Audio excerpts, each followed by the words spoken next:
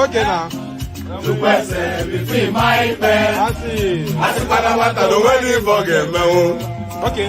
Papa you look feel. And the Ikea. Mama Musi na mwame to go kwa.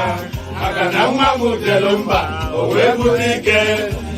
Akanilu ne butilo wane mo. Ata me wanke ya diba kwa ya jomba.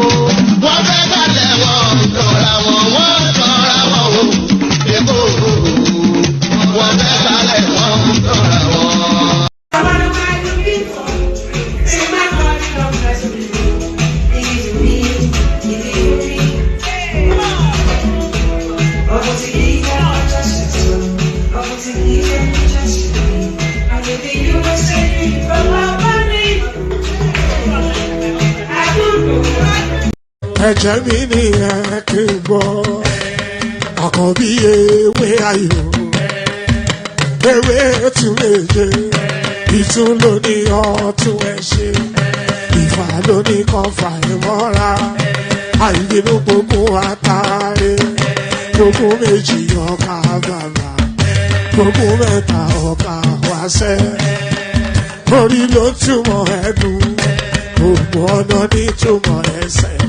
Akọni ìmọ̀ tú ìmọ̀ ọjọ́, ìmọ̀ èmi ni wọn kì í dálẹ̀. Wọ́n bá lọ mẹ́lẹ́mọ́, wọ́n á fi jóye ẹlẹ́mọ́. Akọni wọ́n bá lọ gbé fèrè, wọ́n á fi jóye ẹrùkù. Bọ́ọ̀wọ̀ wọn bá tẹ̀lé, wọ́n á fi jóye aláre. Àwọn mẹ́tẹ̀ẹ̀ta parapọ̀. Wọ́n wá jọ ń pẹ́ mọ́, ẹ̀ẹ́mọ́ olóko jẹ. Wọ́n ń pa Akíntọ́lá ọmọ Ògún. Wọ́n ń pàdé Ìyọ̀dà ọmọ Àtàràbọ̀bà. Àkọ́bí wọ́n ń pàdé Ṣàtàdàdẹ ọmọ ọba Ìjẹ̀bú Mèrè. Aṣíwájú odò gbólùkẹrẹ, Ajagun lólòdì ọ̀run. Tó o bá ṣe pé tìyẹ, tó o bá ṣe pé tìyẹ, lọ bá ń darí jọ wí. Àgbèrò ni kò ń gbọ́wọ́, ọ̀gọ́ ti ṣìgìdì máa gbé, àgétì ló máa ń gbé, àyàn ti ìlàyàn ewúrẹ́. Ọlọ́run dákun má padà lẹ́yìn ẹ, kó má gbàgbé ọ̀rọ̀ tẹ́. Aṣíwájú.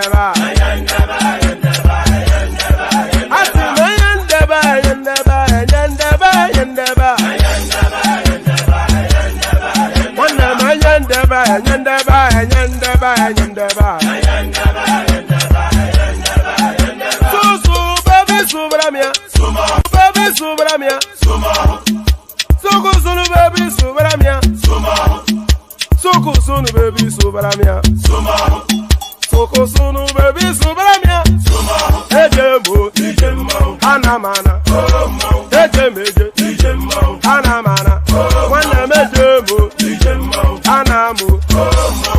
Para chuba dodiri chukuma duku chuba dodiri ndimmawu. Egwu mmanwụ ego.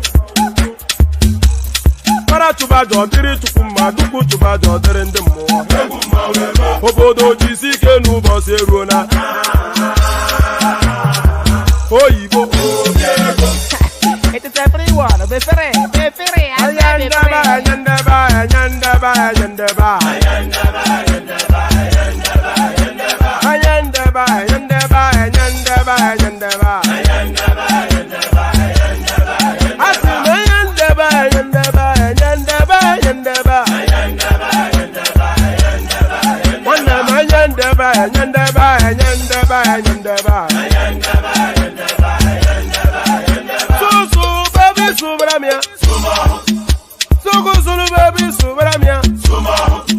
Soko sunu baby subaramia. Soko sunu baby subaramia. Ladies and gentlemen, sometimes you just have to act like you are drunk, like you are crazy. Confuse your enemies. Confuse them. Oboda say yeah we mo. Yeah we mo. Oboda say yeah we mo. No basa ye ga ponto mo iye de gugeme. Okwitara kara mi nguru ma mi ga kwuru mu gwo ya baby mo. Abe Maria. Boy feeling. Ayandaba.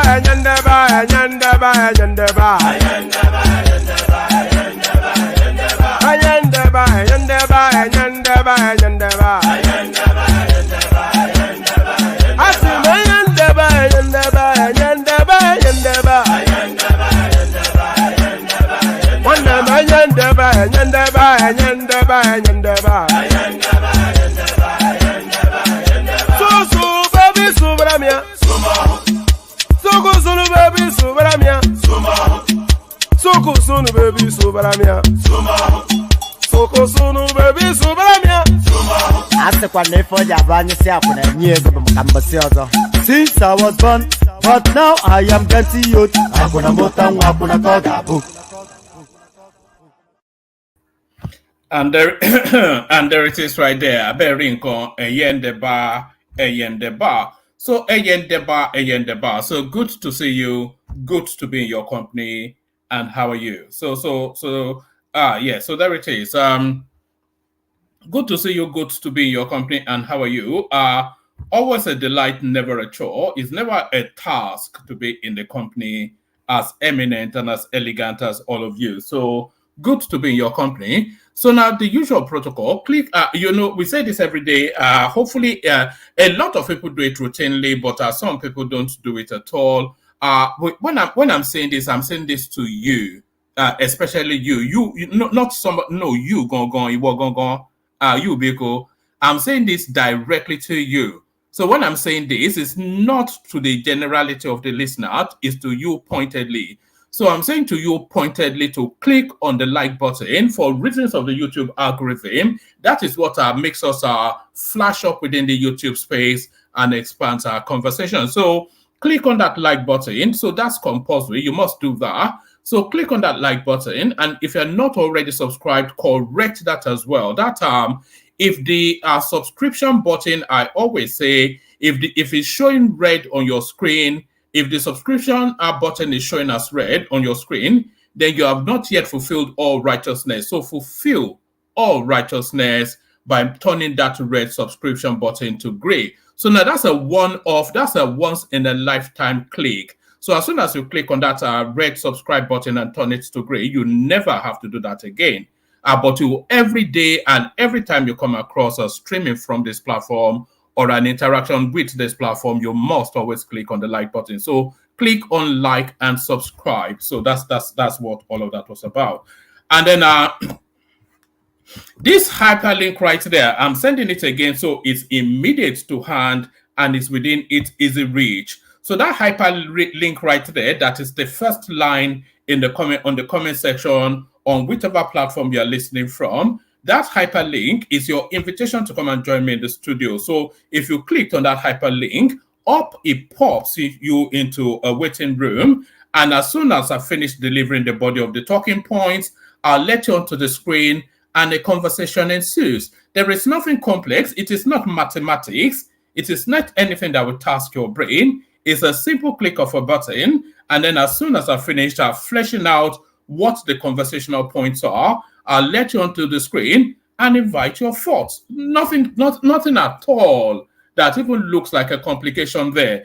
And then finally, the dollar sign at the bottom of the screen, you can see that Alexander Gomez has already made use of it, and it's showing on your screen, welcoming everybody to the streaming. So he clicked on that dollar sign to put up that notice. So everybody follow suit and empty the contents of your wallet into mine. So that's how that works. Olatubosun, who has been doing that with some frequency, he does that as well. So everybody join Bosun and Alexander Gomez in that space. So all that. Yeah, so I've done all that. Click on like. If you're not already subscribed, do that. If you want to come join us on the screen, the hyperlink that says StreamYard. So let's get straight into the conversation. So now,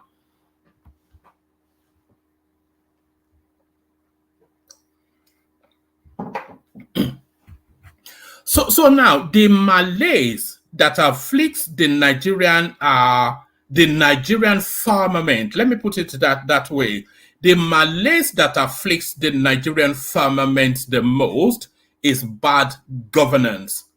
So that is the number one most paramount thing that we're contending with as a nation. So the malaise that afflicts the Nigerian firmament, the country called Nigeria, the malaise, the affliction, they stymie in. What stymies the development of Nigeria as a country the most, over and above anything you can think of, is bad governance. And then embedded within that catch-all phrase is a slew of other just misadministration, maladministration, corruption, cack-handedness, incompetence, all of that. But all of that can be summed up and boiled down into one singularity, and that singularity is bad governance. So why am I starting with that? I'm starting with that because of developments in Lagos State. So we're contrasting what we're used to as tradition, which is bad governance, with what sometimes flashes up as a ray of hope, which is good governance, the semblance of. We can't even say it's the totality of, but it flashes up in the ethers as a ray of hope. Instances of good governance. So all of that rather long-winded, whatever it is that I just said, is to land you at this point. So we're going to Lagos State now. So now what we are finding, because comments, it is not really difficult situations, but really how you manage it that defines you. There's nobody that goes through life that doesn't come across some form of difficulty. But it is not the difficult situation. In fact, you should invite some sort of difficulty to test your mettle and then to firm you up as a being. So it is not difficult situations, but how you manage it that defines you. So Sanwo-Olu are slowly being defined, but how is it being defined? So let me just go straight to it. Incredible gratitude fills the heart of Lagosians as they extend their sincerest appreciation to Governor Babajide Sanwo-Olu for his decision to introduce a 25% discount on food items. This initiative has not only lightened the burdens of many households, but it has also reaffirmed their faith in the government's commitment to improving their quality of, let me do that entirely all over again. Incredible gratitude fills the heart of Lagosians as they extend their sincerest appreciation to Governor Babajide Sanwo-Olu for his decision to introduce a 25% discount on food items. This initiative has not only lightened the burdens of many households, but it has also reaffirmed their faith in government's commitment to improving their quality of life. The people of Lagos, however, humbly appeal to Lagos State government for the construction of more micro-produce hubs so that discounted sales program reaches every corner of the state. So what are we talking about? We're actually talking about this. So we've come across this initiative before. This is essentially, so Nigeria is in a position at the moment that for the first time, we're really contending with what purports to be food shortage, but really it's a food affordability, because we've had that debate severally and we've concluded that there is no food shortage in Nigeria, but it is affordability. So that problem has been taken on centrally by the Lagos State space, and this is the solution that they're presenting to it. So watch this. People always want to come back, buying food items and then getting some certain amount back for buying from the market. So I think it's an awesome experience, and the prices too are really good. The aspect is trying. At least with what I've seen here, I'll be coming here to shop. At least they are relieving people from a lot of stress of going to this price. That is good. That's Saolu is trying. It's just once a week, but I mean the market can see. Everywhere is filled up, and some of the things are even finished. Aside that, a lot of prices are actually good. They are on point. Because before I came down here, I priced the watermelon, which was priced for 3,000 pounds. I came here and I got for 1,005. Okay, so there you heard that lady right there. So she had priced watermelon outside of that. So before we even get to what that lady said, what Sanwo-Olu is actually doing in Lagos State is that he's creating all these, they call it micro, but I will call it mega, because of the size of it. Is creating all of these mega food hubs all over the geo mappings of Lagos, the local government areas of Lagos. So he's creating all these food hubs, which are government-led. So a big warehouse-style space with rows and aisles of different items of food, which is being sold at competitive and in often instances discounted prices. So directly to what really is the pain point of the people. He's going directly to where the pain point is of the people to address that. So now it's going directly to the pain point of the people to address that. And I posted with that woman, that Muslim woman, who just told you now that outside of that food hub, the price of watermelon is 3,500. And she bought it for 1,500. But let's listen on with to other testimony accounts of the experiences people had at this initiative and this is not a one-off, by the way. I think there are about 3 to 5 of these already opened strategically all over Lagos State, and more to come. If I can get my super ambulance of 1715 it's awesome compared to what we have in the market. So I want to urge Lagos State to take it bigger. This place cannot contain us, especially now that when we have festive period coming up, and the Christmas or Ramadan, there's this to expand. And we'll be happy to come again. Thank you so much. It's been wonderful. The prices are awesome. I think it's really commendable. That's what I want to say. I want to say thank you to them, but I also want to say that we need more of this kind of initiatives.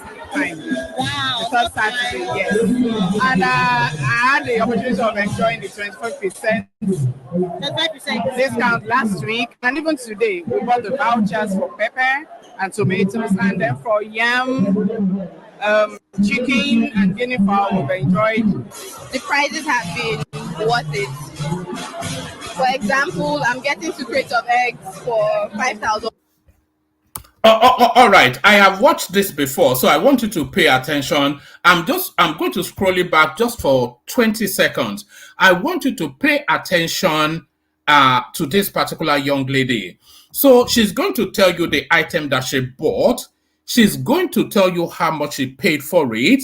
But I want you to listen to her words, but I want you to especially pay attention to the expression on her face. The incredulousness of it, just how cheap she found the pricing. So listen to her words, but pay more attention to her face and see if you can see what I picked up, because it was just so, it just flashed up so profoundly, the incredulousness of just the experience that she had. So listen to this watch lady and more so watch her body language. For example, I'm getting 2 crates of eggs for 5,100. I don't think we get a better deal than that in Lagos. So yes, I don't know. I'm excited. I'm happy. I don't regret coming here. But everything was okay. The discount is strong. Lagos State, thank you so much. I'm the old ship. But the discount is so for that. Yeah, I did shop a lot and I'm still shopping. Like A1 when compared to other markets, definitely. Let's say that for this environment. All right. I told you I had watched it before. Yes, I told you I had watched it before. And listen to this guy again, like that young lady. Listen to him, and more so what his body language, and just listen to his speech pattern, his body language, and tell me if I'm being a bit unkind. When I thought I spotted a bit of Bobrisky about this guy. So there's a bit of Bobrisky about this one, but see if you can spot the Bobriskiness with this particular fella. I'm still shopping. Like A1 when compared to other markets, definitely.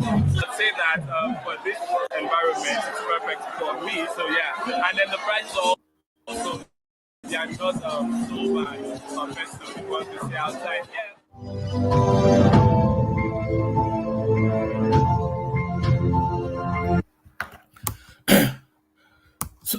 Yeah. So that especially struck me, and I thought to bring it to you.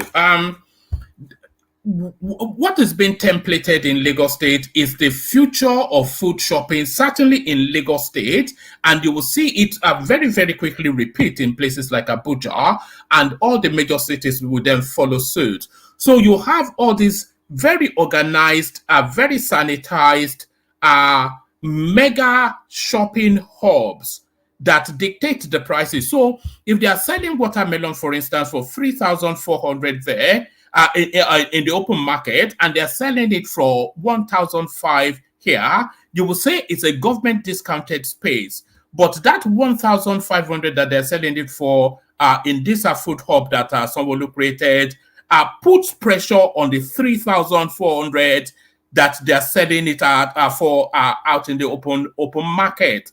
So the consumer then can take that price check to go and pressure the open market and query why that is so. So this is a comet the hour, comet the man sort of a situation. So it is not so much a difficult situations, but how you handle it. Do you think Peter, we could have covered anyway? Let's leave that guy alone for the moment. Okay, so that's that. So let's move on from that to this. So now, there's this phrase, anywhere belle face, which we use a lot in Nigeria. And you sometimes, because we use a lot of these peppy little short talks to communicate, and sometimes you pretend you understand, but often instances you may not. So when they say anywhere belle face, some of us might pretend to understand, most of you probably don't. So anywhere belle face is really, you go with whatever profits you the most. So have that as a backdrop as I present this next piece. Anywhere belle face, have that as a backdrop as I present this next piece. This is the narrative of somebody. This is Dr. Ruby Onwudiwe. So this is Dr. Ruby Onwudiwe, and here she is right here. This is our Instagram. This is our Twitter handle, Dr. Ruby Onwudiwe. So this is what she has to say. It says, it was a landslide victory for Labour Party at my polling unit, Lekki polling unit, 24-8, whatever it is that she's, I think those are the scores that she's written there.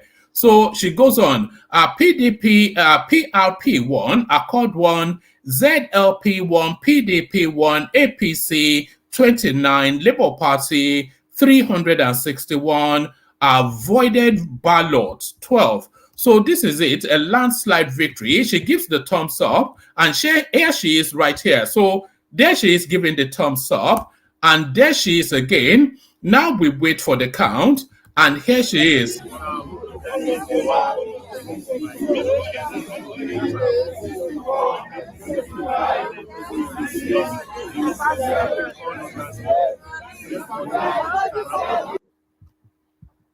So there, all right. So there she is right there. So that is Doctor.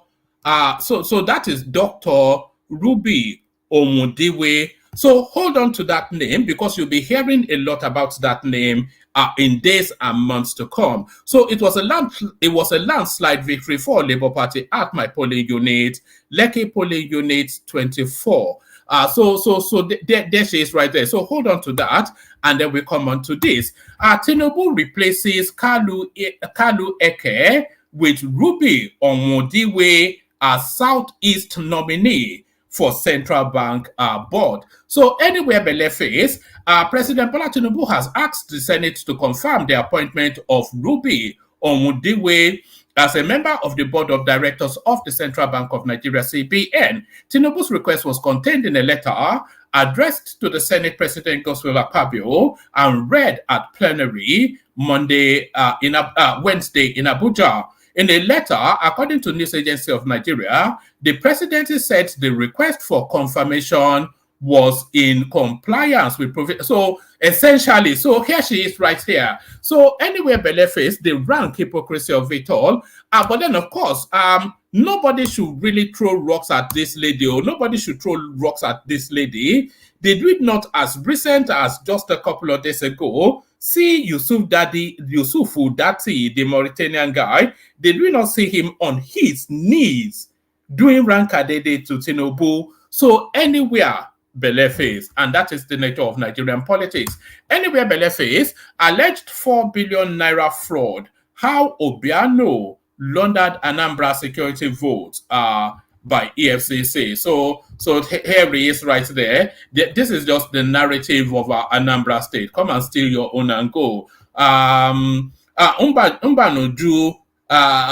Obiano. Who's that one? In Gigi, all of them. Come and look. Obi, of course.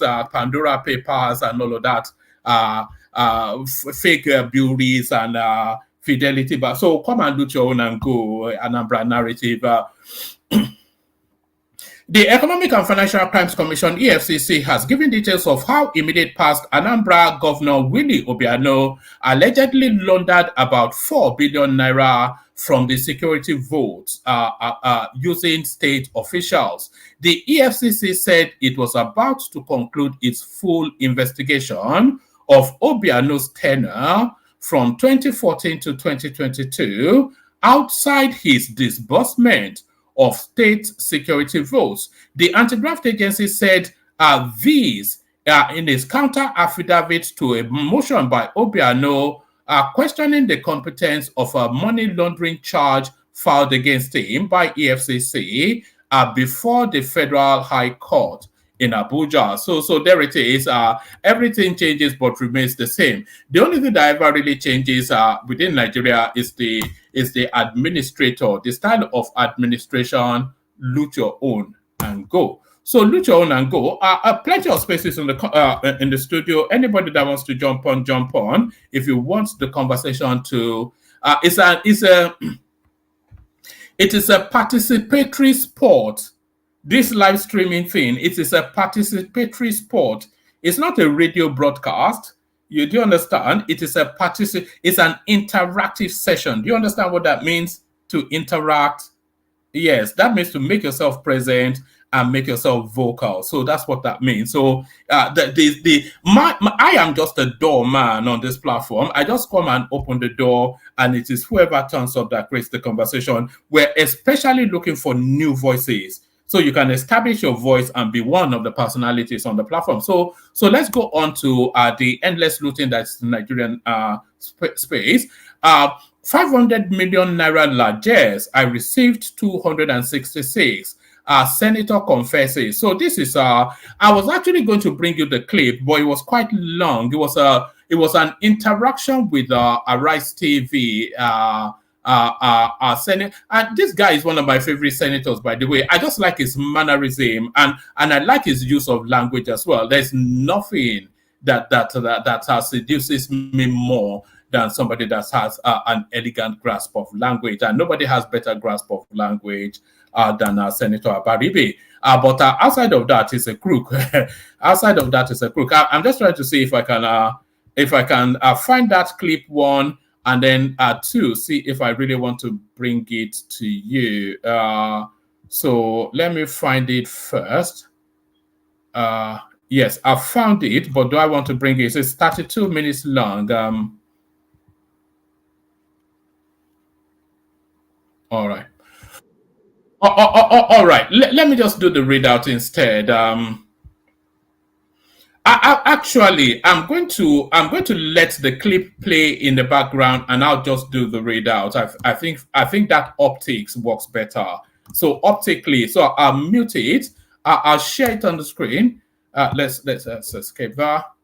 So I'll share it, and then I'll mute it, and then I'll do the readout. So it's set as the background, just for the optics. So let's do that. So let's do that. Yes. Oh no, that's the Willoughby one. So yes. 500 million naira largesse. I received 266 million. Senator confesses. Senator representing Abia State. Eyinaya Harcourt. Did you know his middle name was Harcourt? Eyinaya Harcourt. And that Harcourt, by the way, is the Harcourt in Port Harcourt. So that's his quite a funky name, actually. Senator representing Abia South, Eyinaya Harcourt Abaribe, has said, contrary to the claims that some ranking senators received 500 million naira from the 2024 budget, he had only received 266 million naira. A federal lawmaker representing Cross River North, Senator Darigbe, Ogom Darigbe, had during plenary on Tuesday said that some senior senators had received 500 billion naira each from the 2024 budget. The revelation came on the heels of an ongoing controversy over an allegation of budget padding made by Senator Abdul Ningi in a BBC interview. Ningi had earlier accused the Senate, so reacting to development, Ningi had earlier accused the Senate of padding the 2024 budget, saying the National Assembly added an extra 3.7 billion naira to the initial budget. Reacting to the development during a chat with Arise TV, Senator Abaribe said Ningi knew it was a mistake, claiming what he could not prove because he was not a new member to the Senate. Abaribe added that despite him himself being a senior senator, he had not received the. You see, this 500 million. I wish I could play this. Maybe I should play it because Abaribe actually broke it down quite succinctly. So the 500 million one is meant for constituency projects, not a largesse to the senators. That's one. And then what Abaribe went on to explain to us was that the bigger your state, the determinant, that's the determinant factor as to how much you get. So there are 10 billion naira each allocated to the 6 geopolitical spaces within Nigeria. He explained it, and I suspect in the course of conversations we might have to play it at some point. But he explained it. There are $10 billion, not 10 billion as a totality, but $10 billion, 10 billion naira each are allocated to the 6 geopolitical zones. So each geopolitical zone, so everybody be like Ayo and do the super charting. So we want to see the comment section light up in multicolors of our super charts. So now 10 billion naira is given to each geopolitical zone. So 10 billion naira given to each geopolitical zones. And then depending on the breakdown of a geopolitical zones, that then determines how much comes to your constituency. So and then the ranking senator or a member of a committee or a head or something might get more. But essentially, that's how it works. So $10 billion to each, so that makes $60 billion, $10 billion, 10 billion naira each. I don't know why I keep saying dollars, to each geopolitical zone. So that's the breakdown of it. It's a convoluted and a complex system, and those monies, they are not gifted to the account or to the supervision of the senator. No, they are apportioned to his constituency, and then he has oversight as to the projects that those monies carry out. That is somewhat that's an interpretation of how Abaribe explained it. But we can play the clip in the course of, if you'd like to hear the clip in the course of. So if you want to hear the clips in the course of, we'll play it in the course of. Let's go on to this one. Most kidnappings in FCT are stage managed. So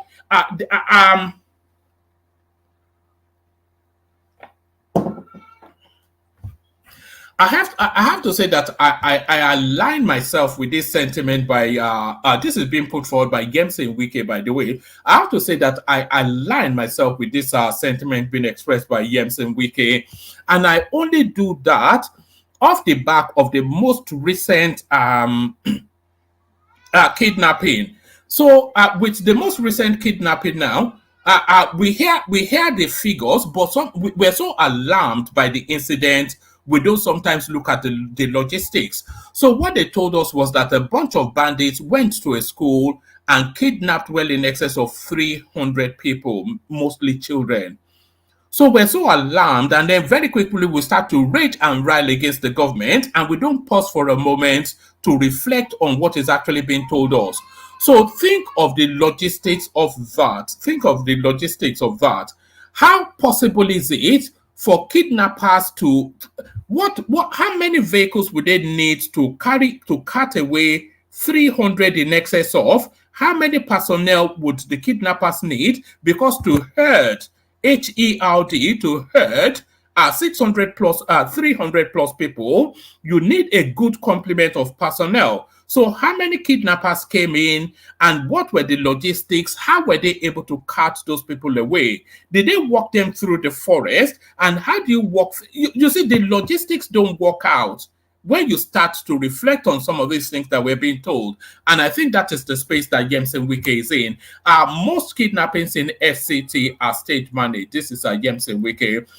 The Minister of the Federal Capital Territory, FCT, Yemse Wike, has said that most incidents of kidnapping in the nation's capital were stage managed by people. Wike stated this during a chat with journalists after a closed-door meeting with the Senate, alongside the FCT Commissioner of Police, Bennett Igwe. Let's do that entirely all over again.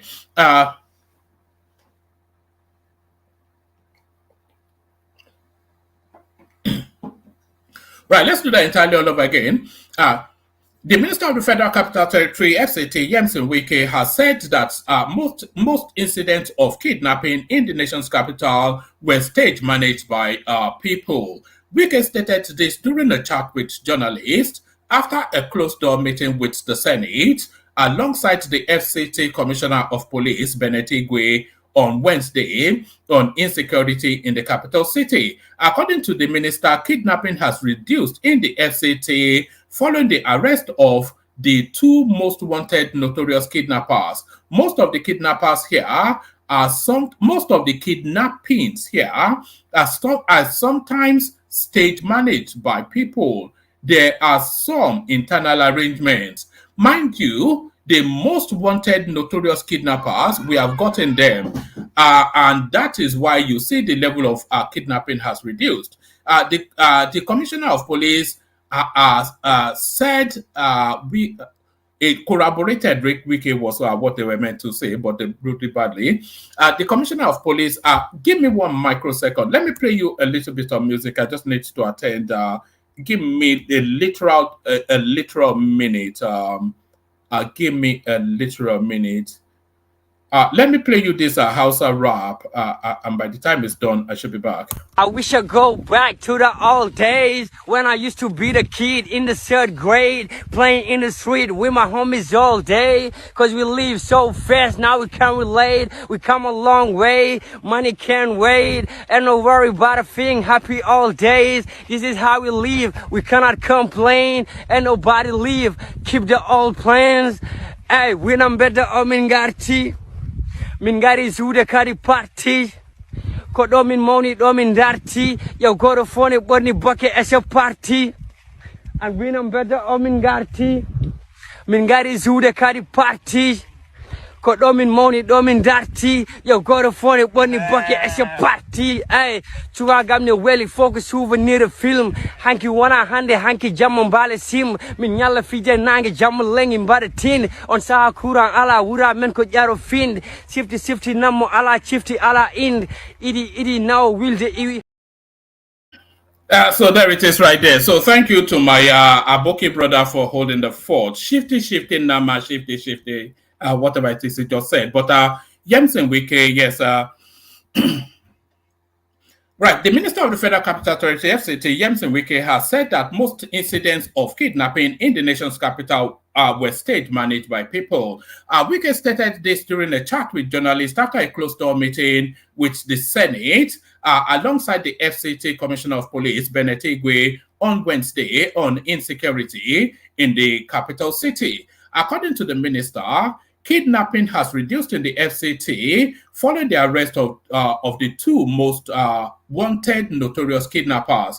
Most of the kidnappings here are sometimes stage managed by people.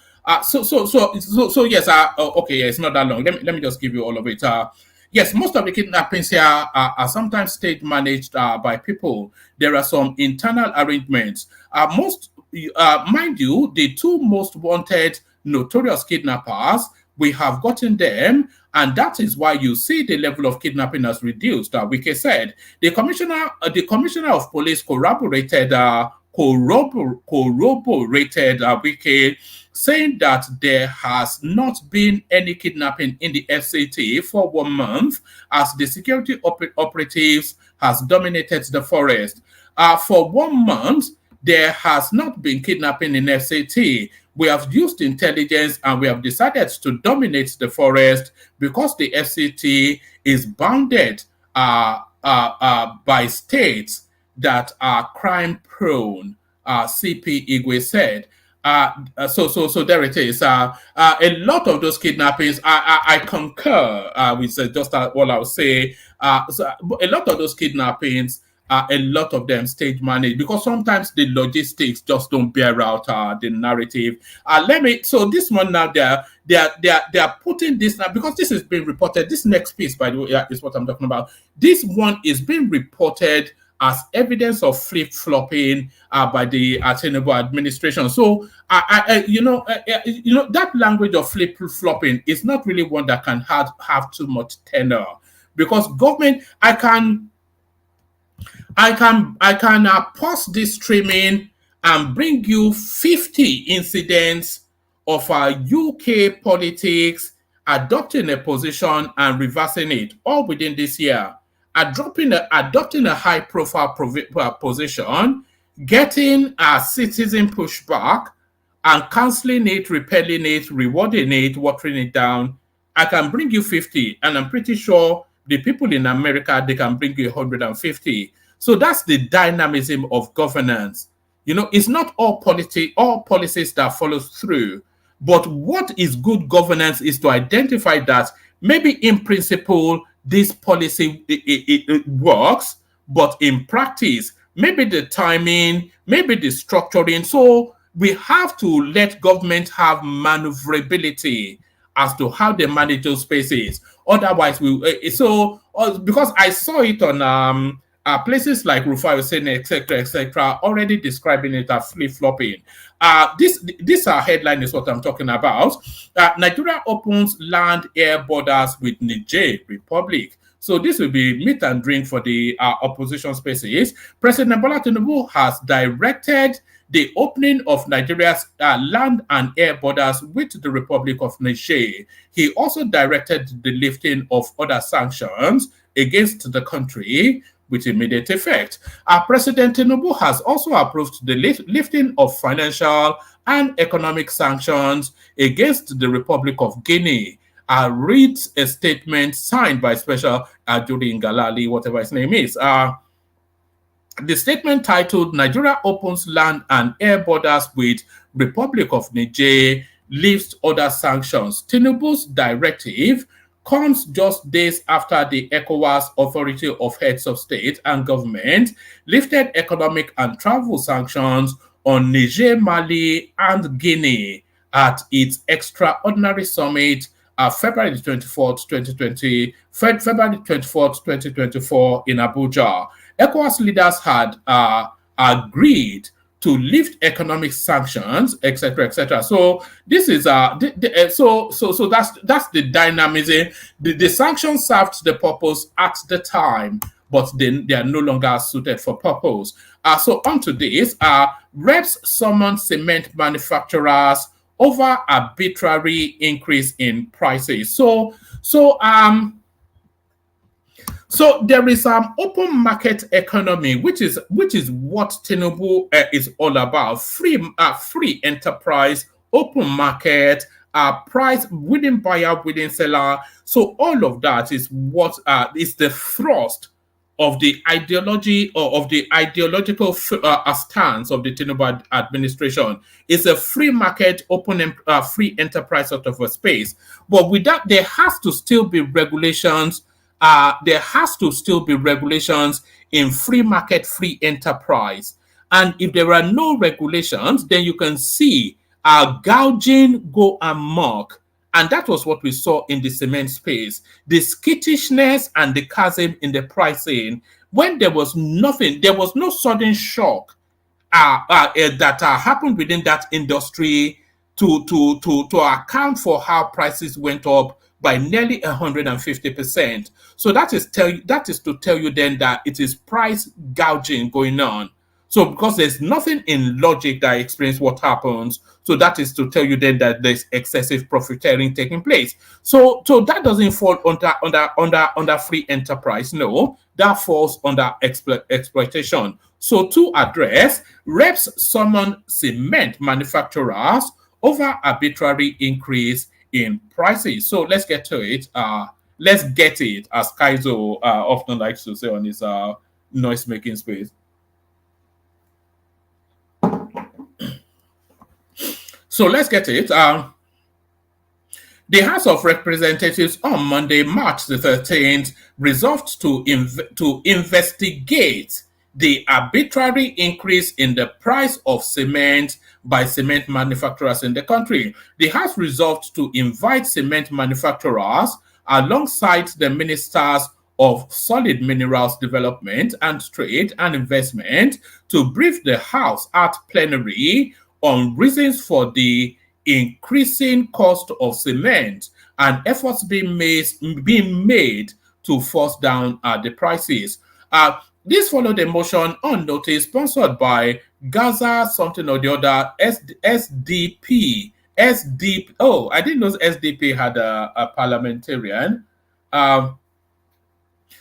So essentially they're interrogating that space. I'm tired of reading it, so let me just leave it there. So let me leave it there. Actually, I think that's if it's sufficient enough of a readout. Still spaces, as I said. Anybody that wants to jump on. Let me send the link again. So that we can have so that we can have a robust and an involved conversation, which I think is what you're here for. A robust and an involved conversation. So a robust and an involved conversation. So that robust and involved conversation is certainly going to be taking place on Friday the 15th. Pardon me. So that robust and involved conversation is certainly going to be taking place on Friday the 15th at this week Friday. Let me just Friday the 15th. So that robust conversation certainly will be taking place where we are having a high profile guest coming to join us. So Dele Farotimi, of course, I've sung and danced about it for long enough for everybody to be aware. So we have Dele Farotimi coming to join us on Friday. So it's all set up. The link now that I'm sending into the comment section is the link to that session. So go there quickly, bookmark it, have your questions ready. Dele Farotimi joins us this Friday. So Dele Farotimi joins us this Friday, but joining us immediately right now are the Kegites. Only water, only water, where they see ma. Water, water, water, water, water, water, water, water, water, water, water.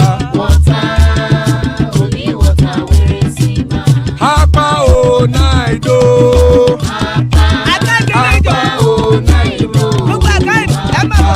Hapa you don't come o.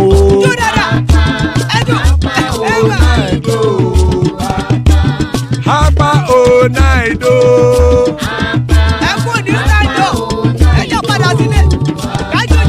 Oro kẹ̀kẹ́ ẹlẹ́mù yé o. Ilé sọ́dí kẹ̀kẹ́ ẹlẹ́mù rẹ o. Bobby master kẹ̀kẹ́ ẹlẹ́mù rẹ o. Chief Wáìlà tí kẹ̀kẹ́ ẹlẹ́mù rẹ o. Eruku lẹ̀lẹ̀ ẹlẹ́mù dé. Eruku lẹ̀lẹ̀ ẹgbẹ́ ẹlẹ́mù dòde ojàre o. Eruku lẹ̀lẹ̀ Ghana ti dé ẹgbẹ́ bọ́ọ̀dì o. Ọmọ ẹlẹ́yẹ ẹ̀yẹ o ó dìle o. Olúyẹ̀lá ẹ̀yẹ o ó dìle o. Petrosoname ẹ̀yẹ o ó dìle o. Petrosodunke ẹ̀yẹ rẹ̀ ó dìle o. Ẹlẹ́kọ̀ ọ̀run mú ìní o.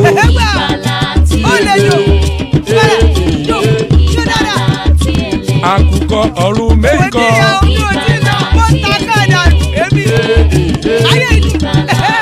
Ikú kò ní ríwà gbéṣe o.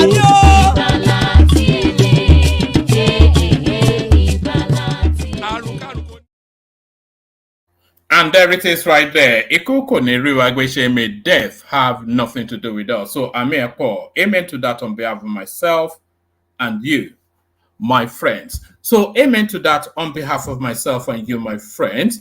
Some of friends joining us, Ekene from Alaba Market. Good to see you, Ekene. Bishop is in the house, so we get a lot of factual and information stuff from Bishop. Folly B in the house in the house as well. So always a delight in Folly B's company. Father of the bride, Ajanle Koko. Good to have you, Ajanle Koko. So that's the panel. Anybody that wants to join us, click on the link, hop on. So click on the link, hop on as we kick off with the Kene, the Megida, the Jagaban, the Are Ona Kakanfo of Sokoto South Central Senatorial District. Ekene, how far? Ekene, after all that build up, look at this guy. After all that hype, you don't go sleep. Oh, all right, let's go. Can people hear me? By the way. Yeah, we can hear. All right, let's try Folly, Ajanle Koko, just to get the Nigerians, get them in early. Folly, show me. Ogagwa. Look at that. Well, Ajanle Koko. Okay. Kí ló ṣe àbí gbogbo phone wọn ti dàbàrú ni? What's going on? But you know the readout is always long. But what is allowed no fridge? What long? I will come back. I'm seriously hungry. I want to find something to eat. I knew we change him also. What to lost in no fridge? Just like kuli. Kuli has been attacked. Actually, Coco, let's try Bishop. Who I am calling you this time, Bishop. So Bishop, are you there? The big man. I am, but you please go to the next person, please. All right. I always like to keep Ajale Koko till later, but Ajale Koko, they defaulted to you. Yeah, one man.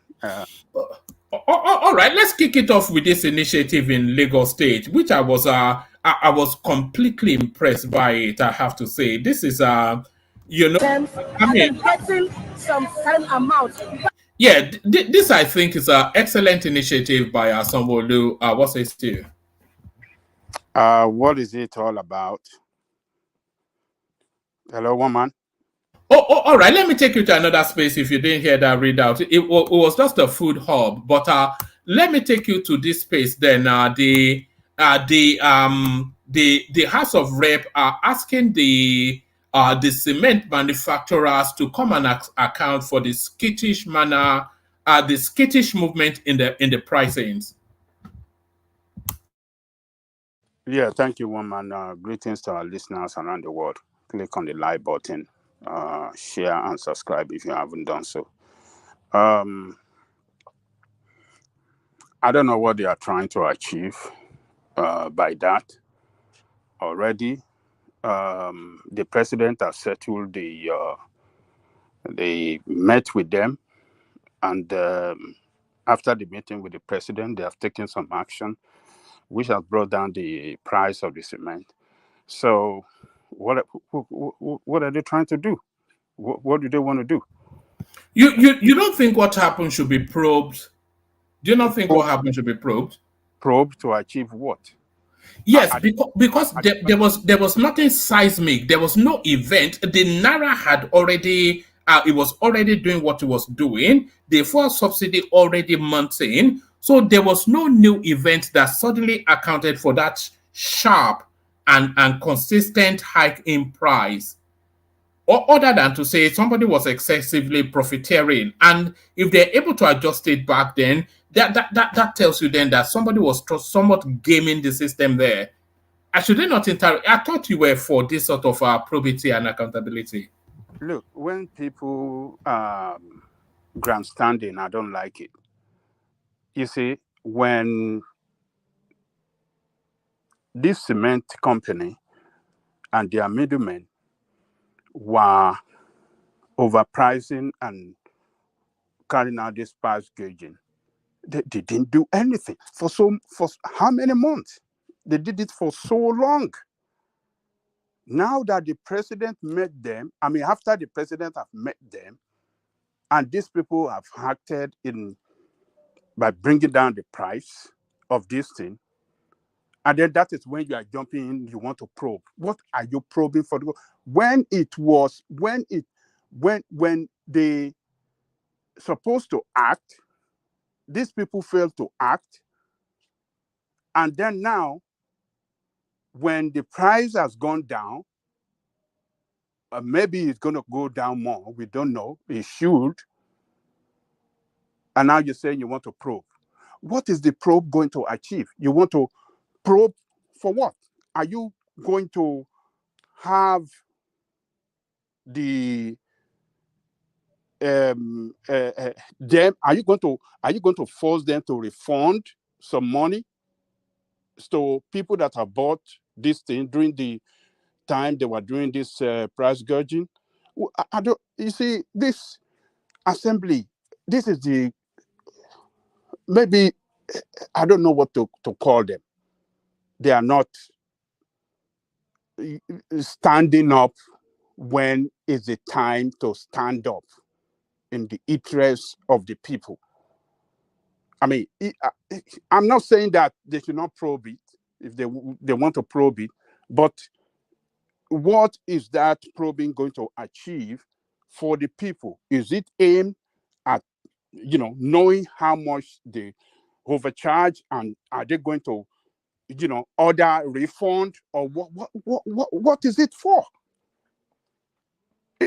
Assembly must act at the appropriate time, as when the people, when they should act, for people to know that they are doing their job. It's even not the job of the president. It's not even the job of the president to intervene, to invite those people and start, convince them, or, threaten them to bring down the price. Otherwise, they will license more other people. Even what the president did, what they even did that time, was not as good as it looked like. What they should have done for those cement companies to just open up that space, liberalize that place, give as many licenses to people that are interested to invest in that cement industry. That is what we need. The space to be open, liberalized, I mean, sectors that are very important to the to the economy and and particularly the well-being of Nigerian people. Just as we have telecommunication system, telecommunication sector, just as we have it liberalized, and we've seen when we started with this GSM, it was so high, but now it's like almost free. You even be begged to come and get your phone line. So that is what they should do, and not threaten them. Oh, if you don't do this, we will do this. It's just So you don't think they should sanitize the space? You don't think if somebody is excessively profiteering at the expense of the buying public, you don't think the parliamentarians should step in? I'm not saying they should not step in, but yeah, no. What you're speaking to is a wider space. But what this story is speaking to is this specific little cameo that happened. So no seismic event happened to justify that near 150 spike in price.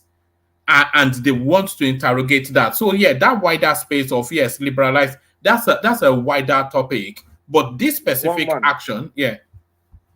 One man. You see, this is the problem. It's only Nigeria where you see price hike at that rate in a very short space of time. It doesn't matter what the seismic event is. Let's assume the exchange rate affects production of cement, right? It doesn't then double the price of every bag of cement. Okay, you're going to have some certain effect. Maybe you're going to have additional cost. It's almost like $1 to $1 went up times 2. Then every bag of cement then have to go up times 2 times 2.5. How do you? What kind of mathematics is that? It doesn't add up.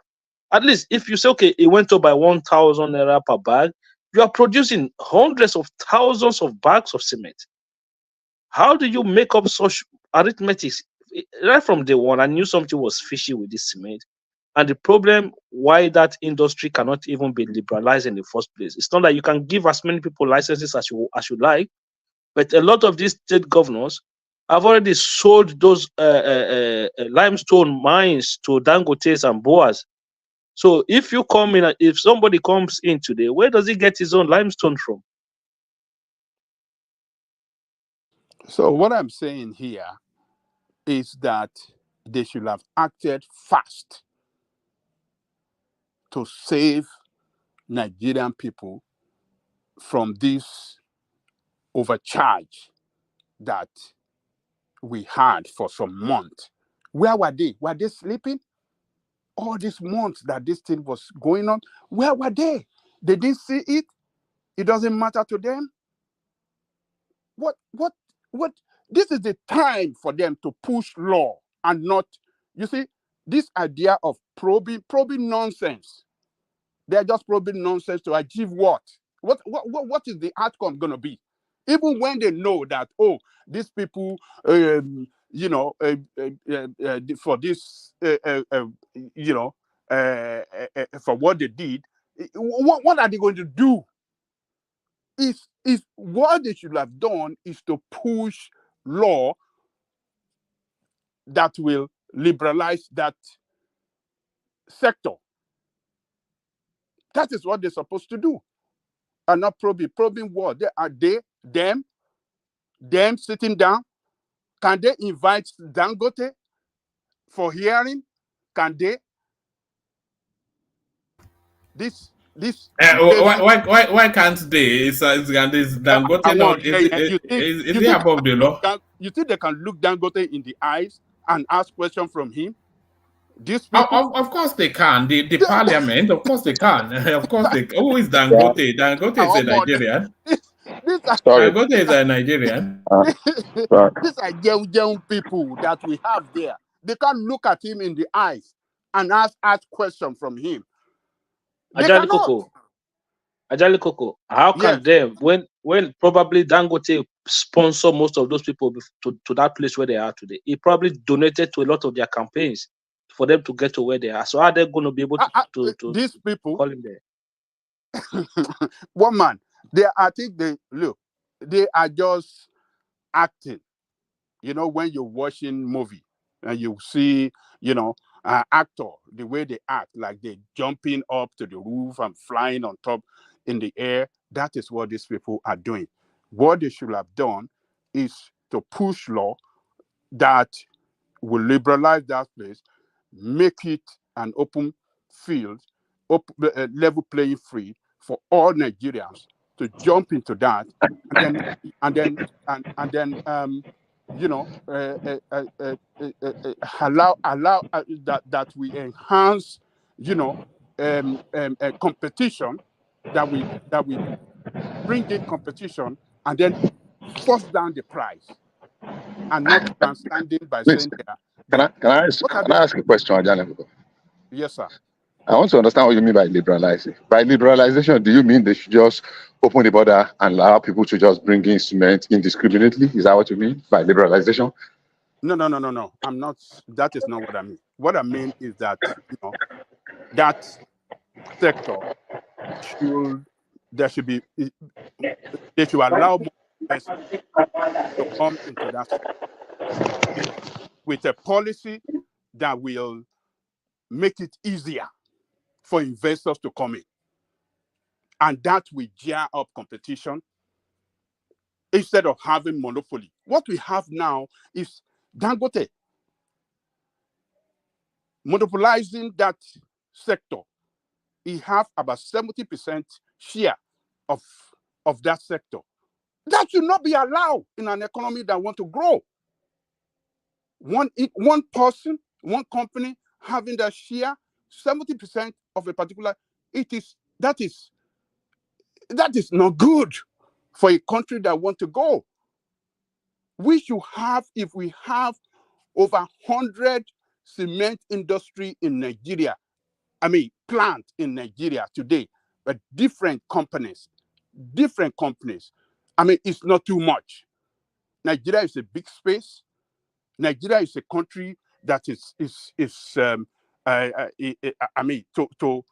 progressing and trying to build up itself, and you need that industry to grow, to build Nigeria. And for it to happen, you must have competition, so that housing project, road project, construction of bridge, construction can be easier. Okay, thank you. It's okay. It's very easier way. It's good that you said. You see one company, one man, Dangote, dominating and dictating the price. That should not happen. It's not good. Okay, it's good enough that you said that you don't mean that they should open up the border liberalization. So, for the record, the sector is liberalized already. If you have enough money to challenge Dangote today, the market is open. So, I don't think that needs further liberalization than it is already. Let me finish. When you have, if you have 4 players are playing in that industry at the moment, in fact 5, with Boa, with Dangote, with Lafarge, and with Ozirao. Now, if you mean liberalization, and if you mean encourage other people, maybe give them incentive. If anybody has enough money today, you will come, and you don't need to start at the level of Dangote. You can start at your own level and grow it up to that level. Now, we all know that something went wrong. Nobody's been able to place their finger on it. There's another in Yoruba that says, if the National Assembly, the House of Reps, is calling them to come, let us put our head together. What went wrong? What happened to forestall future occurrence? I don't think there's anything bad in that. I think that is the right thing for them to do. If it is price gouging, or was it because of the dollar, or because the dollar fell so much, people were able to rush into Nigeria to come and buy and let them just do. If they are going to do and get to the root of it, it's not going to correct what has happened, but to forestall. So if you're now saying it is not necessary, then I don't know why they are there. If something happened and we don't like it, everybody complained when it happened, and the dust had settled now. We're now saying, you know what? Let us take a second look. Why did that thing happen? The essence of this, whatever they are conducting, is not because of what had happened. It is to be able to forestall. They used to call something LFI, learning from incident. What do we put in place? What mechanism so that this does not happen again. And the people they can find out from are the people that are in the sector, whether they are manufacturers, whether they are distributors, whether they are, come and tell us. They know. They would have sent their people out to go and investigate, because we remember at some point, manufacturers told us that the ex-depot price did not change. One man read that thing here, that the ex-depot price. So at what point did that price gouging come in? So I think it is very much in order for them to invite the active players, the major players, so that we can learn how to forestall a future reoccurrence of that ugly incident. So it is in perfect order to invite them. Thank you. Well, it's okay. The timing is what I'm saying. It's not. They should have done it earlier, when the price gouging was, biting hard on Nigerians. So the president already done what he had done. I mean, what he can do to, force them to carry out measures that will bring down the price. And to some extent, the price has come down. So the probing they are doing is just a probe. It's not going to have no effect on how they're going to.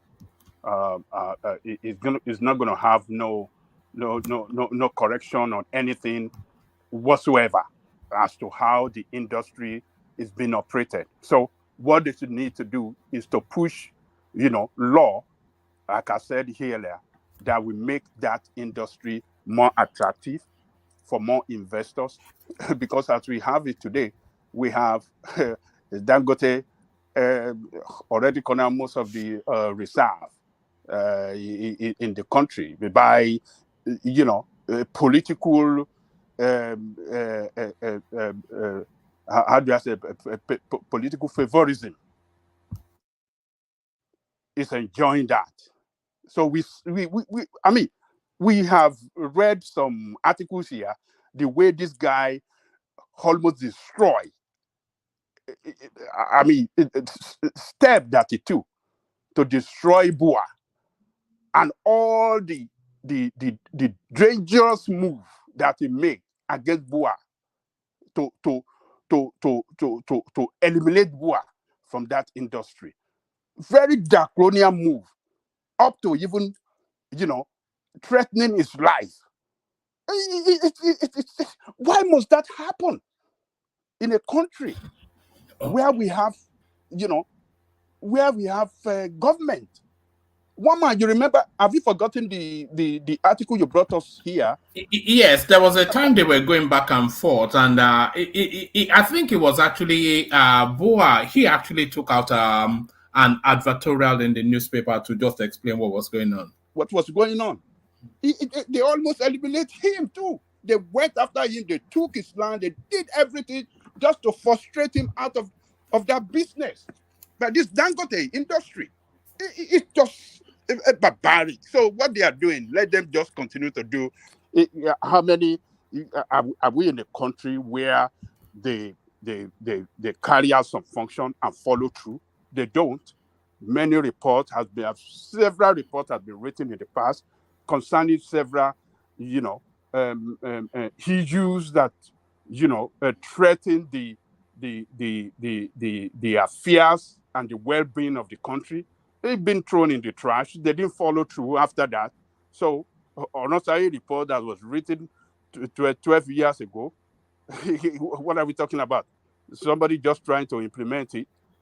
I mean, a lot of reports. So let them just do whatever we know they cannot achieve anything by what they're doing. Let me just leave it there, one man, man. It's just annoying when you see this politician playing this kalu game against just to show as if they are doing something for the people, and at the end of the day, nothing is going to be achieved. Let me leave it there. Thank you, Omar. All right, brilliant. Nigeria opens land air border with Niger Republic. So, I mean, they've tried to bully those people out of governance. It hasn't worked. and they couldn't really sustain because there's a lot of business that takes place along that borderline, Nigeria and Niger. So, what are you making of this move by Tinubu? I think the whole ECOWAS space has taken that resolution. One man, we told you people that were supporting this sanction against that country that the sanction will end up achieving nothing. That is what it has happened. It has achieved nothing. But rather, the blowback against us, against our economy, and the people of Nigeria is humongous. A lot of businesses have been crushed, Nigerian businesses. People that trade between Nigeria and Niger, the businesses have been crushed, have been destroyed. Well, you mean the smugglers? I'm not talking about smugglers. People that do legitimate business. What kind of business are they doing? What are you talking about? Business? You don't know people that carry goods from Nigeria to there to sell, and some other businesses that we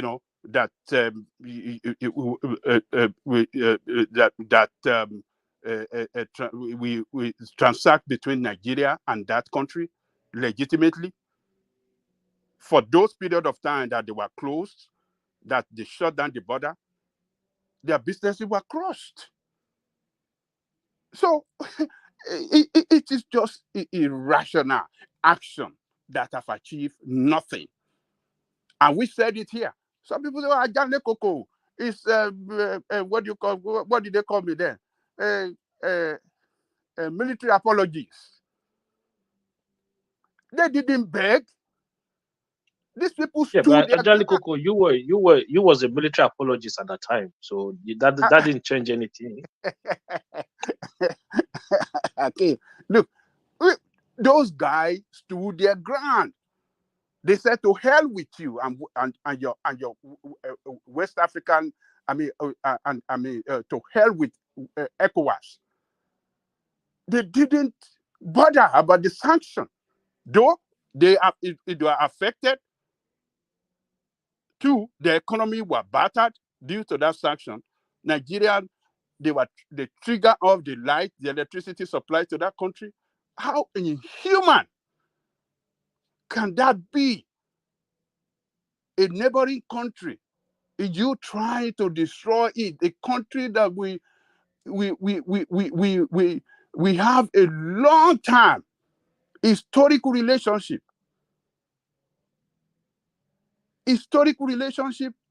and diplomatic relationship, economic relationship. All these things, you want to destroy it because there's a change of government. How on earth can you do that to your fellow African country? Being pushed, ECOWAS being pushed with the leadership of what do you call it? Tinubu, they bragging as if they have anything to use and force those guys out. Those guys forced their ground. They stood their ground. And they blow back against them now because these people are threatening. They said they're going to dam that river that flow down the water, that what do you call it? That flow down that water down to our own side. They said they're going to dam it from their own side. Is it River Niger? River Niger, they said they're going to dam it. And that would have caused a very serious catastrophe on our own end. So those guys, kudos to them. There's no any kudos to them. But let's address the facts. Just hold on. If you don't mind me interjecting. Yeah, interject. Look, the chairman of ECOWAS and the commander-in-chief of the Federal Forces of Nigeria did what was exactly he should do at that particular time. Is there room for revisiting previous decisions? Absolutely. Even in Yoruba land, they said, this picture you are trying to paint as if Nigeria crumbled on its knees because they just stood their ground is completely, I don't know how to categorize it. It is completely not there at all. Look, yeah, some people on their side suffer some of the consequences. It was necessary. They just go to war. If they can resolve things diplomatically, they go to war. Unfortunately, most times they still come back and sit down and judge up. So if the commander in chief, with all the hot of advisors, took a decision with ECOWAS as a sitting chair of ECOWAS, you not sit somewhere in the comfort of your home and just rubbish every decision. It's always very easy for us to take very simplistic and pedestrian approach to everything. There were issues that needed to be resolved. Yes, they did not use force because many people kicked against the use of force, and they did not. So the way you are making it look as if Nigeria crumbled on their knee, let me tell you, Niger will not dam River Niger. Don't let us go into the details and the nitty-gritty. Don't let us pick that one here.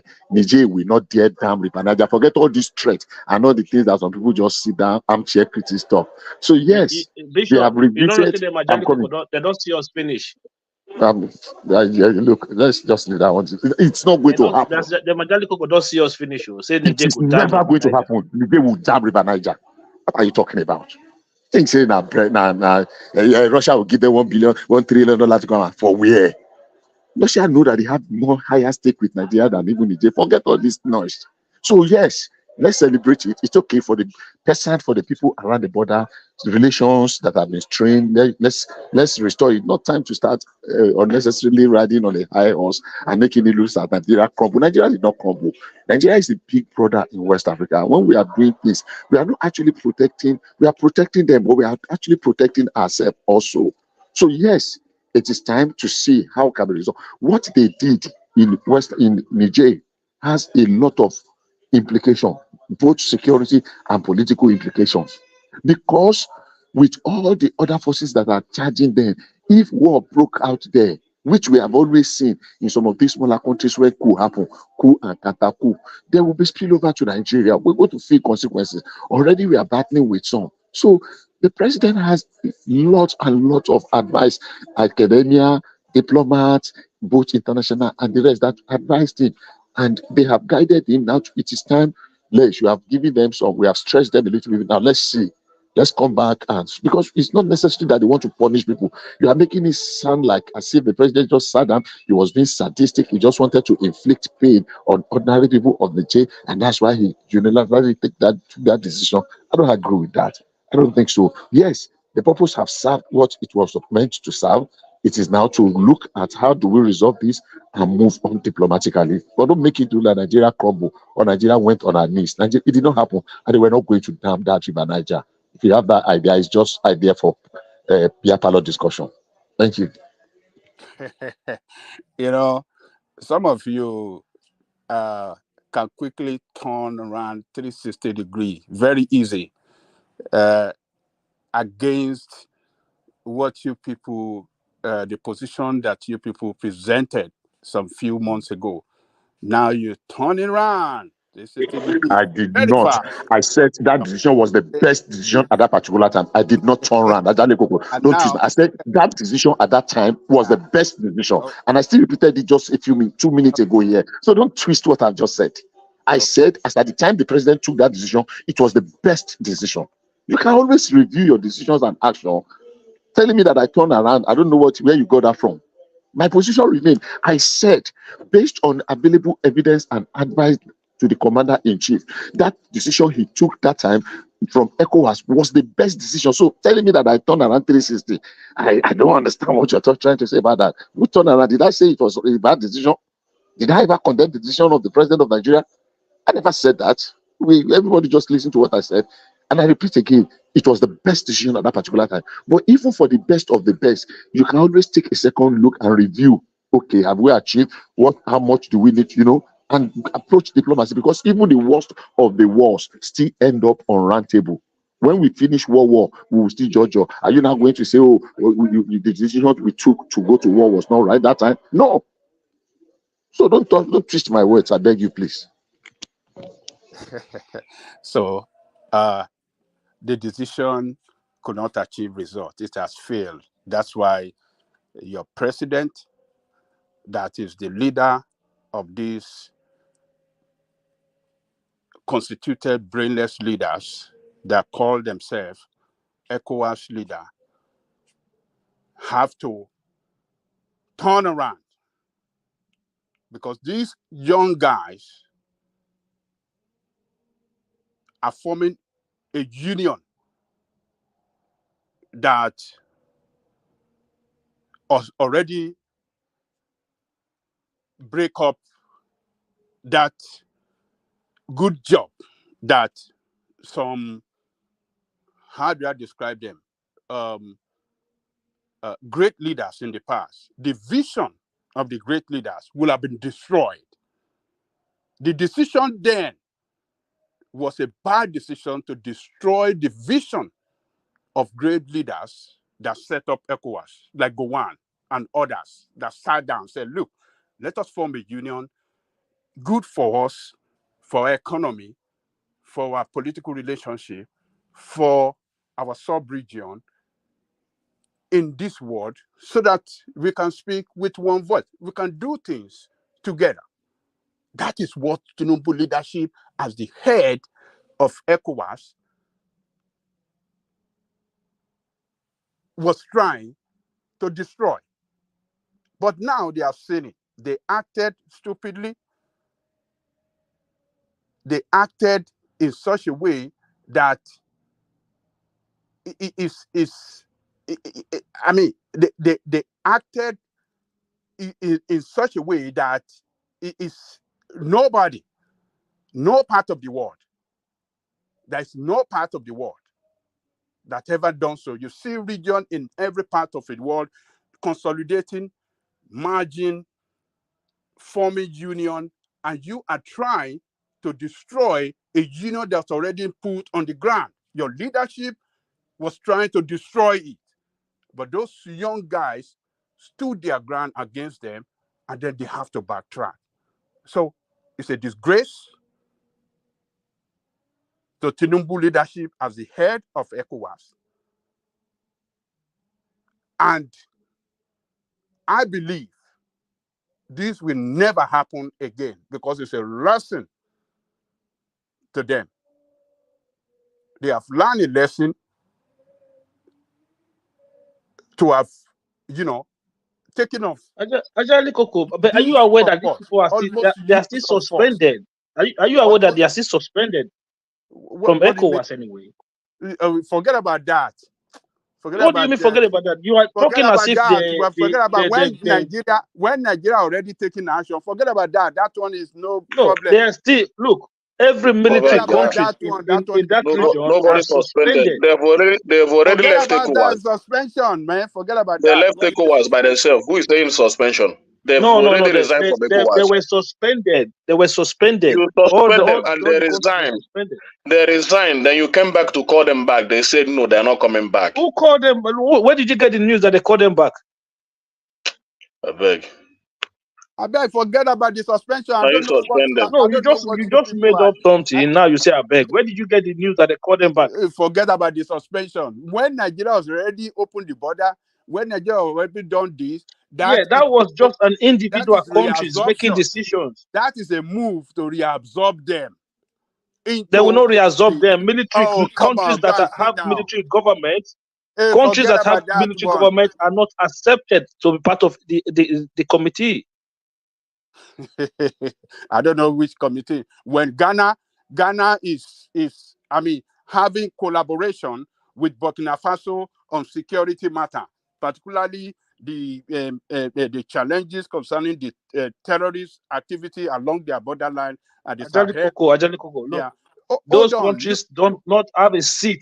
They don't have a seat in ECOWAS as we speak right now. They cannot have a seat in ECOWAS. They don't give a damn. Individual countries, about your ECOWAS. Individual countries can, on their own, on the basis of their own ECOWAS. individual security Those reasons, young guys and don't do give things. a damn.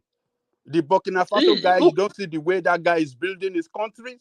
You don't see what is he building? Well, you guys have been absorbing a lot of propagandas. Oh, Niger is actually this. Oh, Burkina Faso. Oh, God, there's nothing has changed in those countries. Look, Tinubu himself, that is now reversing his action and now opening the border now opening the airspace. You think he doesn't know what he's doing? Do you know how much it cost? The airline, to that were not allowed to pass through their country, but have to go a long route before going to Nigeria. Do you know how much it costs airlines? Do you know Which how much? airline? I am telling you, we are telling you that it was a bad decision from the onset. You don't do it. The best way to win any conflict whatsoever, or what look like a conflict or disagreement, is through the pursuance of diplomacy. Diplomatic way of resolving issue between the between countries, or two countries, or more than that, is the best way to achieve result. You can achieve result by not by bullying, not by threatening that we're going to attack you. It emboldens them to want to fight when you threaten countries, because they're a sovereign country like you, and you dare not threaten a sovereign country. They will stand up and fight. And So that in was your the words now, time in I your started. words, Ukraine is doing the right thing, fighting Russia, right? What are you saying? No, so you support Ukraine against Russia. What do you mean by support Ukraine? I guess I'm just asking, do you not support push. Is Ukraine against Russia? Ukraine not being pushed? Just as the What is concerns Ukraine Ukraine not with being this pushed? issue? No, I'm just asking. What is your position? Are you supporting Ukraine or you support That Russia? the Ukraine, it doesn't Ukraine is matter. We are not talking about fighting. our neighboring this thing. What concerns Ukraine No, with the issue we no, have with it Ukraine? matters a lot. Ajali could know what I'm talking about. Where do you support Russia or you support Ukraine? That let me tell you this. You have to understand Um, that the reason for the war between Ukraine and Russia, it is not Ukraine that is actually fighting Russia, but NATO. So if you don't Can understand you that answer my concept, question? then you don't know. I don't need Are to. you supporting Because Russia or there is no Ukraine? need for that question, because you don't understand the Of course, concept there's of woman. need for of it. that war. So if you know what is behind the war, then you will Can not I just answer. You will not answer. Hold on, Bishop. let me Hold on, Bishop. Hold on, Bishop. Ajale Koko, take our Bishop's interjection, and then I bring it home, and then we go on to Ekene Bishop. I just want to remind Ajali Koko. Altogether, since the inception of ECOWAS, 7 countries have actually been suspended at different time or the other for one reason or the other. 2 countries have actually applied to leave ECOWAS. And one succeeded, I think, around 2000 or 2002. Mauritania used to be part of ECOWAS. The route you are talking about, Sudan is still at war. Plane will still go the same route they are going before. So, and all those suspension and the rest, Tinubu did not carry them out. Tinubu do what was necessary. ECOWAS has a committee, and it has an office in Abuja. I've been there before, many years ago. And so the decision was not unilateral, the way you are making it to look, that you just woke up, he got angry, and he took a decision. There are a lot of diplomatic conversation that goes on, and all the people that have been suspended from ECOWAS since 1975 today, it was not Tinubu that carried out those suspension. So let's just, let's speak to just facts. It's very important. Thank you. Well, Tinubu leadership as the chairman of ECOWAS, and the decision taken by his leadership, shows that he lacked that leadership skill and understanding of issues. He doesn't have it. If he's a leader that have that knowledge in diplomatic relationship between the two countries, he wouldn't have gone that route.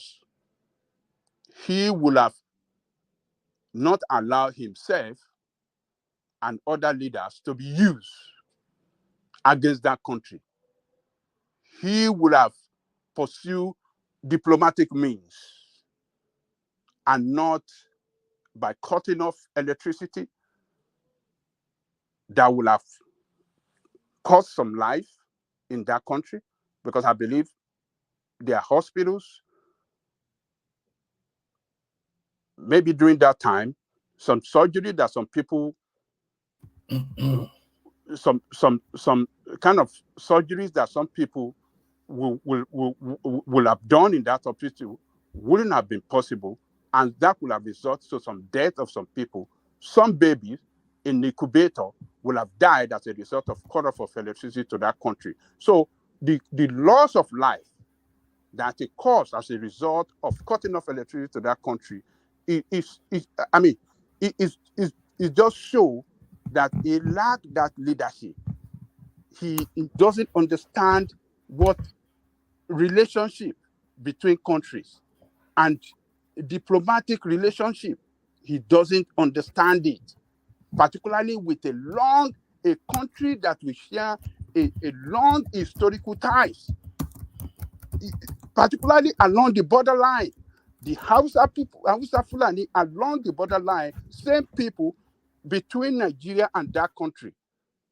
The Kanuris, same people between Nigeria and Niger.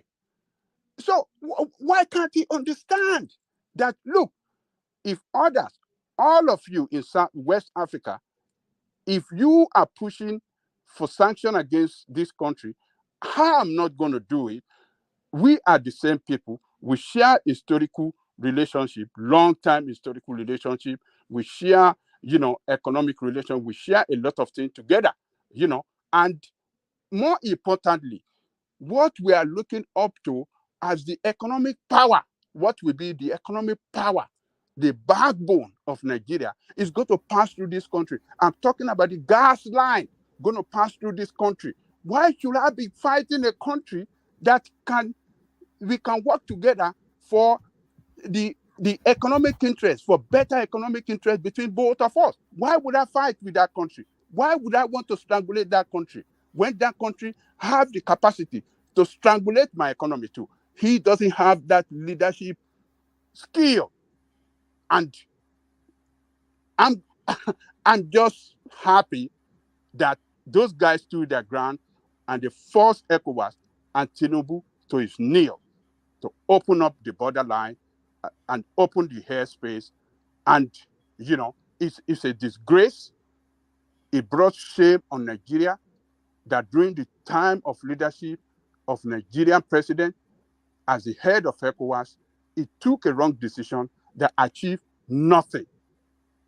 If you are taking diplomatic means, he would have resolved that issue, and that would have brought more honor on him. But he took the route of bragging, threatening, using himself to be used by colonial master. It's a disgrace. Tinubu is a disgrace. His leadership is a disgrace to West African ECOWAS. No, Bishop, just let him land, then I'll move on to Ekene. I'm just waiting for. So yeah. One man, let me leave it there. It's a disgrace to the ECOWAS, and he has brought shame on Nigeria. And I am happy that what we are warning that will happen back then is what has happened now. We warn that the move they are making will not achieve anything, and they will disgrace Nigeria at the end of the day. And this guy has disgraced Nigeria. All of you can see it, and but we that believe in oneness of Black people, we Pan-Africanists, we won.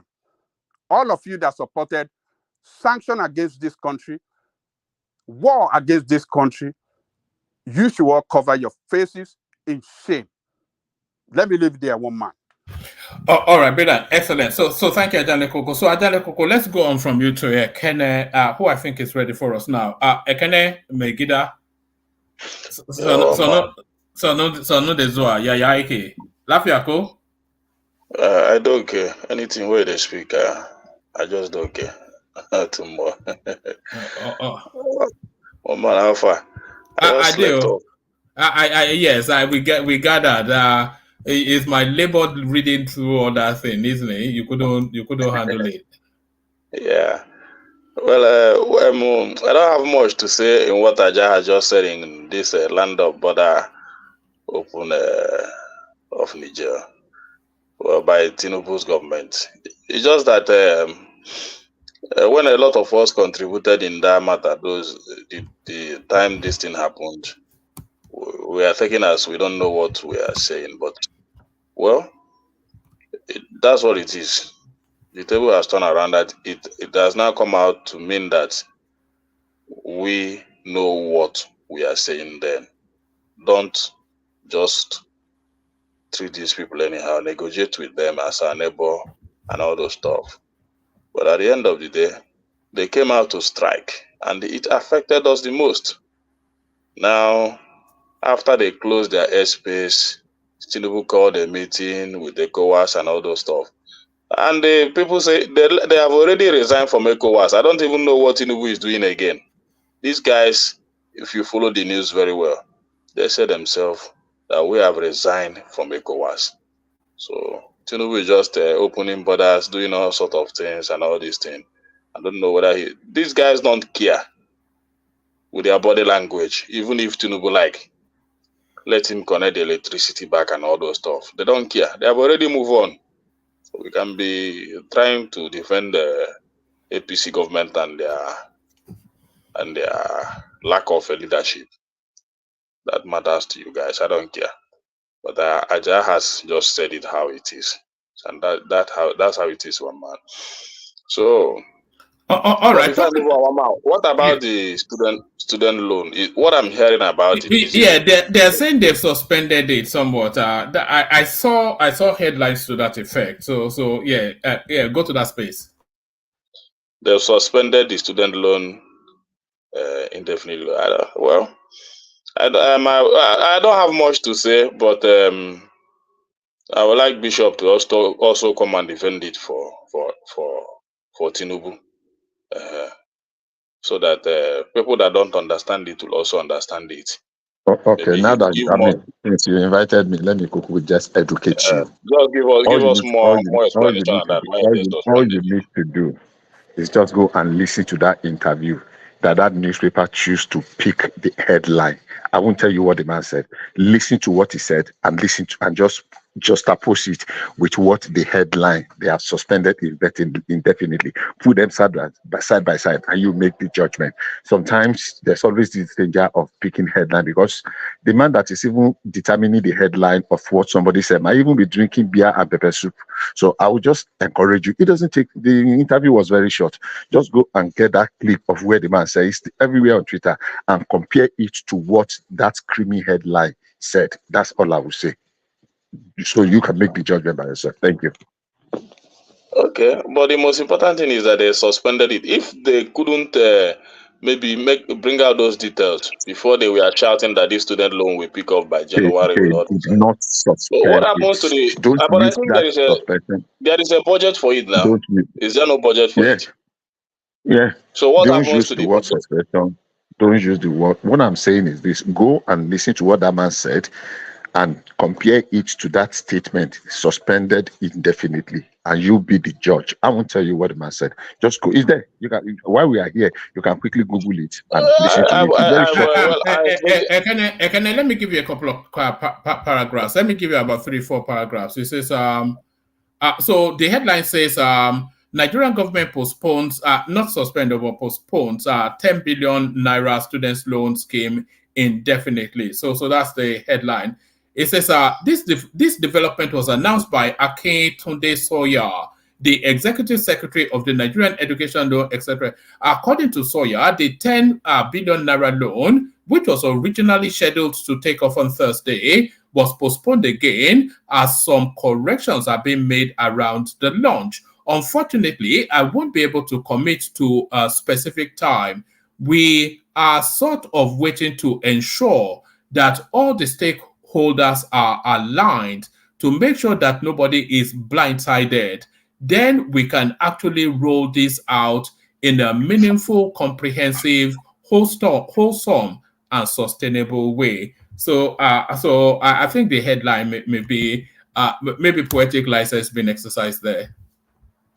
Okay, they still have a work to do. That I wish them the best. Anything good for the nation, I wish them the best. Let them do it.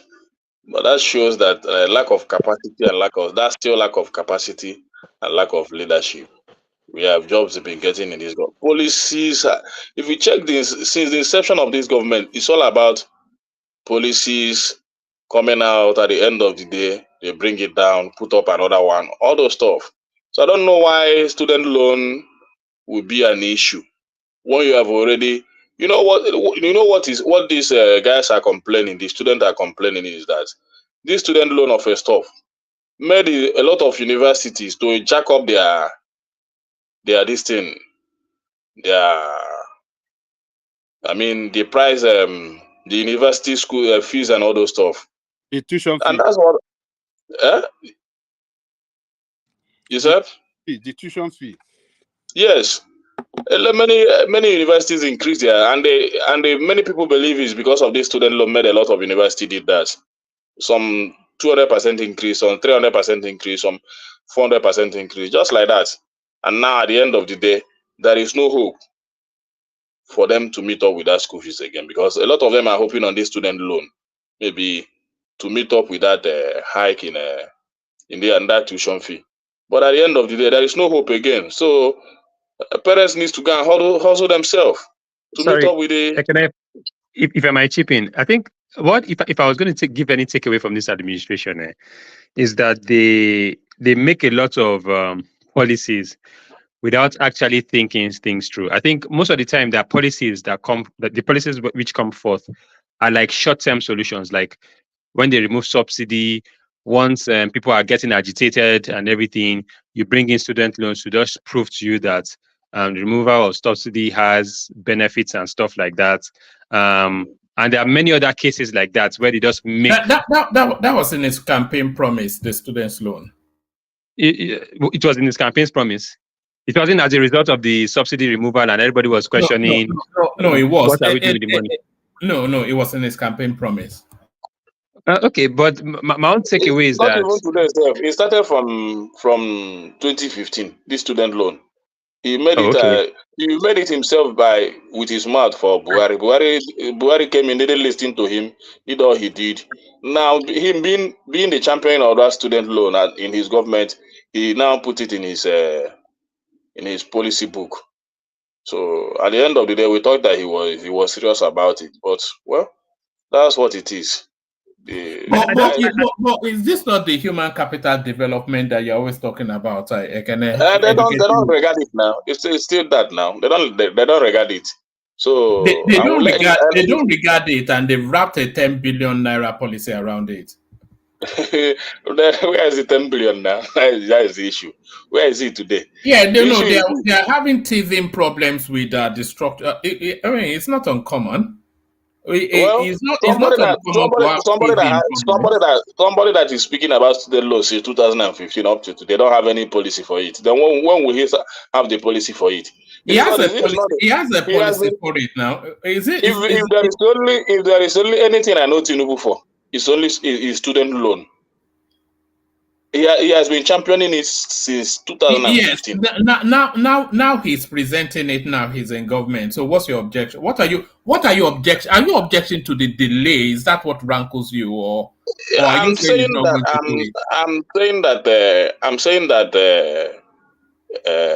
if you don't have any plans since 2015 up till now.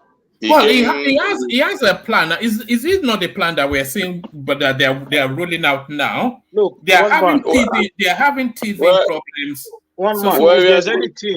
If there's anything, I think they even rush it too much, too quick to introduce it.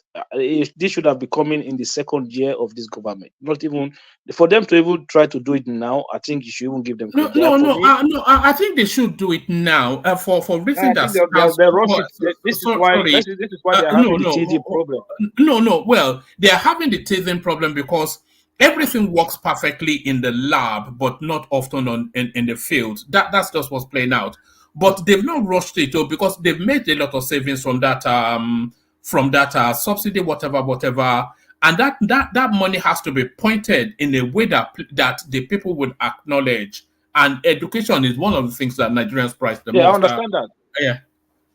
Sorry, guys. Can I contribute to this? take their time, properly structure the team, structure it properly, and bring it up. Because this one now that they've come up with, look, it's a good idea, but the thing is, they have to make sure that it works right. Okay, that they have to make sure it works right. But for me, This student loan is not initiated. Sorry. Hold on, let Kolata come in. Kolata. I just came to say something. The reason they're having these delays was the last minute change of Tinubu to say that they should include technical colleges and vocational courses to the student loan. That was kind of like a curveball. So they have to re-strategize and plan properly, because initially it was just meant to be for normal tertiary institutions, universities and polytechnics. But then Tinubu now said, I mean, kind of like last minute, not that long ago, that they should include all these technical and vocational schools as part of the student loan program. So that's kind of like a big, massive addition to scope. So the original plans they have cannot be executed, except they're going to change their mind and start doing it in phases. So I think it's better to do it and get it right than to have like a half-assed, half-baked measure. So if they take their time to fix it, that includes this new scope, I think it's okay. But nobody has mentioned that fact. That's why I just came into So mention. why not just face it then? If that's the case, why not just face it? Well, Go on with I will the one face plan it. already. I was the one that suggested phasing, but that's Kulata's idea. But I don't know. I know, but it's not a bad idea. Like, just continue with the one you've started already, and then bring the other ones in. If they can bring these people on board, fairly quickly, so then they should bring them in now. So because if they phase it, that means that a set of this batch will lose out until the next batch. But if they feel that they can work them in for this academic cycle, then why not? Why not just have a little bit of delay to capture that space so that those people don't lose out in this academic cycle? As a matter of fact, this student loan is not Tinubu initiative. It's what Gbajabiamila sponsored when he was speaker, and what just happened is that by the time he became president, they passed it into law. And no, that is the truth, man. What do you mean by Baba Jaliko? Yeah, but it was in Tinubu's manifesto now. Forget about it. Look, I'm just telling you the fact. You just told us that Tinubu has been saying this since 2015. Now all of a sudden, anyhow, that's by the way. Even just mentioned I'm not that the one. I didn't say anything that it started in. No, Ekene said that. Okay. It's not me. Anyhow, let me just contribute something if you don't mind. But the fact of the matter is that this student loan being implemented is an initiative sponsored by Gbajabiamila as the speaker back then when he was a speaker, and it was just passed. It went through the assembly, and by the time Tinubu became this thing, it just happened to be, fortunate that they just passed it. Ajalikoko, it was the fast track bill. They fast tracked that bill. Yes, sir. Let Bishop come in and then we get back to Two things very quickly. Thank you, Pulata. I meant to add that bit of it. Now, the other time we're having a conversation around this topic, I don't know if it was Babati or Adewale that said, look, let's prepare your mind. When they launch that thing, it will collapse, it will crash. And then we try it again, it will crash before we study, because when it crashes, some people will come here and celebrate it. Hey, is that not it? Is that when at the inception of this administration, Ekene was hammering repeatedly, that student loan is a lie, it's a lie, it's a lie, it's a lie, it's not going to happen, it's not going to happen. They were saying it repeatedly, several persons. I don't know how much politics is past. We've forgotten that we should have gotten beyond election now. Every policy that will help the country in whatever way, shape, or form, I think we should all celebrate it and encourage it. Now, that they run into a dish because we have claimed that the driver cannot drive, even if it is not his fault, when winds blow and there is storm, you blame the driver. When there is a pothole on the road, you blame the driver. When there is traffic light turns on, you blame the driver. At every turn, we want to just trivialize serious issues of governance. I think that is not fair. You know, there is a saying in Yoruba that says that over fẹ̀yìn sọ́wọ́ tó fẹ̀yìn sọ́wọ́ òsì tó bá fẹ̀yìn rìn láti ìsẹ́yìn títí tó fi dẹ́yìn ìgbẹ̀tì. Ẹni tí ò ní fi ṣẹ́yìn ni ò ní fi ṣẹ́yìn ni. Let me try and translate it loosely. That no matter what you do, people that don't like you will always find a reason to, and it's not going to better our conversations, our public, the quality of our public discourse, because we should go beyond some level of pettiness. Everything about some of this criticism has been reduced to the level of ridiculousness and pettiness, and that's just the truth. You know, hailing coup plotters, like 1 minute, just 1 minute. Hailing coup plotters are making it they shame Nigeria. It's another level of ridiculousness. Saying because I heard what the man said, that unfortunately he cannot commit to a particular time until they finish resolving. And all the headlines say, oh, they have postponed it indefinitely. They cannot do it. We know they cannot do it. We know it's going to fail. Now, when they launch the thing, and maybe because of the volume of the number of persons that want to log on, the thing crashes. They will say, oh, how we like this? Now, there will be teaching challenges. There will be initial issues in everything, no matter how better intentioned they are, no matter how much you plan. Know how you get to airport in Hartford Jackson a couple of weeks ago. Some people spent about 2.5 hours in a plane that was already built to take off. Just as about taking off, they for whatever reason they held them back. They were there. A few days ago, a plane was taking off, a very big plane somewhere in California or Florida.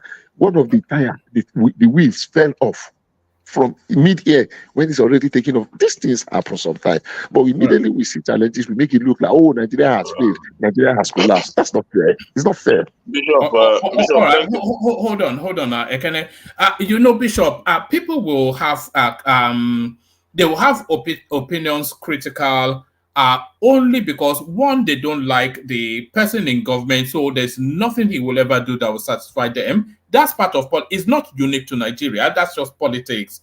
And then also there'll be opinions that will push against whatever the government does because they are in opposition and they want to be in government. So that's not even peculiar to Nigeria. That's just politics. So a lot of these things, I think Tinubu anticipated that it was going to be like that. But I want to give an example. So if a student is practicing for exams and he tells his parents that, Dad, I'm prepared and I'm going to get all A's, and later on, 2 days to the exam, he now says, Daddy, I can't write this exam. Are you going to say that environmental circumstances? That's a wrong analogy. It's not a wrong analogy. Are you going to say that? Are you going to say that environmental circumstances are the results of why he can't no longer write sit on the exams? Or you say don't answer him, Bishop. No, let me answer him now. You have to answer me now. No, it's going to be very short now. It's a good question. Because I actually was going to. Honestly speaking, it was the first thing I was going to say. Is just because I was rushing for time. Number one is that no student, because of this issue, no student will be sent away from writing any exam because of this. That's number one. That's a fact. Now, maybe in private university, they stop students from writing exams. I mean, federal universities, government universities, they don't. They only withhold your results. So you using this analogy is just like the analogy of Alakara, somebody that's sent Akara and Suya. I said that I don't think you understand the analogy. The context I'm using. No, the context I'm using it. A student wants to write exam in 2 days. No. It's not about a student. Hold on, everybody. It's about Tinubu. It wasn't talking about the student. No, it wasn't about. It was talking about the goalpost being moved. The goalpost is not being moved. No, but that was the analogy. But that was the analogy. Can I wrap up that space and I'll take you to a different. What happens if the student feels sick on exam day? I don't want to hold that space. People say that a lot of opposition wants the government to fail and all that, and I made it clear that I don't think that all these things will work in the first place. Well, I may be right in saying that because since the inception of this government, I'm still yet to believe or being convinced in one of their policy that is working, honestly speaking. So I'm still here to be convinced that this is what they say they will do, and they are actually doing it. You just see CBN is distributing fertilizer, something that Buhari did, and we are condemning MFLA for that. They're towing towards that line again. What is the work of CBN with the distribution of fertilizer to the farmers? Is that not another scam going on? The style of Buhari again? No, I wouldn't say it's a scam, Ekene, but I will agree that it is not a role. We have a Bank of Agriculture. We have so many so why wouldn't they follow the real procedure? It's a scam. Why wouldn't they follow the real procedure and do things the way it should be done? You know, when they say Buhari did this, Buhari did that, you check everything that Tinubu is doing today is still Buhari. And well, I'm not surprised. He said he will continue from when Buhari stopped. And when the CBN governor came out saying that he will do things differently and all those stuff, but seeing them today being distributing fertilizer to farmers, I just laugh. Well, but that's how it is. That's the country we find ourselves. What do you mean that's the country you find yourself? Do you object to... When hold on now. Please now, don't do that. Do you object to fertilizers being distributed to farmers? Or so what does... that's the country we find ourselves. What does that mean? We have a Bank of Agriculture and all those stuff. There are people that have the duty. What is the work of Minister of Agriculture? Okay, don't go too far. So you don't object to fertilizers being distributed? No, I don't object to it. I object to CBN carrying out that duty. The difference. You understand? The difference. So let me finish. These are the problems. I don't want to, Bishop. Give me time to speak. I beg. I don't know all this you're defending is too much. Let me speak. Then after you can defend your policy and all those stuff. But these are the things that Buhari did that caused a lot of scam in the system. At the end of the day, we couldn't see where all this money they give to farmers. We couldn't find it. We don't know the people that receive it. They use it to. I don't know that you can say that, because a lot of people that received those monies, they've done both individually and cooperatively testimonial videos. It's all over social media now. Well, I will still say that they use it to settle their political this thing, faithful and all those stuff. So, but that's how it is. What I mean is that we're expecting something differently from this government, because you cannot continue to do the same thing every time and expect a different result. But what we have seen is that things continue to go the way it used to be under Buhari. So, what result are we going to get? Take your WhatsApp, please. Yes, but if you say that we should continue to do the same thing every time after Buhari, then Tinubu, and we're expecting a different result, then no problem. I'm not objecting to it. Hold on, can you read it? Because by the way, Akim, you'll be surprised how interactive these sessions are. About 2 people already sent me what you just sent, but this is from the one you sent. Can you read what's on the screen, Ekene? It's very tiny. Central Bank of Nigeria collaborates with the Ministry of Agriculture, road security to mitigate the. So essentially, what you're saying is what's being done. It says CBN facilitated the distribution for Ministry of Agri and helped the ministry secure a $995 million loan, etc. So. I think they're just facilitators rather than the actual distributors of. But I'm glad you don't object to fertilizers being distributed to farmers. They're supposed to. So those are the stuff they have to subsidize to make things easy. Because one of the problems that farmers are facing today is also the cost of fertilizer. It's very high. So when they buy it at a high price after cultivation and harvesting, it still makes the price of goods and price of foodstuff very high in the market. So those are the areas they have to come in to help the farmers. But what I'm questioning is the same process that Buhari took that this government is following.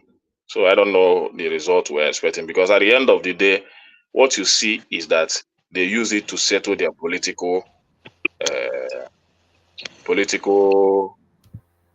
obedience and all those stuff. So that's how I see it. Because when you see what is happening in terms of sharing palliative and all those stuff, the major people that get it are the top class members of APC. It doesn't get to the direct people that need it. It doesn't get there, and that is a very big problem. So, and that is why they have to change the system to make sure that everything that they are doing to better the life of the people gets to the people directly. You understand? So, so that is how it is. But let's see how, because for me, this government is already, we are talking 1 year is almost there, next year. So if they couldn't implement student loan in this first budget, maybe they will implement it in their second budget. Yeah, but they are implementing it. They're implementing it in this first budget now. Have they said they are not? Well, for me, if they couldn't find any problem since they say that they will implement it, now it is the time that the thing has to. Let's just move on from there, because I think Kulata already gave you an explanation for that. There is no explanation for Kulata. What you do as a government or as a father is to make sure before you come out with any policy in your family, you should be sure that this thing is going to work. Don't worry about it. You might have sat down. You might have sat down with your wife and your children and the just hold steady. You don't have to do the party line. I want it to be conversational, so just make it just pithy, as Pansat likes to say. Kulata just told you now that they expanded the scope and the catchment area to sweep in even more people. So at first, do you object to that? So just don't give a long and extended, but do you object to that? I object to it. You object to that they're expanding it to include technical students. Just like somebody said here, they should have continued with it. Then bit by bit, they can include other stuff. That wasn't the question, huh? Yeah. All right. Let me move you to another talking point. Let me move you. Earlier on, you were saying the Niger Republic had moved on from ECOWAS and all that. So let me take you to the narrative. One man. Hold on. Let us take a look of what Kulata told us. Right. Expansion does not stop the implementation. Expansion shouldn't stop implementation. You understand what I'm saying? And it has not. It has not. No. What I mean, the kickoff of the policy. Yes. They are postponed. Is it postponed, or what did they say they are done with it? Yes, it's postponed. Yes. Expansion shouldn't have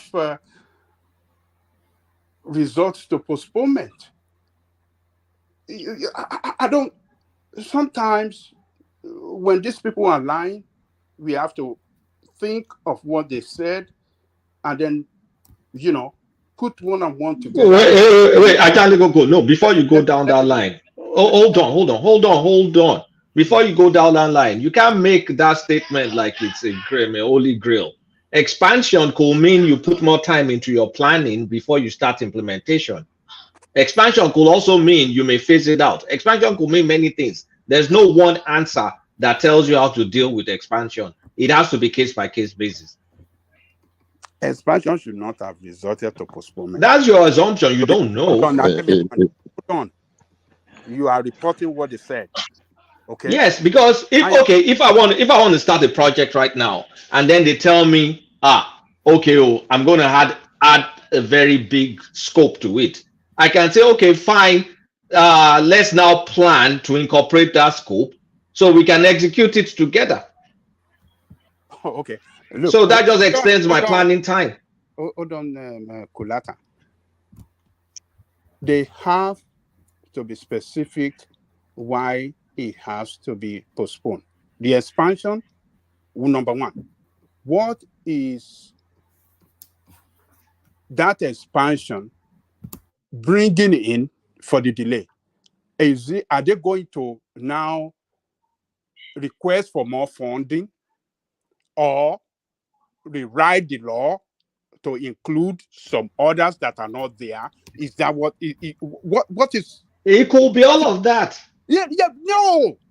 What do you mean no? What do you mean no? You're not familiar with the case? You're not there. You know, it could also be working on the portals and you know the system just hold on a second now. When somebody's talking, you can't just lay out. Oh, hold on, Ajale Koko. Let me just say this. You know, the system is structured towards tertiary education, and that is the model that they have crafted their structures around. So the president has now said to expand it to include all sort of artisanship, technicians, short courses, all of these sort of things. So the remit has now expanded, but the structure that they've put in place for the loan was only get towards tertiary education. So, so they are now in a situation. Do they go with the structure that they already have for tertiary education and roll that out, and then create a delay for these people? Or just try and append this new expansion into the existing structure so that they can have an all-encompassing space? So that's the thing now. One man, whatever expansion or whatever they want to do, you know that any policy that government roll out today, there is always a reaction to it from the people. Just like when first subsidy was announced, fleet station closed up, people start jacking up prices and all those stuff. When this policy was announced, a lot of university cities started increasing their tuition fee. So you don't see that as an effect to the people. It's only the expansion and the excuses we are giving for the government. You're not seeing the effect, the reaction of the universities towards that announcement. That is now. It wasn't exclusive. Let me finish. Now let me finish. That are now affected and cost increase in the tuition fee. Then hoping that maybe when that student loan comes to effect, they will now be able to meet up with that demand. But today, their hope is that. So they have to figure out. They have to now go back and know how to meet up with their school fees and all those stuff. We are telling you the negative effect. Don't do all that. Just stay. You've made that point. Let me just counter it. As the government said, they are cancelling the scheme. Again, I've just said they are cancelling their scheme. Yes, I've just said they are cancelling the scheme. But they have not given any date to kick it off. Right. If they have not cancelled the scheme and the all the institutions know the state of play, so what before my point is this: they didn't give any dates when they are kicking it off again. They just said suspended definitely. What I don't know the English. They didn't say that. They didn't say that. My point is that they didn't say, okay, give us 2 months to readjust, or give us 3 months to readjust. Then we are coming out with better policies and all those stuff. You understand? If they have said that, maybe in that manner, people will say, okay, it's okay. But now, no date. Just like when they say that the thing will kick off in January. January didn't start up. Then up to this time, we are in the 3rd month, getting to the 4th month. Then even when people are expecting it to kick off, I'm coming. You will interject. When people are expecting it to kick off, remember the month has passed. It's January that they gave us. Remember, the month has passed, but now coming out to say that, well, for now it will not work. Then when is it going to work? When this has really affected as cost increase. No. When you've made the point, don't do the political thing. Okay, Let that interjection come in. let him interject. Yeah. But let him Okay, interject. thank you very much. Ekene, you're wrong. Were here when the federal government came out and said there should be not a single increase in every federal institution. So federal university, I have contributed. I personally, I have paid. I've paid school fees for my cousin in Ife just this past year that gone now. So federal university, the fee has not gone up. If the fees for state universities and private universities have gone up, that is up to the state governors and the private individual that owns the universities. But as for federal government institution, whether it's federal university or federal polytechnic, the fees still remain the same. So what are you talking about? Well, I put out to you that the fees is not the same. I have somebody in Unizik. You that I have paid. I have somebody in Unizik, and I put it to you that the fees we paid for him last year is not at the same this year. You understand? That's not so. True. That's not Well, true. If you it might not be true to you, but I'm all right. Let's stay on topic, though. Let's stay on topic. But whatever you want to defend, you can defend the way you want to defend. But for me, what we are saying. Yes, 1 minute. Okay. You see what I'm saying? Expansion shouldn't have stopped the implementation. Is that number one? Tinubu assumed office 9 months ago, and it was the beginning of this. The beginning immediately. I can remember immediately when he assumed office. That was when that bill. They signed that bill. So, what is Tinubu's plan in the first place? What is his own plan on that student loan? That if his plan include College of Education and other institutions other than universities, why haven't they incorporate that or get it done before the date of kickoff? And remember, they have set up a committee for this implementation since last year, maybe since October. So sometimes they can say some things. We have to take a look and say, what are they saying? Is it making sense? To me, the reason that, they want to expand it, that is what is stopping the implementation. No, you can implement.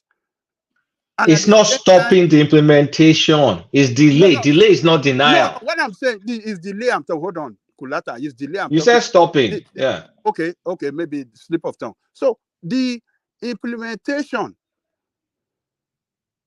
the reason for expansion shouldn't cause a suspension. You can implement and at the same time expand. Yeah. So I don't know. It doesn't make sense. I think Woma, I think you have to make a contribution, please. So it doesn't make sense to me. I think one man. Let me say something. I saw somebody in the comment section in trying to defend Tinubu, telling me that Unizik is a state university. Trying to defend Tinubu. Well, Unizik is a state university now, is it not? Who told you? Nnamdi Azikiwe University is a state university. It is a federal University of Nigeria.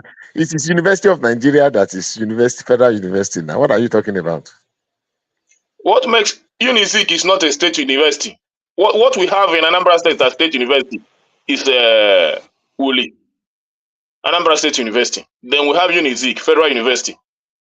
Somebody is telling me that Unizik is a state university, and you are supporting that person in trying to defend your Tinubu. What are we doing here? So even if so I don't know, at least if I don't know any other federal university, I shouldn't know the one that is in my state.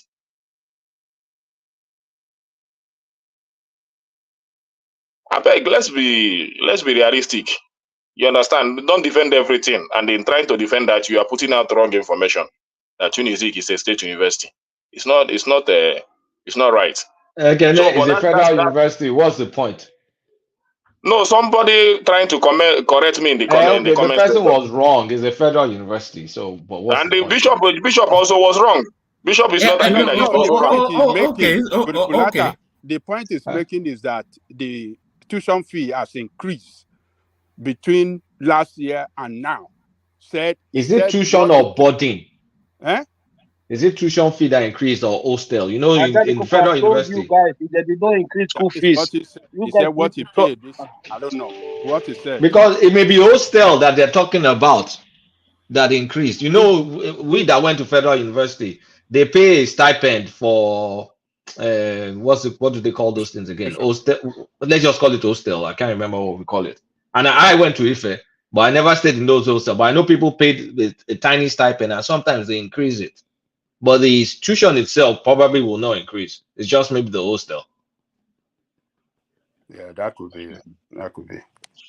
Well, whatever I say, one man, I'm done with that. I'm done with that space. Let them continue to implement their all right. Let me take you to this space then, Kene. So, a name to conjure with, Kene, Dr. Ruby Onwudiwe. So you correct me on the pronunciation later, but Dr. Ruby Onwudiwe. So this is where she made her introduction to the Nigerian consciousness. It was a landslide victory for Labour Party at my polling unit, Lekki polling unit 24. And then she goes on to give us a countdown of what's transpired at our polling unit. So here is the veritable doctor herself, and here she is. So there she is reporting from our polling unit. So died in the wall academic obedience. So a senior obedience. So Ekene, I'm sure you've heard the phrase anywhere belle face.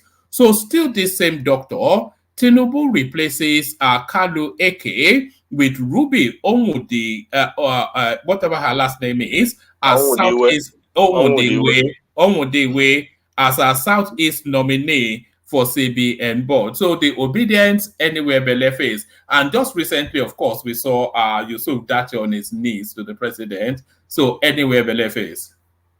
Well, if he said that he wouldn't want to accept the appointment now, people will say that we find it in another narrative. Well, if you find it, it's nation building. So if you find it that he has something to contribute in that regard, I support her. Let her go on and do it. You understand? After all, Wike is a minister of FCT today, even still in PDP. So if the woman find it that she has something to contribute to we are still building a one nation where we want to make our economy better. So anybody that find himself capable to do that, let them continue. Do you want me to say because the question is she still an obedient first? Is she still an obedient? Whether she is or not, being an obedient doesn't mean that she's not an Nigerian. Well, if she's obedient, is she the full fat version or the diet version? Does it mean that obedience are not Nigerian? What are down obedient? It doesn't mean that obedient are not Nigerians. If the government is for only Tinubu and APC, then you would have come out to say this government will not accept anybody that is not from APC. Then we will agree on that. But as far as she's a Nigerian, she has the right to work for Nigeria in any capacity, in any field that she feels that he has the capacity to work. You understand? So I don't see what being an obedient has to do with that. And I will not condemn her for that or say that she's anywhere belly face or whatever you want to put it. You understand?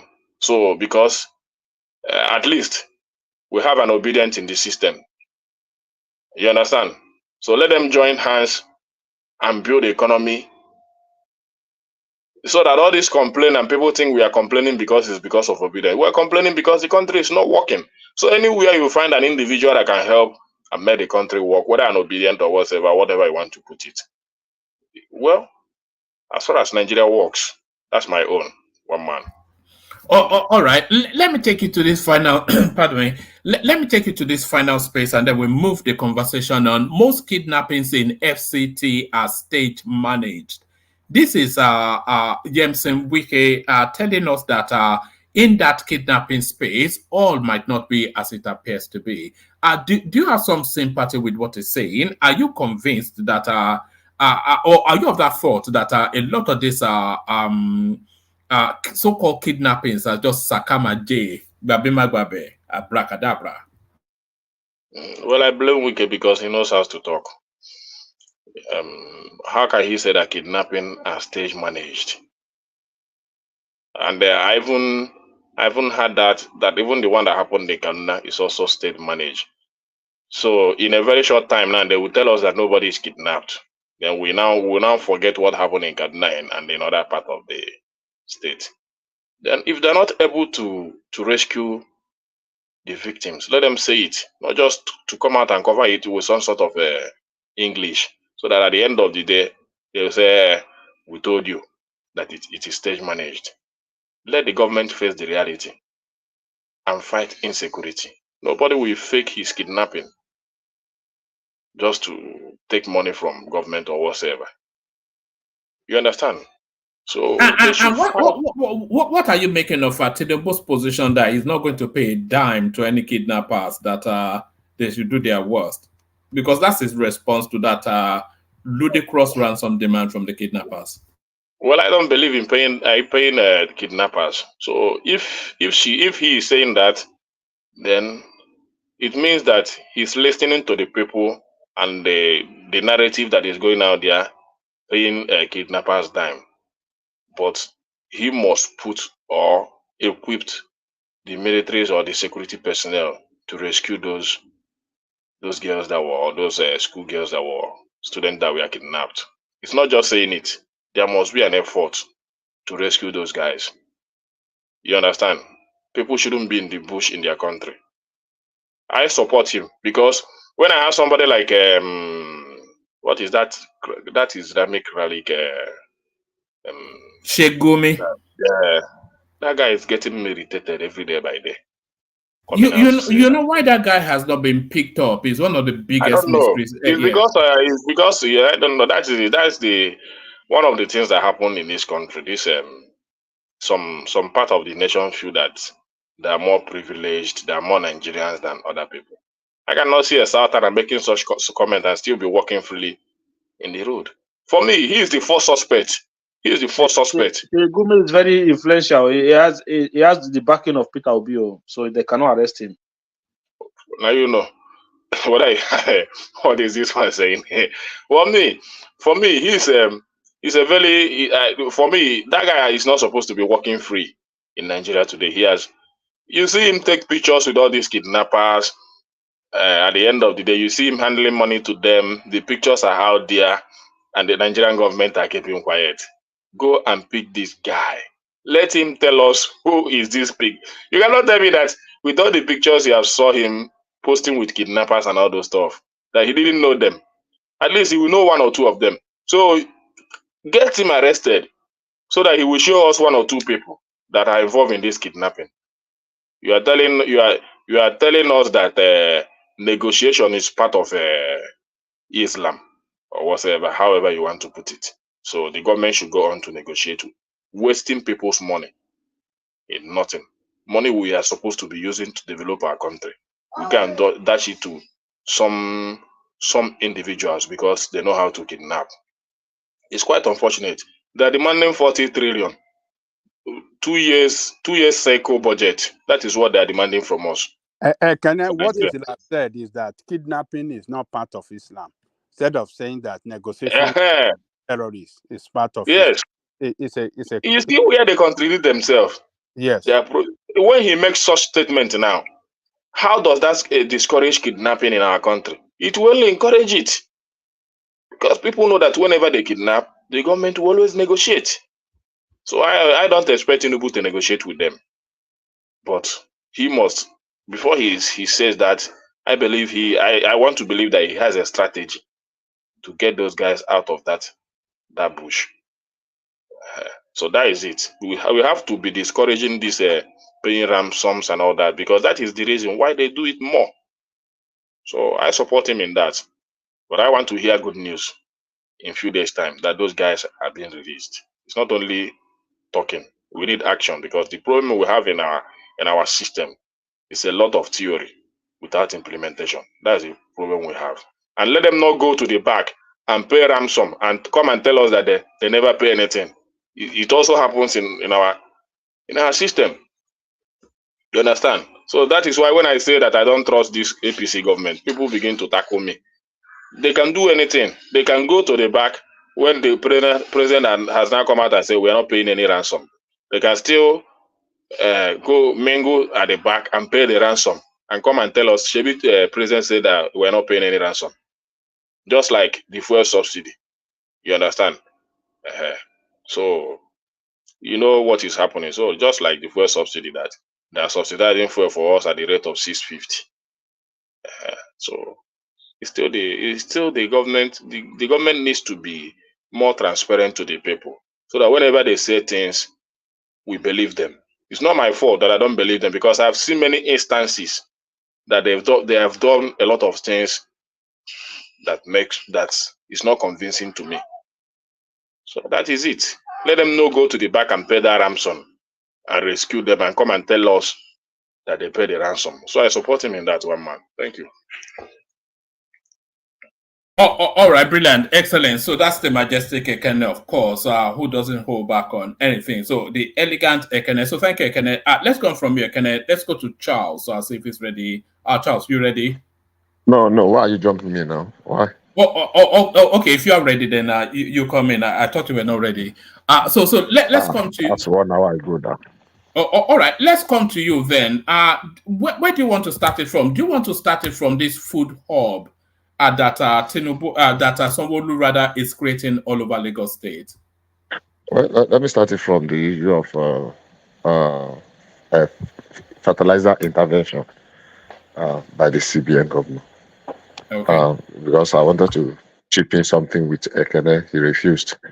And Ekene, when we're having conversations, stop this. You come and defend everything, you defend anything. That's condescending. Let me share my views. You share your own. Let's rub minds. It's like I want to talk. You guys just, I don't know what's for me that how that is becoming a thing. We must not have the same opinion on every issue or any issue for that matter. And when you say your own, I can say my own. I can contradict you. When you put that falsehood out there, I can, and you don't make it like sound as if, I mean, it's not fair. I have conversation. I stand the right to disagree with you, especially when I contrary with you. Yeah, state your own, I state my own. And because you've said this repeatedly, severally. Anyhow, that's by the way. On the issue of there's a complete misrepresentation in what you said on the CBN, because the CBN governor was very clear that they were going to partner, that CBN was not going to throw money.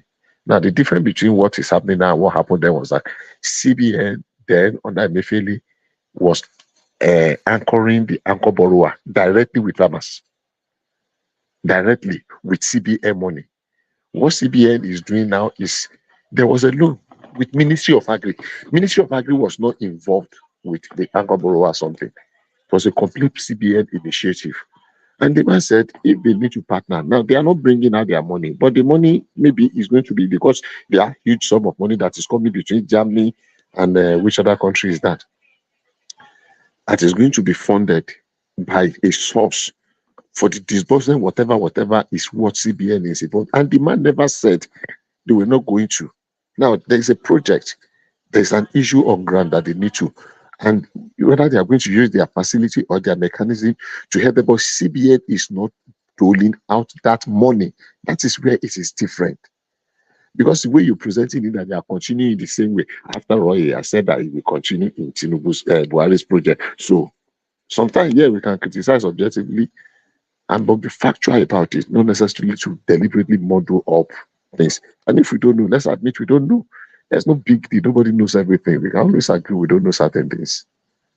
So it's completely different. I went back to listen to the interview of where the man said that we are not going to go in that interventionist as in funding.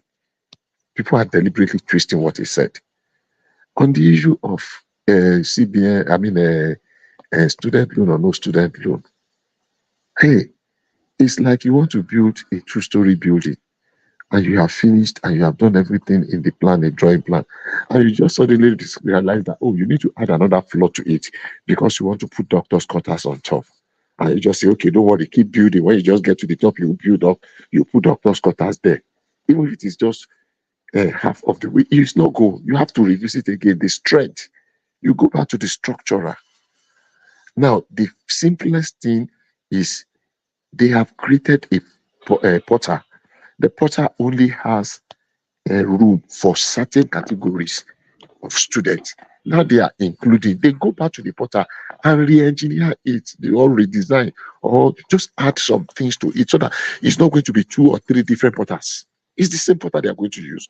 But if you are going to so click here and it will take you to your, if you are going to do this one, click here, it will take you differently to different places. And the man in his word said they are doing some work in the background and they asked him, he never used the word postpone. He said he cannot, unfortunately, he cannot commit, cannot just say it's tomorrow, it's next tomorrow. Maybe he did not want to commit it. They say, okay, with the work, they are told me they are going to complete it in 1 week. He said he cannot commit to a specific time scale. That's what I'm saying. That's what I'm saying. That's what I said. That he said he cannot commit. Maybe they have told him, oh, it's going to take 1 week. But he knows the kind of situation we find ourselves. I don't want to say 1 week. And they'll say, please give us 3 more days. And it will become an issue. So, okay, but we are going to, I mean, we're coming there. The important thing is that there is small progress. I see the positives rather than the negatives. I see that they're working on it. And the man never said, when they begin, most all the news were usually indefinite suspension, and some people were celebrating it. That we told you it's going to fail, and that really irks me a little bit. I mean, IRKS. I don't know how they pronounce it. That really kind of disturbed me because you see some people when things don't go wrong, even in their tone, even though they try to veil it, you see some kind of example. We told you before, they cannot do it. They can never get it right. And that was why I was making reference to what I think it was Adewale or Babati that said it there. That look, when they launch this thing, it's going to crash. Obamacare, with all the technology, when it crashed woefully. I said, Obamacare, here, it crashed. They have to re-engineer it and they did a lot of also. If they launch it in Nigeria with the volume of people that want to go on it, tendencies are that it will crash and they will rebuild and they will repair and we'll take it off from there. Look, there is nobody that walks or learns to walk without falling. It is when you fall, you rise up. That's how they say monkey learns to jump from tree to tree. The first attempt, the second attempt, maybe to the 10th attempt, but you keep. The great basketballer said, the people see him, they celebrate his success. Look, that he has failed 99 times before getting it right. It is only the one that you see outside that people have their challenge. So the fact that some of us celebrate when things go wrong, when security lapses somewhere, when they want to do something and they did not succeed, that's why I was making reference to that issue. There must be an end to politics and politicking. We cannot always get it right in our own endeavors. We do some things, we are doing some projects, you get somewhere, you realize that you have to turn around. Yes, please. Yeah, no, I was just going to say it is the nature. It is the nature. And oppositions never give a sitting government credit for anything. They look to diminish it. I suspect hold on. I suspect that is what goes on in America as well. That's certainly what goes on in this country. They look to diminish it. They look to downplay it. They look to undermine it. So there is nothing the obedient or the articulated, whatever. There's nothing they are doing that is not and it's not even unpatriotic. It's just politics. When it is politics, I believe there's always an end to politics. When you see Americans discussing America today, it is not about politics, about things that will favor individuals, about things that is affecting the welfare, that is going to affect the welfare of Americans. There is always unity. They are always united on that. We leave politics. We allow too much politics to dominate our own governance. Any others, by the way. I just believe that. Look, when politics is gone, something that will benefit. I'm not going to go to school. If I'm going to go to school, I'm sure they will not give me loan. But there are people that will benefit from this. So that there is a little hiccup, and hiccups will happen. There's a little hiccup does not mean that the project has failed. The way some people celebrate the hiccup is like they don't even want it to succeed. Have an issue. Anyhow, on the issue of the Nigerian Republic, my position is still the same. Like I said earlier on, look, fact of the matter is that the president took the decision that was right then. And I am sure he had opportunity, he had access to very sound professional advice and counsel, both locally and internationally. Calling Tinubu the stooge of the West, I won't respond to that. Calling that is a stooge of the West, that is a puppet here.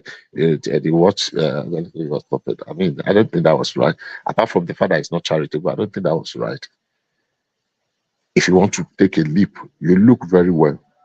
Sometimes it's even good to take water to something to take to check the depth of where you are leaping into. Any leader that is afraid of getting it wrong will never get it right. That okay, because I'm afraid I don't want to fail, so I'm not going to try. That's what made difference between people that they do us and just talkers. People that don't things, they will fail. You fail again, you do it again. You fail again, you try it again. It's not because somebody failed and that means a failure. Failure is not fatal. It's only when you quit trying that is fatal. So the president have access, and the president has acted in the best interest of the country and the sub-region, and even for the Nigerians, because it is about them. Because the number of forces that these things could have degenerated. Sudan is what it is today. Go and see it. It's almost becoming a failed state. Look at what happened in 80. The man, the one that called himself barbecue. Now is now America wants to send Marines to the place to go and help to restore. Because the prime minister or the president has fled. Things probably they could have done. A stitch in time, according to the ones they used to say. They say saves 9. But when you leave it to tier, from first tier to second tier, before you know it, you reach third tier and 10th tier. And look, certain things are not subject to what do you call it? It's not about popularity is not. Leadership and good governance is not popularity contest. It's not because you do what everybody will clap for you. No, that's not it. Even when 99 or out of 100 people go turn against you, and you are convinced that you are taking the right decision. That is the hallmark of a leader. It is not because some people are clapping and they are singing kumbaya because people are doing something. Even the madmen on the street, when you see people gather around them, you'll be wondering. And some people say things, you see something, one say it's in that Boski by something, and you see people jamming hands. And so for me, it is not about popularity. When we are speaking here, it's not about, I don't want to be popular. I'm not contesting with everybody. I'm putting facts out that can be contested. So I agree. The president took a decision. Nations of the world have gone to war. I read Henry Kissinger. He wrote a memo, America's most senseless wars. But yeah, that was his opinion, because he was a very erudite scholar, a writer, a diplomat by excellence. But he condemned a lot of the wars America have gone into. But America will never admit that they went to any war that was not justified. Even the most senseless war, like going to Vietnam, like going to Afghanistan, they will still defend it, and they will still hold their heads high. You have hundreds of thousands of veterans that have been disabled as a result of that. Nobody will tell you it was a wrong decision for America, even if it's just out of patriotism. No, America went and disgraced themselves. Americans will tell you that. It is some individuals that will whisper it, who call on the mountain top and say, oh, America came back, they were disgraced part of. Even if they were, they won't come out and say it. for somebody to come on platform because you have the ears of people, see Nigeria were disgraced out of it, was disgraced from Nigeria. I don't think so. I think he did what he was supposed to do based on available facts, information, and sound diplomatic counsel at that particular time. The issue of Lagos food hub, yes. Oh, no, go on. I wanted to take you to a different topic, but go to that topic. I think you're interested in that. Can I ask Bishop a question? Can Tinubu ever do wrong? How can you be asking me that question? Is that Ajanle Koko? Have you ever done anything wrong? Ajanle Koko, between you and I, can you be very truthful to yourself and tell me that I have never called out Tinubu on this platform? Just say that, and I will just rest it there.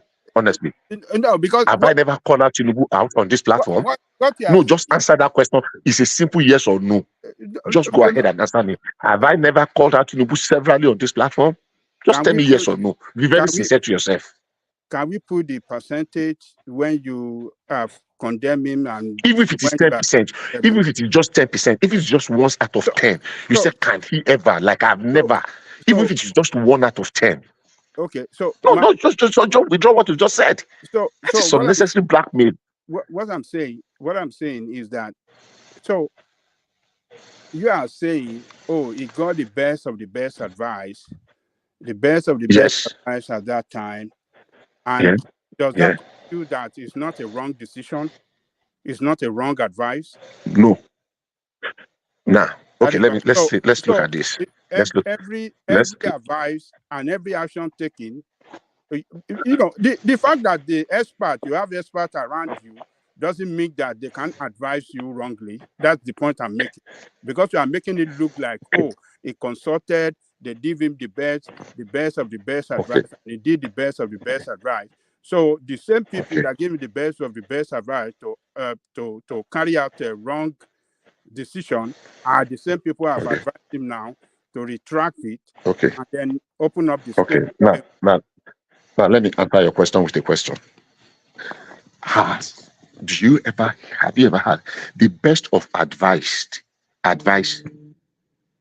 and the best of interest questions? I don't know. I can't see anything. Sorry, I don't know. Something is interrupting me. So, can you hear me, woman? Yeah, we can hear you. Carry on. Yeah. My question is to Ajani Koko. The best of advice, the best of counsel, the best of circumstances, is it all the time that it brings the best of results? Hello? Yes, I'm hearing you. All right, carry on. I think Ajanle Koko has abandoned that. So if you want to go to the Lagos, the best of advice, I think Ajanle Koko just something. Sometimes you have the best of advice, the best of intention, the best of execution, and it doesn't even give you the best of results. So what do you do in such a situation? The best advice, the best counsel, the best circumstances, the best situation can still turn out with the worst, in fact, a disastrous result. We've seen it happen before. In reference to this Tinubu's action, he has not got the best advice. He has not gotten the best. that is subjective. That's a subjective analysis. No, that is subjective. That is to you. Okay. All right. It's happy for you to move on. So if you want to go Ajale Koko, you're like Senator Neji. Everybody's against you. You cannot open. Look at that. Is it 3 months suspension? Senator Neji is Ajale Koko. Without pay. Don't open Tinubu's national unless they will suspend you from this platform. Yeah, possible. Now Tinubu we go suspend instead. All right, carry on, Bishop. So, so on the issue of the feeding, not feeding now, Lagos food hub, it's going to have multiplying effect in bringing some little bit of succor. It is still a subsidy. They said going to subsidize it for 25%. I pray, because I had something which I really don't want to share. Some people that went there, People actually were beginning to go there multiple times and beginning to go and resell. Unfortunately, Nigeria only wants to take advantage. But if there is enough supply, it's going to drive that even price in the outside market, because the pressure of people going there will reduce a little bit. So that is part of the thing that government should do. Take decision and initiative that is going to make life a little bit easier. If the money that they are spending is Lagos State money, so be it. In as much as it is bringing some kind of respite to people and reducing the price of food, I mean, good enough. Let's pray that other states have what it takes to be able to emulate and take. I mean, it might not be at the scale of Lagos State, but at least let them do small things. But at the same time, let's hope and pray that people will be patriotic enough not to want to sabotage it. Because, I mean, I had of that people have turned it to a go to one spot and buy it and go to another spot and buy it, and they're already selling to people, which is unfortunate. But people will always look for how to profiteer. So yeah, kudos to Lagos State government, but let them do more, please. That's my appeal. So you were asking me. Go ahead. Yeah, I was going to take you to this. Rep summon cement manufacturers over arbitrary increase in prices at that space. Yeah, I think because of time, I'll just say, I've made my contribution on that. I think it is not because of what happened. It is okay. How do we forestall such an occurrence again? So let's look at it. Yoruba used to say, like I said earlier on, there's an adage, even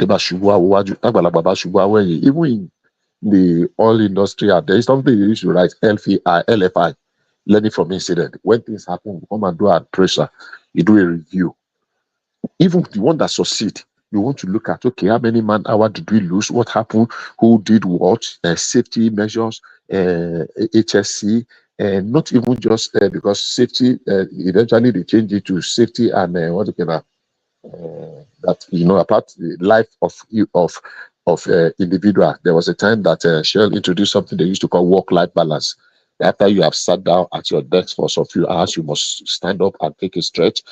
Even for their drivers, they say you can only drive, I think, whether 80 miles or 80 kilometers within before you take it. You drive for some hours before you take a 15 minutes walk. You must park. They put something like a tracker in their vehicle so that when you drive, after some time, the thing will beep you. They call it a name, so that you will take a 15 minutes walk. You waka go up, waka go down, so that blood can flow. You exercise your hand and the rest. These are based on what they have learned, people's lifestyle, how working long hours, sitting down, impact them negatively. So people do a review, performance evaluation review, and they say, oh, how can we improve not just the work, but the life of people? So if something happened and it was very unprecedented, I think it would be irresponsible of the National Assembly or whoever it is, and say, let's look what happened. Let's take a second look at this. How can we prevent it? So it is not to apportion blame. It is not necessarily because they want to remedy. No, it is to forestall because the price is beginning to stabilize. I mean, somebody bought cement for 6,850 in Ibadan today, 6,750 in Ibadan today. So that means if we are talking of 13, 14, 15,000 at some point, and it's almost 50%. So what happened in that? So if they are doing that, let's review so that let's call these people. What happened? Which was the weakest link that made this need to happen? Let's look at the whole gamut of the value chain. Where did it go wrong? So, and they are able to see it. I think it is going to be very good for every one of us. Knee-jerk reaction, that why didn't they do it when the thing was going on? Would have just abandoned to a knee-jerk reaction. And most times it doesn't really give the kind of results that we want. So for me, I think it's a good thing. And whatever, something will come out of it. Irrespective, they might not be able to remedy what has happened, but at least they can forestall a reoccurrence. If it is some people that sat somewhere and put so much will in this spanner in the wheel of progress so that they can profiteer, they should be able to trace it so that it can either bring them to book or forestall future reoccurrence. I mean, put some guards and checks in place so that it will not happen again. So that is that on that. All right, brilliant, excellent. Let me take you to one final space, Bishop. Most kidnappings in FCT state managed. This is James Mbwike, the minister for that space. And just as an addendum to that, Do you think the minister of FCT should it be an elective post? Should it be an elected post rather than an appointed post? But first Okay. to his comment and then add that at the tail end. Okay, if Wike had come with 4, 5 facts that they have busted, you know when that Ekiti pastor staged his own kidnap that time, you remember that time that he believed that he went and stayed in 1 to 10 and they were negotiating that he wanted, that one was state managed. There was another girl, I don't know the state he was from where in the east or something, and there's another girl again from Ekiti also that they said the father did not support the marriage. So if Wike had come with evidence, if it's just only 2 or 3, that this particular the one that happens also, this is how it was, you can just come and throw that empty, that blanket something that it was state managed. I won't buy that. If you had come with 2 or 3 evidence that look, we catch this one when they wanted to collect the ransom, we caught them and discovered that the relation or the plan it or the scheme it, that would have been more effective. So just coming out to say it, does he want me to just take his word for it?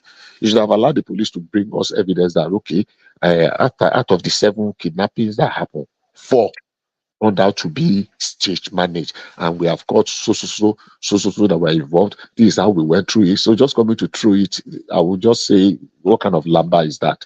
It is not impossible. I'm not saying it is lying, but I'm saying you should have gone a little bit further to say that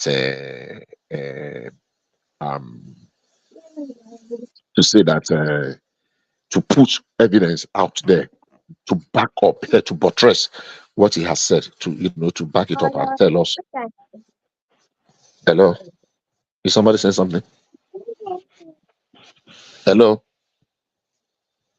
Sorry, that was Charles. It was unmuted. Okay. But carry on. Yeah, bring it home, and then we go on to Charles. Okay. Yeah. So you were asking me, should he be elected? Is a constitutional thing.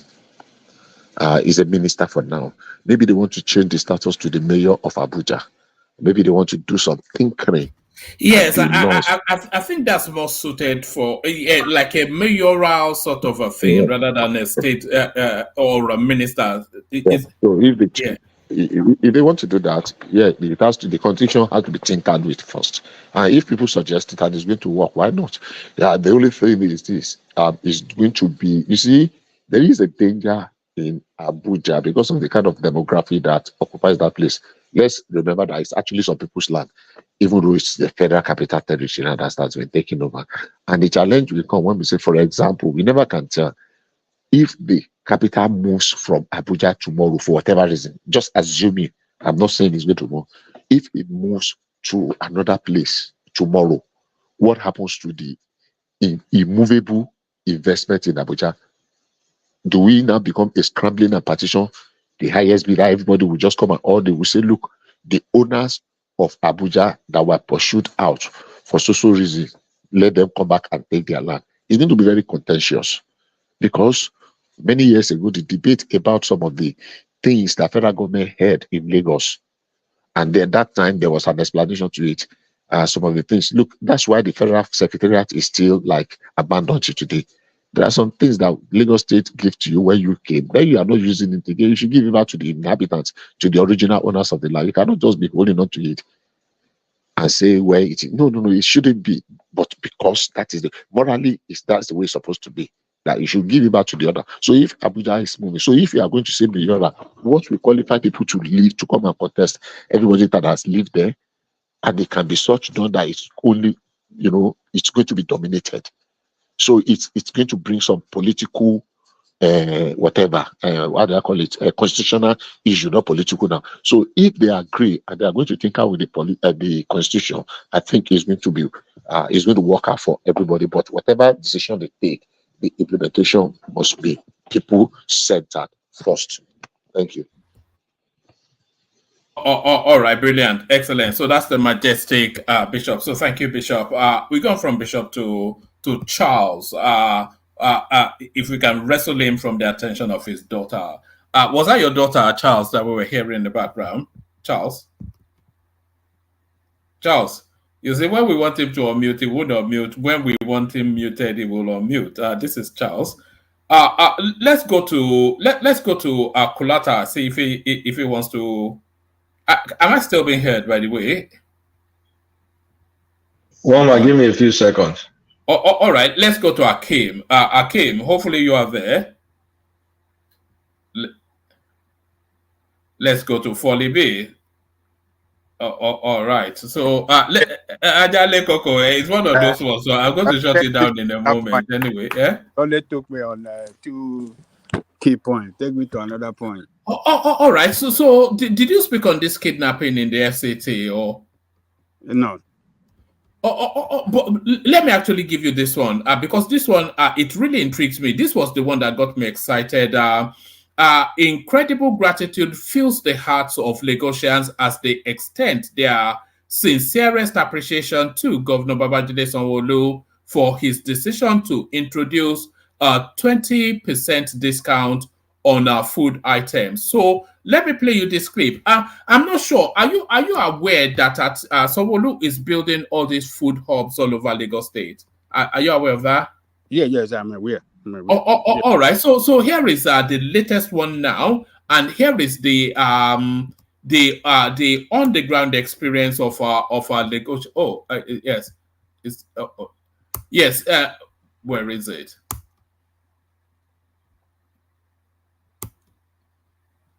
About to disappear, Annie. Yes. So here is the on the ground experience of Lagosians. Like people always want to come back, buying food items and then getting some certain amount back for buying from the market. So I think it's an awesome experience, and the prices too are really good.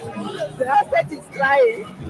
At least with what I've seen here, I'll be coming here to shop. At least they are relieving people from a lot of stress of going to the markets, and even financially they are helping us. I can see that a lot of things are selling there. They are selling that they reduce price. That is good. That's Sanwo-Olu is trying. It's just once in a week, but I mean the market can see.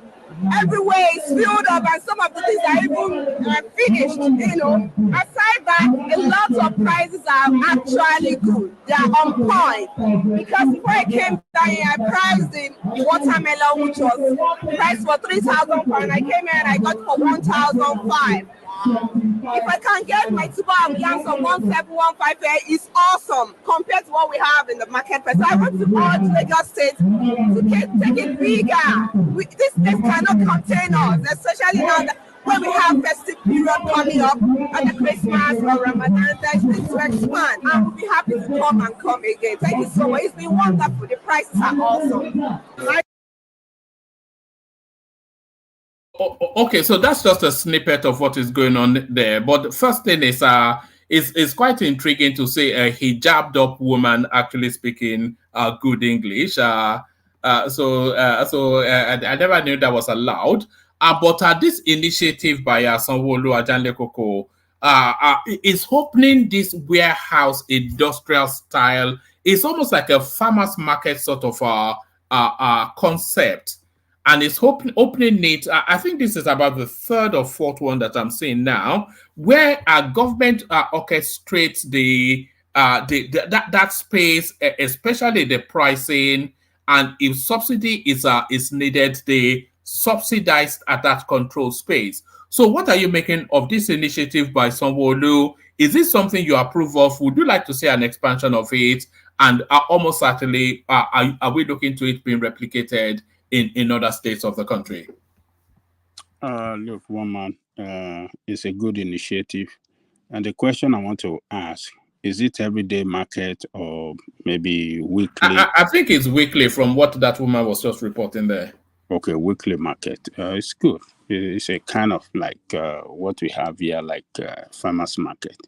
So what we are going to see is that this will create opportunity for big farmers, big time farmer.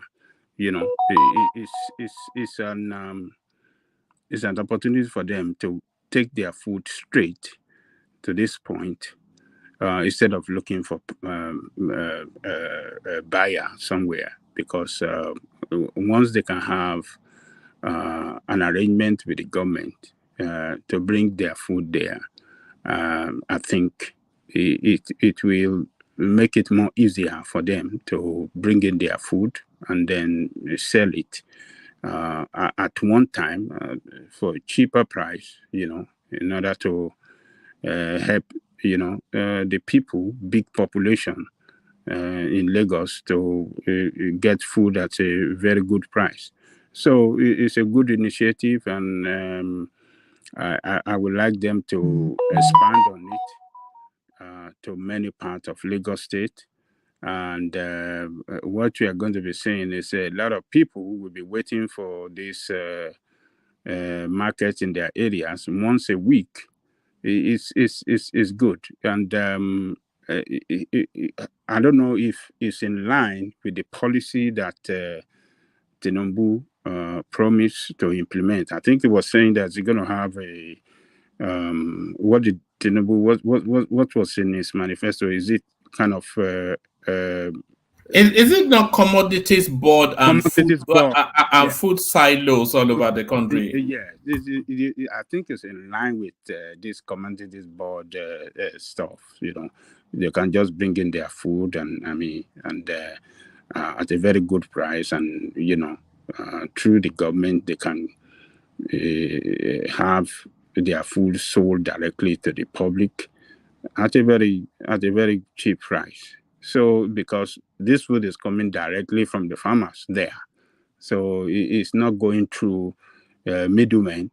It's just going through this. And before we know it, it's going to open an avenue for farmers across the country to bring in their food, because they know once it's brought there, they're going to sell it at one time. They are not. It's not going to be. They are not going to have a middleman, and they are chasing someone for money, and so they just bring it there. They already done their calculation. This is what I'm bringing. I know I'm selling it at a reduced price. This is what I'm making. And if you facilitate, encourage farmers to bring their food directly there weekly, on a weekly basis. So it's a good initiative, and I believe it's going to expand, because it might attract private investors to partner with government to do this kind of thing. So what we are going to see in the future is that private investor will partner with government, to achieve this effort, better, So it's a good initiative. I commend the governor. I'm telling you, one man, that guy, among all the governors in Lagos. It just you remember when we say we, let me not say we but reduce it to I, because I know you've always admired him. Remember when I used to mock this guy? But I have to take my word. He's fast. I cannot think of a better governor that he just fits that Lagos space so perfectly. He's young, he's funky, he's futuristic, is brave in decisions, is expansionist, is innovative, is creative, is in tune. Remember during that NSAS, and he went into the middle of those people and said, "What is the problem? Go on, talk to me, I'm one of you." And then this O2 thing that is building in Lagos. Let me show you another headline. Do you know that? Of course, you know that a lot of young people, all they ever do is just Xbox, Minecraft, all this sort of. Do you know that somebody is trying to tap into that market, the gaming market? Look, it's already there. So I mean, it just fits so perfectly. It's full of ideas, futuristic ideas, and it's just a silent achiever. He just do things and keep doing things, and from one thing to the other. It doesn't make too much noise. It doesn't brag. Not too much politics like his father Tinubu, that too much noise. But this guy, well calculated, and he follow through what he's pursuing vigorously and deliver. That is the best thing I like in him. Deliver. Deliverance of promise and promises. That is what I like. And I admire people like that. He have his own shortcoming, but look at what he did, like what you are referring to, the answers. He said, guys, give me your demand and I will take you to the president tonight. And he flew to that Abuja that very night. That's a leader. That's a leader that you can. And right there, they call him Soros. Okay, he didn't even bother. He said, if that crowd decided to rush him, there's nothing the security could have done about it because they could have easily overwhelmed them. Because it took a real risk with that. Yes. If they wanted to rush him, how many of them would they shoot before they? Because he was right in the middle of them, and they circled around him. So I mean, what if they wanted to rush him, there was nothing security could have done. No, and look at him that day. He wasn't wearing agbada. He was wearing just only t-shirt and polo shirt and trousers. It looked like the people. And he said, give me your demand. I'm promising you now. I am taking it to Abuja right away. And what he was trying to do, he wanted a solution to that problem. He believed taking their demand to the Abuja and Abuja comply, that will take them out of the road. He wanted peace. He wanted good thing for his state. It's a guy that he plan and execute. And but is it not a Tinubu credit though? Yeah, no, it's not Tinubu credit. The guy is just doing it. It's a fantastic guy. But when Tinubu was getting rid of Ambode and putting him there, you were all against that. Huh? I said when Tinubu was getting rid of Ambode and putting him there, you were all against that. We know Tinubu is an impositioner, or how do I describe it? Imposer, being positioner, how do I describe it? He'd like to impose, but that one by the wayside, he got him there. But it's one thing. It's like what they say is that it's one thing to get you job, it's another thing for you to do the job. So people that got you the job will not do the job for you. So they got him that job, but this guy is doing the job fantastically, and we have to credit him for that. Look, it's in the next 2-3 years, you will see this farmers market is going to become an institution in the state. Everybody, it's going to spread to many local governments, and it's going to be part of. You see, there's an offshoot effect. I can't think of the right term. Off the back of, because in one of the accounts, some lady was saying she priced watermelon and it was 3,400, but when she got into that farmers market, it was 1,500. So now the next interaction she will have with the sellers outside is that why are the prices in those hubs, those food hubs, they could well start to force down the price at the open market because the gap would be too wide. So that could be an offshoot. That could be an incidental effect of that. Yeah. Savings on that watermelon. On that watermelon, it's like 2,000 naira savings, from 3,005 to 1,005, isn't it? 2,000 naira. Well, close enough. From 3,400 to 1,500. So yes, more or less 2,000 naira savings. Yeah. Almost. That is huge. It's a huge saving. It's a huge saving. And look, what this market has brought now to the state, it's going to create job, revenue for the state, create job for the people, revenue for the state, and small business growth. Because look at all this. This is very, very simple to govern. It's not hard. It's just an idea that we want to do this. Bring an innovative idea, implement it. And make it work for the people. It's working for the people of Lagos State. So people that are buying there now, they're going to be saying, before you know, ọjà kí ló ti ń pè, ọjà Sanwó-Olú la mà ti lọ ń ra kíní yìí. You know the way Yoruba people used to show appreciation to good governance. Ọjà Sanwó-Olú la ti ń rà. And that will spread his name in good note to all Lagosians. So it's commendable. I like this guy. Look at the way he's building the station. What do you call the rail?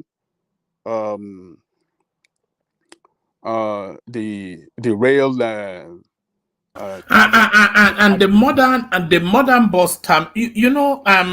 This guy is wanting to turn Lagos into one of the players on the global stage. I think that's what he's trying to achieve. And the moment they give him guns, which is state police, then he will perfect that plan. The intra-rail system, the new, he's building a new airport as well.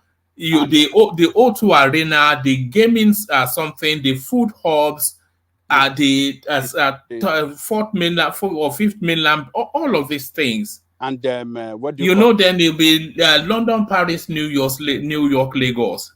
Yes, and it's building this actor village, or what you remember that? Yes, for the entertainment industry. It's just it's actually targeting African traffic. African. It's not in Nigeria anymore. That's just what we have to say. Lagos State is not in Nigeria anymore. Yeah, he's arguably the best governor of Lagos State so far. That is it. Honestly speaking, arguably. And I wish people can just give him that credit and not attach the credit to somebody. Oh, somebody built the Kinikon, he make it possible for you. No, he's doing it. This is his time, and he's doing his job, and people should give that credit to this guy. He's a forthright guy. He laid down his plan. He pursued it vigorously, delivered, and transformed. Except when he's using Lagos State money to chase girls and paying for. That's allowed now. That's okay. Remember when they went to higher Caribbean islands to go and celebrate a side chick? One man, ìyẹn ló bí ti kọrin pé ọmọ tó ṣiṣẹ́ déédéé ó yẹ kó lásìkò ìgbádùn ìgbà tí ó fi jayé leave him alone. Ó lọ jayé ní jayé orí ẹ̀. But we have to give him that credit. Yeah. People should give this credit to him and not attach it to anybody. No, that attachment has to be there because Tinubu is the facilitator. Yeah. Go on, Bishop. 1 second. I want to put Adaleko's leg. So, but we agree that there was everything that Sanwo-Olu had done so far. Kudos, credits, and I celebrate. I join you in celebrating. Were planned of that 25 years Tinubu's master plan that he launched in 2001 or something. Do we agree that all of them, including the red raid, everything?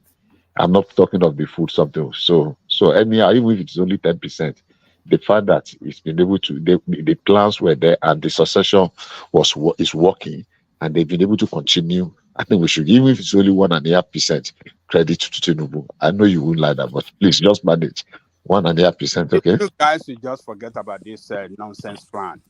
How can you call it nonsense? Yeah, it's a nonsense that people will say nonsense. Oh, it's a plan. Somebody planned. Okay, hold on. Let me refresh your memory. This guy. Let me refresh your memory. It is his own time, and it should be given. Hold on, Bishop. Adalekoko, this comment from Adeola Ogunleye. He says that you blame Tinubu for bringing Buhari, but dissociate Sanwo-Olu from Tinubu when he's performing. I'm not quite sure if it's a roundabout way of calling you a hypocrite. Adeola, What's it gone? Thank you. Look, let me tell you. He is the governor of Lagos State.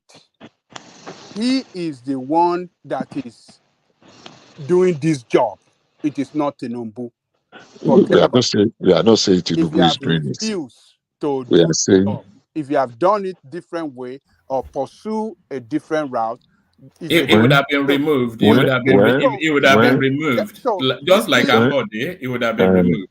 Well, today, sorry, one more thing. Today, when we talk of Singapore, everybody is still talking of Lee Kuan Yew, because of what he was able to establish and the succession, even though he ruled for 19 years or thereabout. But at least even things that have been done long after he has gone, because foundation matters. Tinubu went to where many years ago, and this issue of red, some people are saying, oh, it took them long.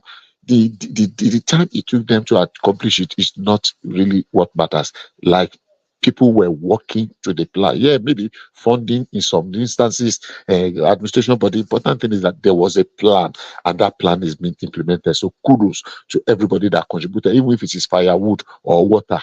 Kudos to every one of them. You see, you guys can be so funny sometimes. When you're talking about this light rail, the idea is not even Tinubu, it's Alati Jakonde. All right? And it would have been built long time ago. So this idea, Tinubu, the mapping of it is Tinubu though. Who mapped it? I think Tinubu mapped it. Tinubu mapped it. Been mapped down. But look, all these things, the rail, the what do you call it? The transport system, the ferry, all these things were master plan of Alati Jakonde, and Jakonde already started it. There was ferry during the time of Alhaji Jakonde. There was Lagos State Transport Services that was working efficiently well, and the rail service, this interstate rail service was already they've already at the beginning point when Buhari struck with his coup. And he already facilitated the fund. He has paid 50% of this of the contract value of this. Machinery already landed. They are about to start this thing. That was what happened. So you can't say, oh, it's Tinubu that this train that. No, it's Alhaji Jakonde. Why are you guys not saying, oh, let's give credit to Alhaji Jakonde? Why everything Tinubu? This guy is doing his job. Give him the credit and not overshadow his hard work with that man that couldn't achieve. Because we don't see anything that he achieved for the whole 8 years he governed. What are the structure? What are the physical structure we can see that he put on the ground? Look, give this credit to this guy. Remember, we went through that. You say, what are the? Remember, there was a time we just could. When we were in that, a lot of the physical, I can't say it off memory, but we've done it in several sessions. So many things that he did in terms of physical structure. This guy is expanding the children hospital. He's expanding the children hospital is going to be the best in Africa. When it's completed, there are a lot of things that this guy is doing. For God's sake, can we give him credit? I don't want to charge his achievement with anybody. I want to give it to him. Yeah, you can't give it to him 100% now because it's following a roadmap laid down by somebody else. Yeah, and I'm a roadmap. Then I'm giving it 100%, and that. Yes, 100% for the implementation. Yes, of course. Hold on, Bishop. And it's had innovations of its own as well, especially this arena that is building. That the entertainment hub that I think is putting it in Ekpe, and it's done a lot of innovations of its own initiative. But the heavy the backbone, the grit that holds it all together, the heavy lifts the importance, they are all from the master plan, which is somebody else's master plan. I don't know the master plan that you people are just talking about. It's in Alausa, by the way. If you ever wondered, it's in Alausa. If you want to say the Tinubu master plan is in Alausa, is in public view. All this master plan has been in Alausa since back on the time. So when he came in and lifted up that master plan and rewrite it, and then you are saying that this thing, it is back on the master plan. Banana Island was back on this master plan. The recovery of land from the Atlantic Ocean, that was all of these things. The Lekki that I created, all of these things. Hold on, one man. For that Atlantic, I give that to Tinubu. That's a physical structure that I can point to. That look. So Banana Island is not Jack on there, okay? We're getting somewhere. Look, this guy, just give it to him. He has done well. He has brought in his own plan as well that he follow. He has, every until the Tinubu hegemony has been broken in Lagos State. Every succeeding administration, a lot of their credit will still go to him. Unless of course his hegemony is broken. That's the only time then you can say, because he created a master plan and everything still falls within that. So I mean. Well, I just want a situation where someone that really worked hard, that he followed everything, he ensured that everything is put on the ground and work well. He should be given the most credit, and not somebody's master plan, the master plan that he couldn't achieve. He himself could not achieve 10% of the master plan. What is the master plan for? Which kind of useless master plan? So this guy did their job. This guy particularly is the best, the most achieving, the best of the best, most performing governor in this time, since, in this Fourth Republic in Lagos, is this guy. Simple. It doesn't brag. It doesn't show off. It doesn't humiliate people. It doesn't show political power. It's just going to do his job. And if you see people around it, you see young people. You see some of these officers that are the head of the parastatals and handling all this project. Some of them are even female that you can't believe they're young. They're in their 40s. Some are in the early 50s, 40s. Young people. Let's give it to him. I'll give it to him. If he, as long as he continues to do this good thing, bringing in innovative ideas that works and give succor and give, better life for the people of Lagos State, I just give everything to him. As far as I'm concerned, one man. It's a good job. All right, brilliant, excellent. Let me take. Are your people there now? Yeah, that's what I'm taking. I'm here. All right. Okay, Kulata is ready. Okay, right. I wanted to interject Ajale Koko before, but continue. All right. I no, make that contribution, Bishop, and then we go on from you to Kulata. Yeah, let's hear from you, Bishop. Okay. Yeah, thank you. I don't want to belabor Ajale Koko on this issue of whether Tinubu contributed something. It doesn't really matter anymore. We know your position. But did you read the report of Moody's today, Ajale Koko, on the economic sector, on the outlook, the rating? We have Moody. Is this something you can send to me? I'd like to see it if you have it. Yeah. Okay, I'll send it to you. Yeah, but carry on. By the way, check your WhatsApp. By the way, check your WhatsApp. I think I sent it to you earlier on. So the Moody's report, try and read it. If you read it, I don't know if you see, Tinubu is not a saint. Actually, it was never really my favorite. But he broke so many jinx because you know what Lagos was. I'm not taking anything away because you can dislike it. But I just make a difference. When my otter, tobacco doya, I will acknowledge that I'll give it to you. And that is what is called objectivity. You cannot just be blanket at all times.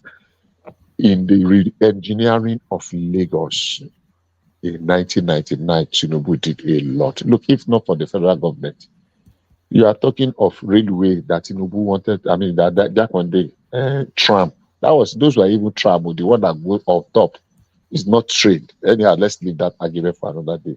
Tinubu brought Enron. Now Obasanjo frustrated, which is a critical sector. Power, independent power. The first person that brought IPP was Tinubu. If you remember the case of Enron. So that all of them did not work out, but there was a plan, and everybody know, and it is documented.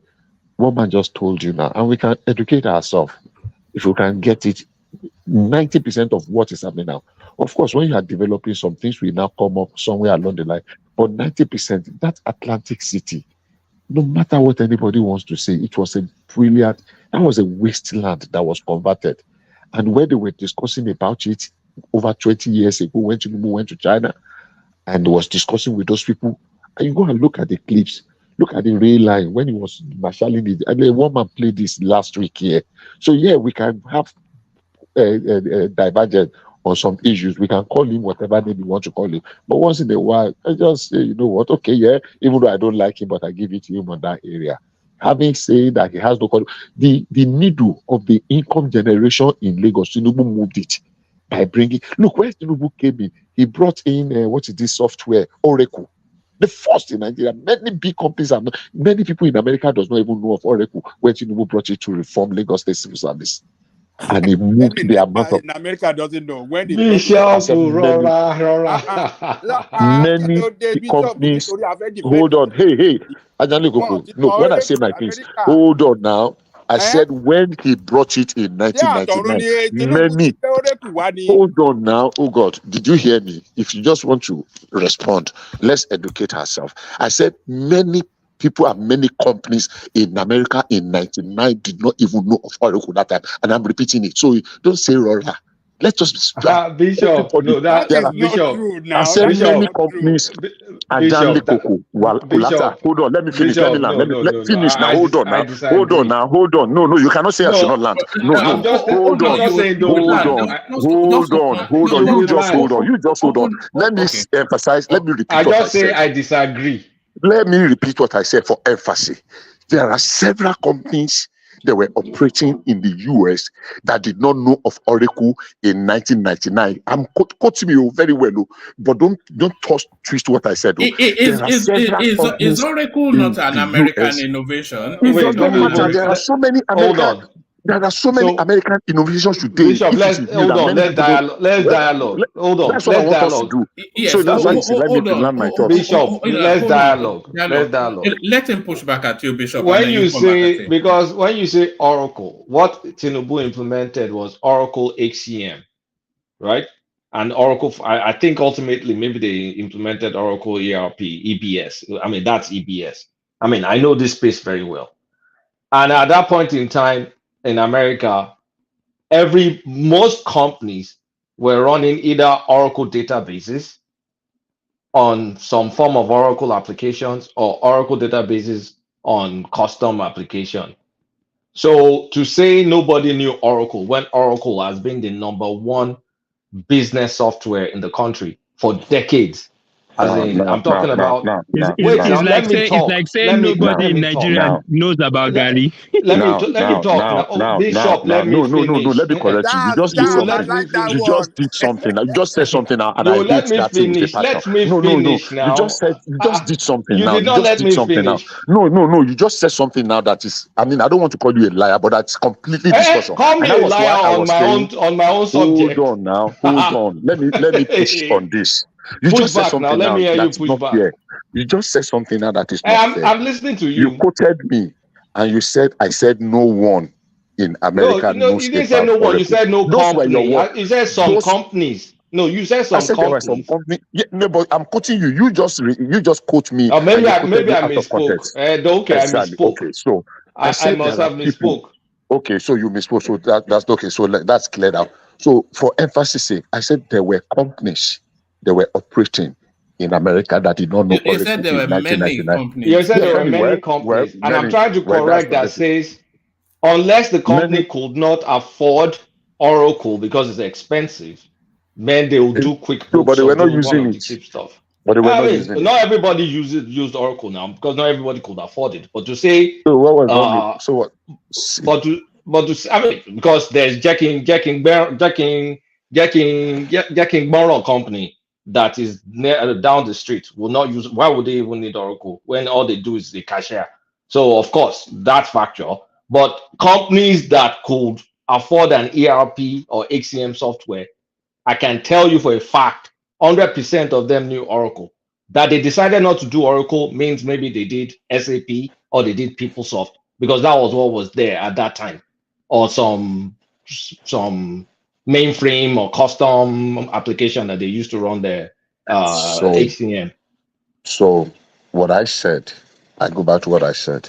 There were many companies in America because what we're trying to do is either to discredit Tinubu that he did nothing No, in Lagos, I'm not here to and discredit so Tinubu, as at that but time he I'm here brought to make sure Oracle. that we don't As at that exaggerate. time, no, I'm not exaggerating. I never exaggerate, and I'm not budge. I'm not going to mention one, two companies that were not using Oracle that I know in 1999 because Could they afford Oracle? they could afford Oracle. But So don't what let were us they go into using? personal. They would, I but don't want to go they to must have known if they could see, afford Oracle, they would have known see, Oracle. see. I don't know. I was not there. And I don't want to coach somebody that will have to. I'll be pushed to mention names. There were many I've been companies. working this There were space. I've many been working in companies. this space for a long time. Kulata, I agree with you. I mean, that does not mean we cannot disagree on this. There were many No, we companies. can I said disagree. that It's one. okay. I said no. Of course, I'm never afraid to disagree. What I said is that there were many companies that did not even know of Oracle when Tinubu had actually brought it to Nigeria in 1999. Yeah, Even but till for today, context, many let's people. contextualize it That's what because I just said. I no, spoke but briefly, and it let just me keep try. Latin. Wait now, And I let me try just and use it. It was not the contextualize it main. It was not the main because focus. hold on. If I was running, a gas station or something, I Or would Mama not know Put. about or Mama Put. I would not know about Oracle. I have no business to know about Oracle. But if I could afford an enterprise application, 100% I know about Oracle. I may just decide not to use it Do you agree in that 1999. every Fortune 500 company knew about Oracle? Let's start from there.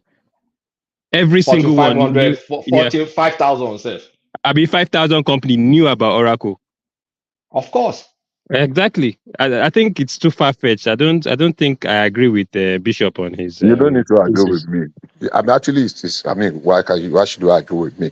I've stated my part. So it is just whether your word or your opinion against my opinion. What I said in passing was because I have had, and I'm repeating again, there were companies, many companies, if operating in America that did not know about Oracle in 1999. But that's not this. Don't let's digress way too long on that. We can argue it is neither here nor there. I have said that because I have reason to believe very strongly so. Even in Nigeria, several private big companies were not using it when Tinubu brought it to use in Lagos State. So saying that he practically did nothing, he did not contribute, he did not lay any foundation, that is where we digressed from. So don't let us make It that was the he did not first. succeed. That he did not succeed with Aaron. We know the litigation that followed Aaron. We know how much was lost. The idea of Aaron was not, I mean, the idea of the raid that Jaconde did and the idea of everything can be put side by side. I They were want to ask great I innovations. want to ask a simple question. Between Abuja and Lagos, which territory is better? Not economically, but any other part, social and everything. Not economically. Lagos, you see, when we talk I Lagos think as a federal, In terms socially, of I don't think. development, Yeah, let's say development, infrastructure and no, you can't, development. you can't draw that parallel now because Abuja is a tiny little space, even compared to Lagos, which is relatively They're small. different, but Lagos Yeah, still has yeah. better infrastructure than Abuja, in my opinion. so they've answered that question, so I don't need to belabor that aspect again. So yeah, The idea of Enron was super. Federal government frustrated it. Even before, federal government was the actually original owner of the Bad Beach. We know what Bad Beach was. I was very familiar with that place. I know how Ozuban Badiwe, no, not Ozuban Badiwe now, Amadou Bello used to be overflooded. Almost all the liaison offices in that place in the late 80s and early 90s, they left. Almost all the liaison offices left that place. I mean, the late 80s and early 90s, yes. They left. Yeah, IMB Plaza, everybody will know IMB Plaza. So the idea, the concept of that Eco-Atlantic city is a masterpiece by any standard. Even if Tinubu did not build one of the things, the fact that that place can be conquered, that Osun Church can be conquered. So when we are writing the history of success of Lagos State, I think we are being a little bit not being fear if we are saying because of political leanings that Tinubu does not have a place. I don't think that is correct. Factually, it's not correct, and morally, I don't think it is right. That's my take on that. But you failed to mention the corruption surrounding that Enron space that you just mentioned. Now. What was the corruption? What was the corruption? What's the business of your? It was the federal government that made it to fail. It was not the corruption that made it to fail. And if you enter into a contract with people and you are not you have to cancel it, there are issues, there are penalties, or what do you call it? What do you call this thing that goes with it? So if you are, it's not federal government money that was being spent. The only problem there was that federal government did not allow that generation to take place. So what corruption are you talking about? Let me tell you the corruption we are talking about. Okay. Are you talking about the corruption of Enron in the global space or their corruption in Nigeria? In Nigeria, right. Tinubu's corruption with Enron. He knew that electricity is under the exclusive list. Why do you want to waste the state money to say you are bringing Enron to build electricity for Lagos State? You knew it's not going to work. Why do you invest? Why are you making this argument now? Work. I mean, you knew you don't have the capacity by law. You are not backed by. No. Okay. I mean, Ajanle Koko, hold on. Ajanle Koko, hold on. Ajanle Koko, hold on. Ajanle Koko, hold on. Hold on. Ajanle Koko. Ajanle Koko, hold on. The NIPP, the independent power that is in Plateau State in Jos, how long has it been there? It was politics of bad blood. That's been there. You say what? That's been there since Exactly. So if they could generate and supply a certain area, what stopped Tinubu from starting to celebrate and said it was for a certain area it was supposed to be for? So what are you talking? In Port Harcourt? In Port Harcourt? Hold on now, hold on. It is politics. Forget this thing. You shouldn't be arguing like this now. Let's argue based on facts.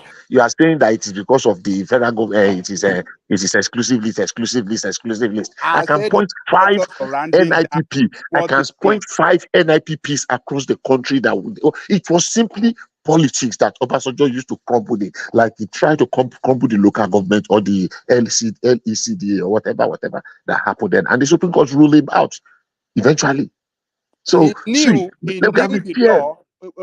I mean, Bishop, give me one time. He knew the law that even when you generate that electricity, you cannot use it for yourself. You have to connect it to the national grid. What happened if he does not? What happened if he does not want to connect? No, what happened if he does not want to connect it to national grid? He knew it's not going to work. No. But he invested in it to loot the resources to siphon some money. We know all this.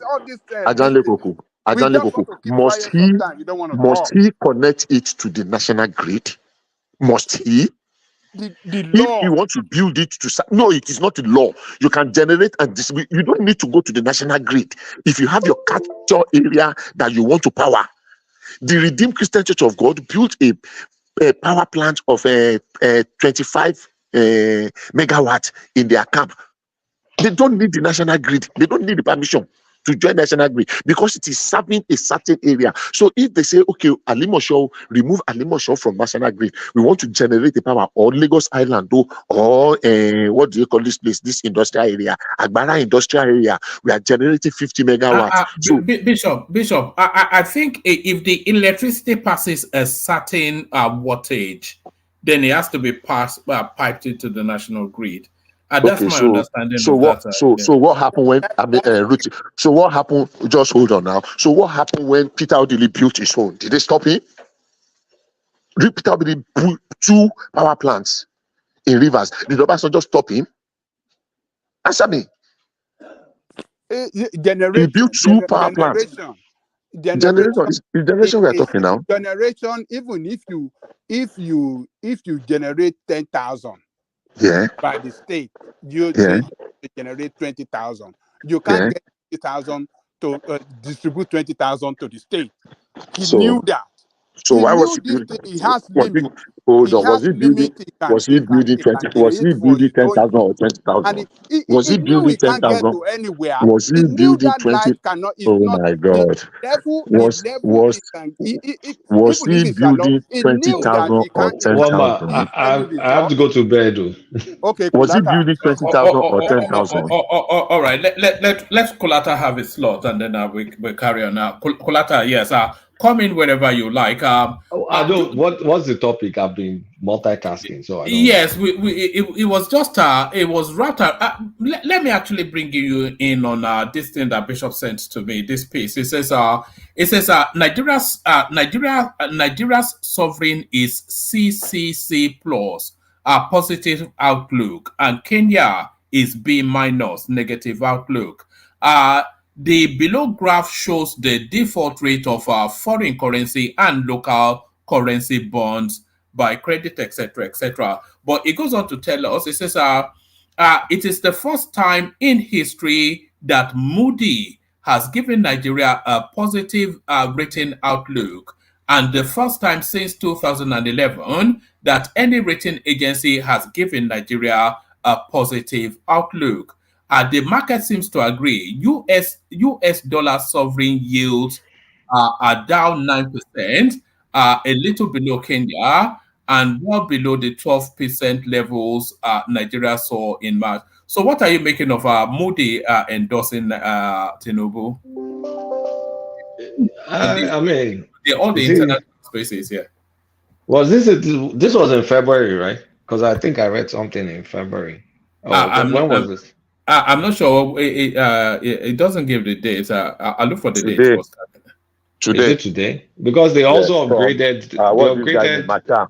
Yeah, that's Masha's submission. What's his guy? What's his first name? Isaac Marshall. Yeah. Who's that? I don't know who that is. Yeah, go on. They upgraded us before from stable to positive, noting because our foreign reserves is strengthening. That was Fitch. This is Moody's. That was Fitch. It's also Moody's I'm talking about. I mean, at the end of the day, they're all looking at the same thing anyway.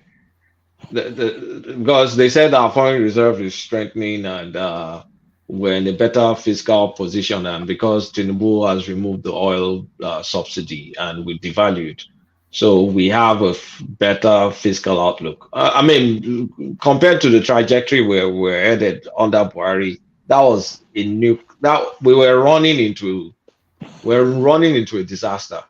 So I guess, I mean, that's why they gave us this rating. But from the way they give positive rating, they can also change their rating if the factors in Nigeria in itself does not improve. Because all this stuff is just looking at the macroeconomic from outside and just looking at, okay, these guys have freed up this money that was going into the pits for subsidy. Look at the parallel arbitrage. Well, I mean, when we say arbitrage is gone, when you check today's rate, I think it was actually the same. The bank and the parallel, the same. So you can look at those things and say, okay, yes, stable outlook or positive outlook. But when you now start looking at, okay, what's on ground? 200 kids kidnapped, farmers conflict still going on. I mean, a lot of haphazard delivery of promises, Like, I mean, we can excuse the student one, no, but the story of his government so far has been a bit shabby. We can see what Cardoso is doing, is trying. Okay, but now this is time for Wale. What's he doing? Where are all the fiscal policies? Where's the tax? Where's the consolidated tax bill in the house? What about the things that doesn't require a bill? I mean, fiscal policy is in the toilet. Where's the coordination? Where's the economic coordination? And so on and so forth. The bottom line is, while structurally from outside, he's done the right things, but I insist, because this is not the first time I'm saying it, I think his team is weak. I don't think I'm not impressed with his team, and I'm not impressed with their results. I don't know what it will take for him to fire the Oyo State guy, the guy that's power minister. Adelabu. I mean, even though he made a first class in Ife, he has no idea what he's doing. He shouldn't be there anymore. I don't even know what they're waiting for. He just has no clue. If El Rufai was there, El Rufai would have been very effective. I watched the interview of El Rufai's son. Very brilliant, very brilliant. I'm going to do I'm going to do a reaction to it tomorrow afternoon. Yeah. Oh, 1 week late, one man. Abana. No, but yes, but all right. Very brilliant chap. Like, you have to even wonder for the southern region. Like, I hope you guys are grooming people that will be able to match this guy's wits in the next decade, because that's going to be one of their leaders. Smart guy. And so, I mean, I'm not too really impressed, because, I mean, look at Tinubu's government right now. Two guys are jostling for your state government, your state governor, the Adelabu guy and the Owala guy, the Adedeji guy, the tax guy. So where would they be focused on anything governance? And I'm not seeing any movement. So I may agree with Moody's when you look at it from the outside, but for all of us looking at inside, the picture, they may as well just downgrade him if things don't keep on moving the way the reforms should move. Because I'm just underwhelmed, honestly speaking. I mean, look, it takes time. I get it. Don't think I don't know that it takes time. I'm not expecting miracles. But at the same time, I'm not really appreciating the inertia. I'm not appreciating the indecisions. I'm not appreciating some ministers that still looks like they've still not settled down. So that means, are they even supposed to be there? So I'm not appreciating all that. So I don't want to sound like a broken record, one man, but if Moody says that, they have a basis for saying it. But is it sustainable? We'll find out. All right. To the headline on the screen, Kulata, most kidnappings in FCT are stage managed. Yemsen Wiki, and I'll say it expands beyond the FCT, because sometimes we have to start perusing the details. So, because I think we're lost in the headlines and the emotions sometimes when you hear school children and all that. Most instances are female. But then when you think of how they are actually logistically able to corral these people to whatever, the logistics doesn't lend to the narrative, and it lends more to what Wike is saying. Most kidnappings in FCT state managed. Do you have some sympathy with that? Of course not. What does it mean, stage managed? Like, is he playing? Or, I mean, what does it mean? Is it being flippant? Or, I mean, in what context is he saying stage managed?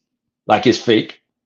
Yes, so somewhat like it's faked. Like both the victims and the perpetrators, even some agencies, it's a theater. It's essentially what they say there. Is he kidding? Isn't it the same FCT that we had Prison Break? Or is it a different FCT? Was it the FCT that was in Lokoja or the one in Calabar that we had the Prison Break? Was it last year or 2 years ago? Isn't it the FCT that's just beside Kogi State that is loaded with terrorists? That's from the same Kogi State that terrorists went to Ondo State. Isn't it the same FCT that is right beside Niger State that is loaded to the teeth with terrorists? And is saying, is somehow saying it's fake. The north of FCT, isn't that Southern Kaduna? The northeast of FCT, isn't that Plateau? What is he talking about? The entire FCT is surrounded by terrorists and bandits. So what does it mean that kidnapping in Abuja is a theater? Like there's some things at some point in time, I think some statements will not be made. This is just one of them. It's very stupid. It doesn't even jive with reality. Like we're not like it's not the same Nigeria. Why will he make this kind of stupid flip? I mean, just being flippant. I mean, it's just saying I don't think it should be taken seriously because I don't think that statement was in serious context. Because nothing about the FCT and its surroundings indicates the whole thing is just a charade. So if we're going to play politics, we should play politics with something meaningful, not with kidnapping. To be honest with you, I have something. I'm not sure. Maybe you are right on the narrative of the FCT, but the wider kidnapping narrative, I feel there's an element of theater to it. There's no element of theater to it. There's some that are in actual case not real kidnappings. A few that maybe people are just using it to get money. But you see those in random places like in the Southwest and a few other places where maybe some people will organize, hey, one man kidnapped me so I can get money from my parents, something like that. But it's not what's going on in the FCT. I mean, we had Emmanuel report a case here. I mean, it happened in the FCT. There's so many other ones that have happened in the FCT. So why will he make that kind of statement? It doesn't even. I don't even think the statement deserves a serious response because it doesn't jive with reality. All right, brilliant. Let me take you to this space, Kulata. So she started that journey from a polling booth. Dr. Ruby Onwudiwe, that's her name. Onwudiwe. Yes, Onwudiwe. I think I'm notorious for that already. So she started that journey from a polling booth. Lekki, of course, PhD and all that. Doing the LOP 22 and all that. It was a landslide victory for the Labour Party at my polling unit, she reports. So fast forward, this headline now, still the same Ruby. Tinubu replaces Kalu Eke with Ruby Onwudiwe as Southeast nominee for CBN board. So anywhere Bele face, if you set this against the backdrop of Yusuf Dati kneeling in front of Tinubu, it looks as though people are bailing. Nothing succeeds like success, Kulata. Well, do you blame Ruby now? Shebi, what's the name of that other guy? Minister of Information Technology or what? Shebi, he too is an obedient. Tunji Ojo, yes. No, not Tunji Ojo. The what's his guy? What's that chap's guy? Yes, I know the one you mean. The name will come in a moment. Yes. Whatever his name is. Yeah, that guy. That guy was an obedient on Twitter, a prominent obedient. Oh, I mean, when they called him, Boboya, the dust up me. So Ruby too will chop now. So how much obedient are you going to be carrying on your head? This obedience is done and dusted. Nothing like that is ever going to happen anymore. So she might as well cash in, build a career. And I'm actually looking at you made me go search. I'm looking at her LinkedIn. She's pretty. She has good experience. Is she accomplished? Yeah, she is. It always surprises me when accomplished people are found in that obedient bracket. But is she accomplished enough to be on the CBN board? To be on the CBN board, let me see. Her banking career, she did something in Standard Bank in South Africa. She head of corporate and investment banking technology. She comes from an IT background. She was CIO. So she has kind of like a information technology slant. So what position did they give her in the CBN? I hope it's IT related because everything I'm seeing has to do with technology operations from her profile. It sounds like affirmative action quota system sort of thing. Yeah, but Because she's it was a Southeast slot that she needed to fill, and they couldn't get the one they preferred, so she just slotted in there. okay. They better put her in some technology part in CBN because this profile is more technology based. I mean, she's recent. She was CIO. I mean, she was CIO even as far as 2014 to 2016. That's impressive. In Stanbic IBTC. And then she did a stint in private banking. So, but I mean, I don't know if she's CBN material like that. But do you know exactly the portfolio they gave her? Is it in the news? Is it there? I'm not sure. I'm not sure I even did the readout, but Okay, I think I found it. Board of directors. yes, board of directors. So it's essentially just That's to high. cast.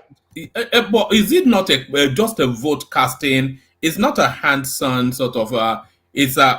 I suspect quarterly meetings are vote casting, yay nay sort of. I'm not sure that she's there to do any real work. Yeah, but she's there to kind of like listen and make influential decisions or facilitate. No, not facilitate influential decisions. Well, I mean, she looks like a smart cookie. I mean, some of these things you just need to like have an IQ greater than 100 and she'll be good. But she has a good profile. The fact that she's an obedient, that's just an emotional reaction. She went with the kids. She looks like someone in her 40s, maybe mid to late 40s. So she's not a kid. So, I mean, at some point in time, adults will be adults. All that obedience was just a phase. Those are for people like Uptown to gyrate about for another 4 years before it too rises up and moves on. So it's that phase. This is reality. She's embraced reality. Congratulations to her.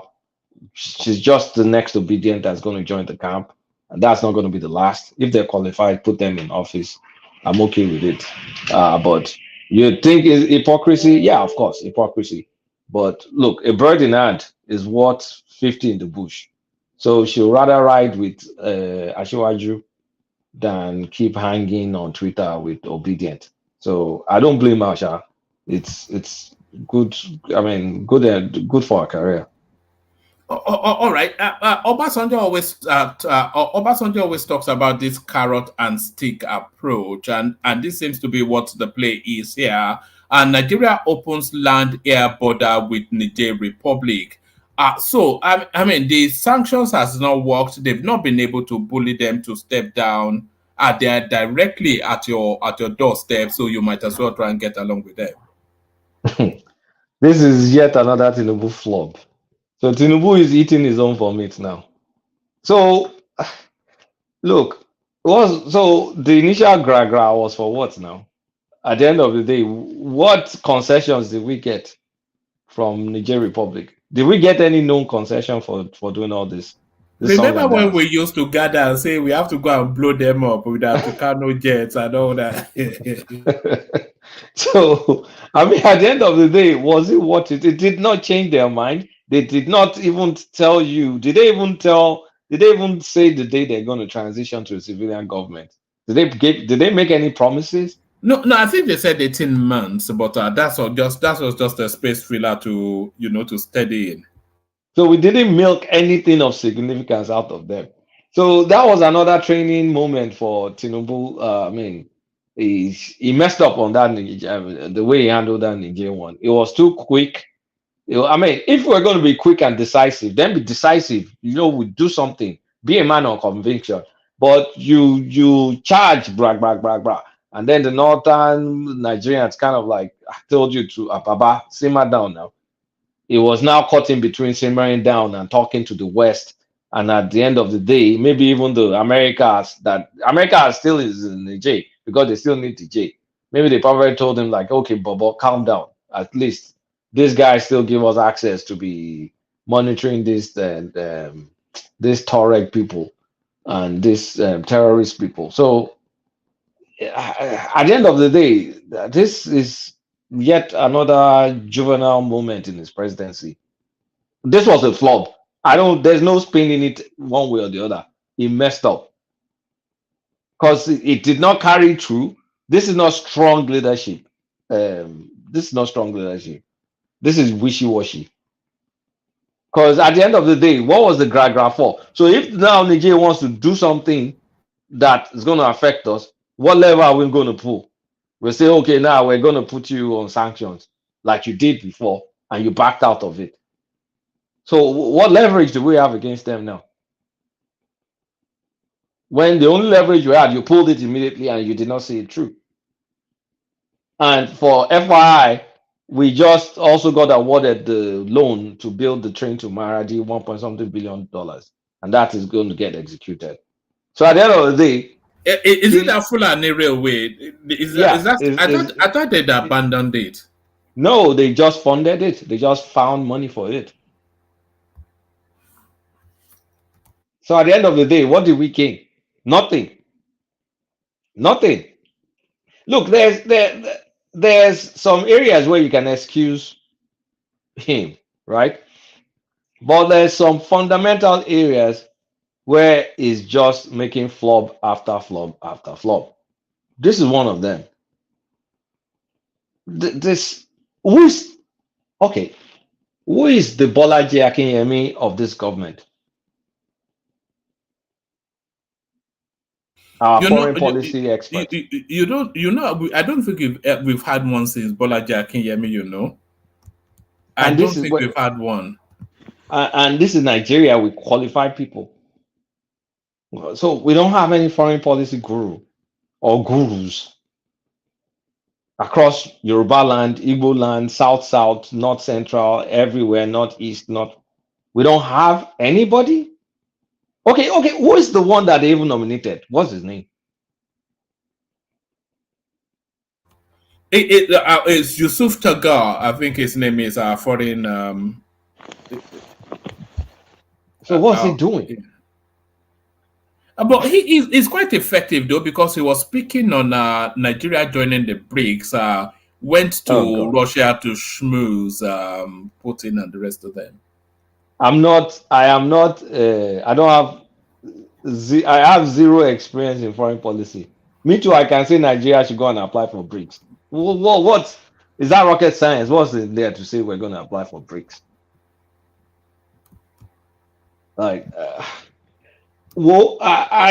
I'm struggling with the kind of nominees. This is not supposed to come from Tinubu, or maybe there's too much expectation, or maybe it's encumbered with too much obligation to people. But I just don't understand anymore. Like I'll have patience. I mean, it's not 1 year yet. Even if it's 1 year, I'll still have patience. Change doesn't happen just like that. But this first year has not been great. It's not been great. Someone needs to tell that guy the truth. Like, hey, you're bumbling it. There's only Cardoso that I've been impressed with now. Cardoso. And you say it's not been great. You say it's not been great, but if we start to go through policies and performance, you probably want to cut him some slack. Give me a shot. Give me a shot. All right. What about this juggernaut super highway that they're building, and the groundwork has already started from Calabar, cutting through about 9 states to land in Lagos, and just the vast improvements in the Ministry of Interior, Bumi Ojo, Ministry of Interior, Bumi Ojo, for passport, because Interior is not just only passport, right? So for passport, I gave him credit. I gave Bumi Ojo credit for passport. But when you say the super highway, in Nigeria, we have something called is coming. That one now is coming. When I see it, I believe it. Of course, I don't expect it to When be it's the fully highway. built, they've started the groundwork, they've mobilized already, they I deployed the Moye funds. groundwork. How many groundwork did they do for Ajakuta Steel? Yeah, but they've done started in 9 months, so he has the Even whole of. okay, I don't hear now. That's why I say okay. Ajakuta Steel has been 98% complete for how many decades now? So that means at some point in time in the 70s, they launched it the way we are launching this road. So not until I see that road till I say something. And of course, the road is given to Shaguri. Shaguri is the one building the road, which is neither here nor there. As long as he builds it, I don't care who he is, as long as he builds it. But that is not an accomplishment. That one is coming. So apart from passport, please tell me more. Yeah, but what would you? Okay, what about the rescue of the economy itself? All this raft of policies that all the international big houses, financial, are all applauding. For the first time in Nigeria's history, Moody giving us a positive rating. The Is it? international endorsement. Yeah. It cannot be the first time that they'll give us a positive rating. No, that's what Maybe they first, call. maybe That's first what they time in said. a while. Maybe a first time in a while, but that's not going to be the very first time they're giving us a positive rating. They must Moody. have given us a No, positive rating under Obasanjo or something. no, I'm talking about Moody. I'm not talking about all the international houses. Moody. Moody, Shebi. Yes. So only now, Kulata. He says it is the first time that Moody is giving Nigeria positive in. He says I've sent it to you as well, but he says it is the first time in history that Moody has given Nigeria a positive ratings outlook. I doubt that. All of the back. This is from a investor at TLG Capital. So this is a financial guy saying all this. I doubt it. I doubt it. I mean, the history of Nigeria, I don't believe that. They must have given us upgrades in the past. I don't think that's true. I I mean, I can go check, but I doubt it. They will have upgraded us in the past somehow. It can't be the very first time in the history of the country. No, I don't believe that. So, and another thing though, I can't even remember what happened. The African companies complained to all these rating agencies that they always um, that they were unfairly rating us. And after that statement, they upgraded a bunch of African countries because they said the rating they were giving us was impacting the kind of, I mean, because all these ratings impacts the kind of interest rate you may get, Yes, access to loan. Yeah. access to loan and all that stuff. So they complained and I think they bumped it up for some. But look, Moody's is nice, but it's not tangible. Tell me something that I can hold.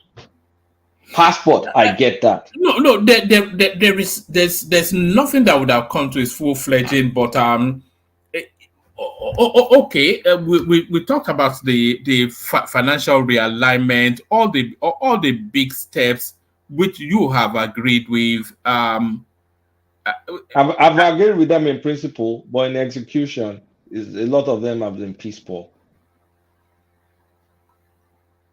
So the subsidy was piss poor, you would say. We're still subsidizing now. Oh, you mean the petroleum one? We are. Who told you that? Are you spreading rumors, Kulata? I'm not spreading rumors. Just go and check NNPC books. You'll find it there. We can call it something else. We can call it intervention or whatever, but it's not based on market forces. Otherwise, you cannot have a product maintain the same price from how many months now? Like that's it. And then you have related product like diesel and kerosene going up and down with market forces. Of course, we're still subsidizing. Everybody knows. World Bank knows. The only people that are not the only people that are in denial will say no, we're not. Everybody in the world, including anybody financial, any institutional, whatever, they call them out on it. So we know we're still subsidizing PMS. Yeah, I don't know about that. It wasn't in the budget. Story. It wasn't Go and check NNPC books. Say NNPC no day budget now. Should be NNPC is now PLC. So leave all that story. The bottom line is honestly, when you check many promises from CNG boss to this one, that to this. Oh, okay. Look at that CNG boss. Yeah. Where is it? It's an order incoming, isn't it? Yeah, it's another is coming. Is coming. Yeah. Is coming. Everything cannot be is coming now. At some point in time, I think you've been seduced by people like Ikene and that sort of narrative. No, it's not. It can. I'm intellectually honest with myself. At some point in time, you need to start calling these people out. Otherwise, they will not shape up. Because within this is coming, you've seen a lot of people stealing the lights out of government money. Right? That Germany trip, my brother was one telling me this. Some of his guys were asking for kickbacks. And that's why he made that statement he made in what's it called? Because that discouraged some of those jammers. If it wasn't in the news. Of course, it was not in the news. So all the people that are like satisfying themselves are satisfying themselves. The rest of the country is coming mode. Is coming. At some point in time, is coming has to come. So it's like I know look, it takes time. I can try and relate with any something change and all, but there's some flubs that should not be happening, and there's some expectations that you think should have been considered that are not, and there are no changes. And I think the longer we stay, the more it gets comfortable in this new normal, and it keeps on consolidating power. And I don't see the urgency of now is not there, except you tell me it's self-motivated and it wants to do all this stuff. But if you consolidate power and then you surround yourself with yes men, then you hear only what you want to hear. So I don't know, man. It's not like I know it takes time. I'm willing to give time, but I'm expecting changes and I'm not seeing changes. I'm going to suspend disbelief for at least 2 years, and even after those 2 years, I'm not expecting. I want to see the shaping together of a directional thrust rather than because there'll be achievements here and there, but I have to say broadly where the country is pointing, I'm not far from it. He has promised us a 1 trillion economy. He has he has unbundled a lot of the corruption spaces. Whether the full unbundlement or not, the thrust of the direction is where everybody thinks this. This is why he's getting all this international financial endorsement. So I am happy to cut him some slack. I'm even happy to cut him some slack for the first 4 years. But I probably want to start calling judgment on this guy after he's been 6 years in government. For all of the rot that is coming to address, I'll probably be calling judgment when it's been 6 years in government. No, I see. I'm not saying okay. Price is cheap. Yeah, dollars. I mean, I'm not one of those ridiculous people. No, I'm not saying that. But I'm expecting, when you're seeing the positive change, the way this guy, this passport guy, if the rest of the ministers are getting 25% of what that guy is getting in terms of results, you will say that, oh, okay, things are happening.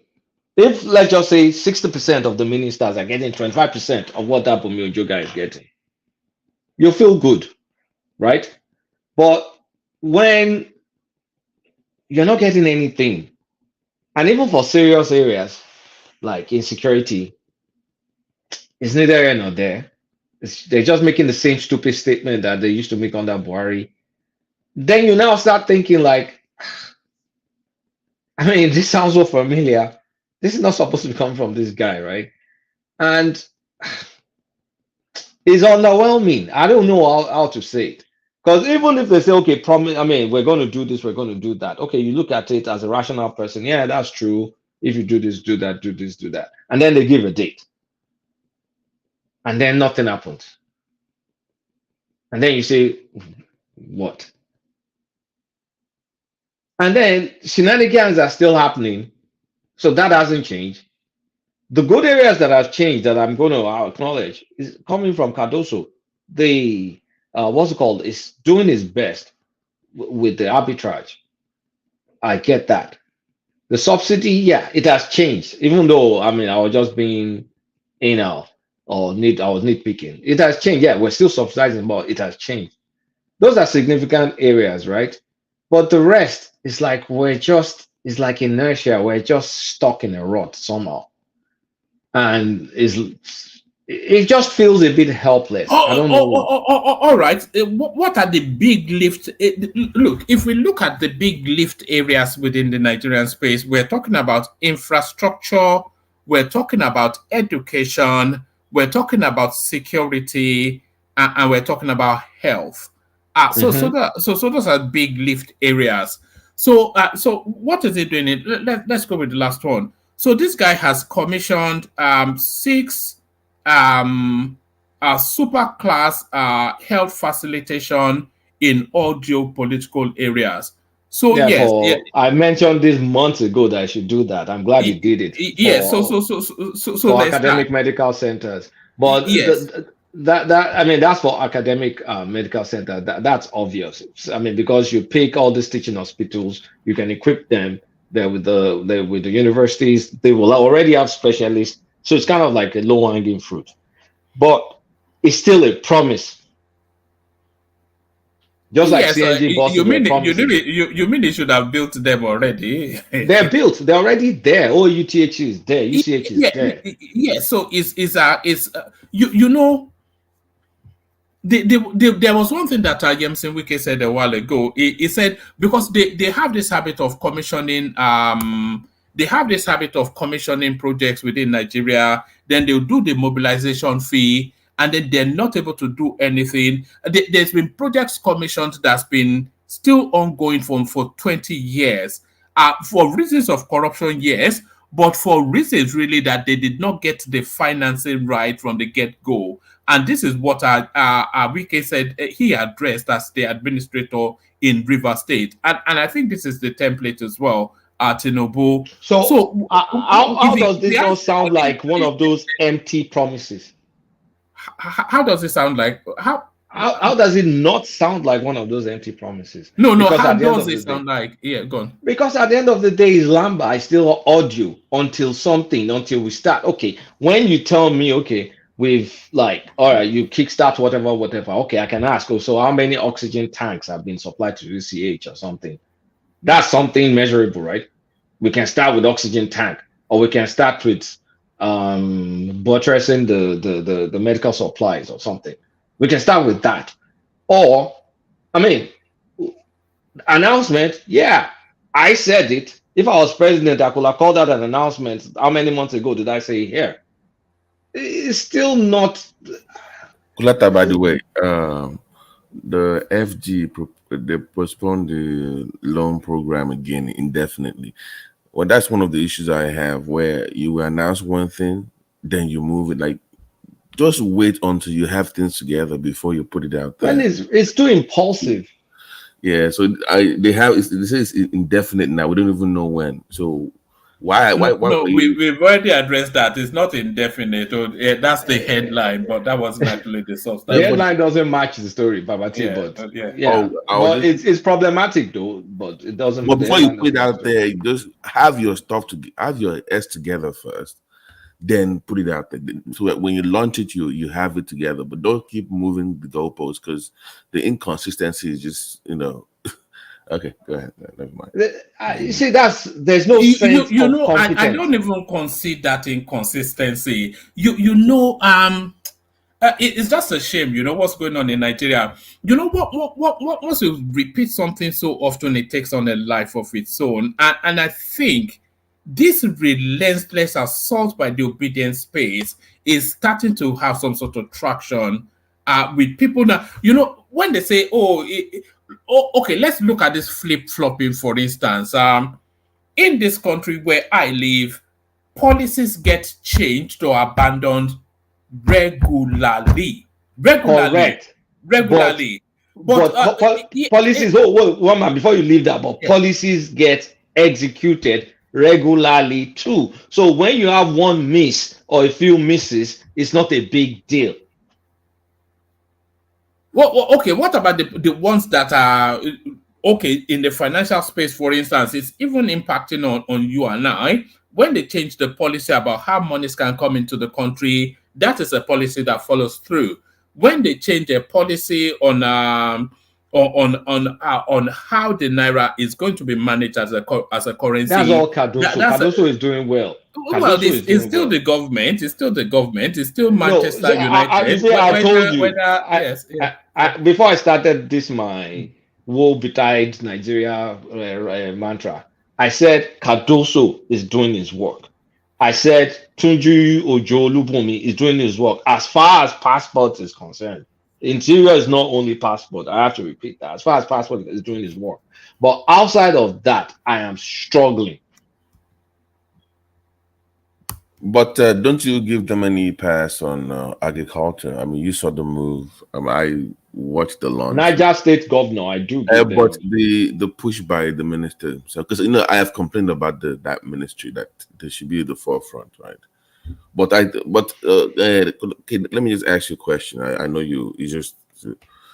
I've noticed one thing about Tinubu that he only supports state governments that have something going on. So if you have a plan and you launch it, it will support you.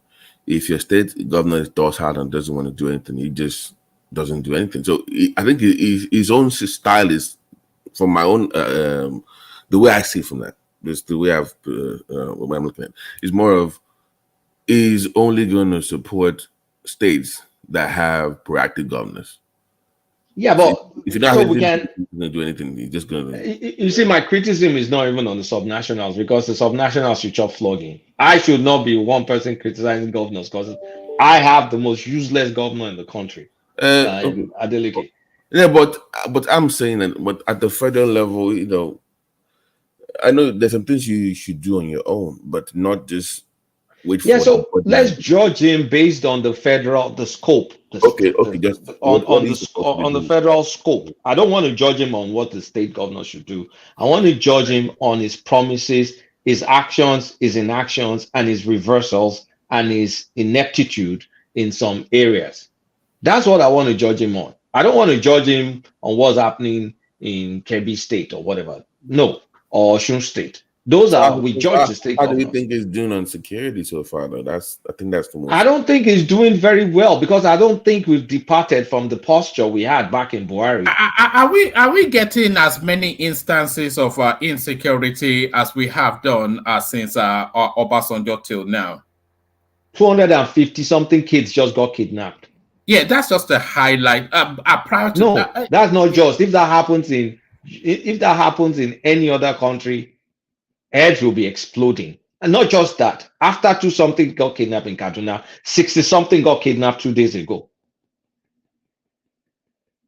You know why? Nobody's talking about it, because you're numb to it. And we say security has improved. Fuck no. Sorry for the language. The same area, gong. If things have improved, how many IDPs have been relocated back to their homes? So how is it different? The only thing that is saying, okay, they're discussing state police, which is going to be a long drawn process. What about the immediate? So, I mean, it's everybody's comfortable. I mean, not comfortable. Everybody is numb to it. It's worse. So they've capped it like around the 250 number. If it's not, it's okay. Just it's normal. It's 500. Oh my god! Is it normal to get 250 kids kidnapped? Do you know what 250 is? Right, 250. That's a, Like you take one of those house parties, you multiply it maybe by 5 times, and then you pack all of us like sardines and say, okay, come and follow us to the bush with no resistance. But they did secure the loan. Sorry, they did secure the loan for the Kano Maradi thing. I read that today, that they got the loans and Tinubu approved. So that's a positive thing, I guess, right? Well, yeah. Avi? I mean, what I mean, we How thank is God. that? How is that a positive? Who But does that? I mean, at this point, we have to find How something. is Fulani But Railway? you see why I sound this way is, can I honestly answer that? Okay, I feel we have a competent team based on these first few months. I don't think so. I can't even convince myself that the team is competent enough. I mean, you think about it, just ponder on it. And if you don't have a competent team, what do you think? What are we expecting? Well, I mean, you know, I've been trying to, agriculture, healthcare. I mean, I saw the agriculture minister the other day, but health, I don't even know where she is. Do we even, that's been a disappointment. So maybe 3 or 4 ministries are actually functioning, The fifth one that was supposed to hear from, humanitarian, that's supposed to be at the forefront of fighting this so-called poverty thing. She's suspended, so I don't even. By the way, one man, what's going on with Better Edu? Anyways, are they going to bring her back, or is he? I mean, what's going on? I mean, the ministry needs somebody, right? If they don't bring her back, only Dajao. I mean, no. Do you know what? Do you know what value she brings to governance? I don't know.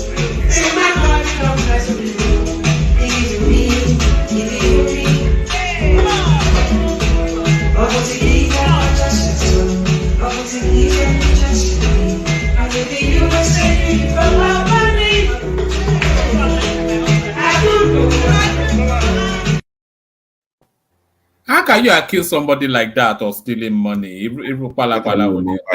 Defend your video. What's that? All right, all right. That was a little bit of but no. You know, I just pulled up the list of ministers whilst we were talking. No. Where is healthcare? Like those very critical to me. Minister of Health is, because I was looking forward to what she had to offer, because they say that CV, she's done something with the IDPs. I think she was in the Borno state government. She was commissioner of health over there. And I was like, okay, can we come up with something? How will we return this thing power to local government council? I was, something like that. And for some reason, I don't know what happened. I've not heard anything. She's not proactive enough. Maybe she doesn't like the cameras. You mean Better Edu, or who are you talking about? No, the healthcare. Yeah, well, but I don't know. Maybe Kay knows about these things more than I do. I'm like you. I try to look for news like, okay, this sector, that sector, okay, what's going on? Then I mean, try to dig. I saw something, they said they're going to be buying tractor. I was happy they'll distribute. But like, do we have to be digging to even try and find remnants, like what's going on? So it's like, I keep calling it inertia. Like, no movement. They're trying to move, but it's not moving. I don't. The only movement I've seen, I give kudos to it. Like I keep saying, Cardoso and that other guy. And yeah, if you start looking at Wike, Minister of Works, and all, yeah, you get some what's it called? Spring shoots. Yeah, but that is 4 out of 48 now. Like, okay, my old governor. What is that? What is that? It's like what? 12? That's why sometimes I just don't want to come and talk, because I'm like, really, that is 12%, right? Yeah, 12%. I mean, because I don't want to depress people, because I'm not feeling it. I can't get You see, some things you can, in your gut, you can say, okay, something is starting to spin, but the wheel looks like the wheel is still stuck. And it may be because of the overwhelming problems that people still can't figure it out. But I sound exaggerated, honestly speaking. I wouldn't want to listen to myself right now because it's I don't know. I want good news. I'm looking for good news, and maybe it's going to take time. I'm not saying it's not going to take time, but I want to see signs So, of if you people working. consider it's going to take time, then why are you showing this urgent impatience suddenly? Yeah, because there needs to be a bit of green shoots, right? If you plant a seed, it's going to take time to grow to a tree or whatever. But you want to see evidence that it's germinating. So, where do you draw the line in the sand? Are you willing to do 2 years or 4 years or like 6 years? I'll do 2 years. I'll do Yeah, 2 years. that is for you. 2 years. You want to see Yeah, something. I'll do 2 years. I want to see something. What are you looking to see in 2 years? Okay, let me keep it this simple. We're taking care of the. I'll just be very macro. We're taking care of the monetary policy, right? I want to see a lot of action in the fiscal side. And from the fiscal side, I want to see the tax, whatever that is being promised. I want to see crude output go up. I want to see, I want to see more farming productivity. I want to see some evidence of mechanization. Those tractors that they said they're going to buy from John Deere, I want to see those tractors.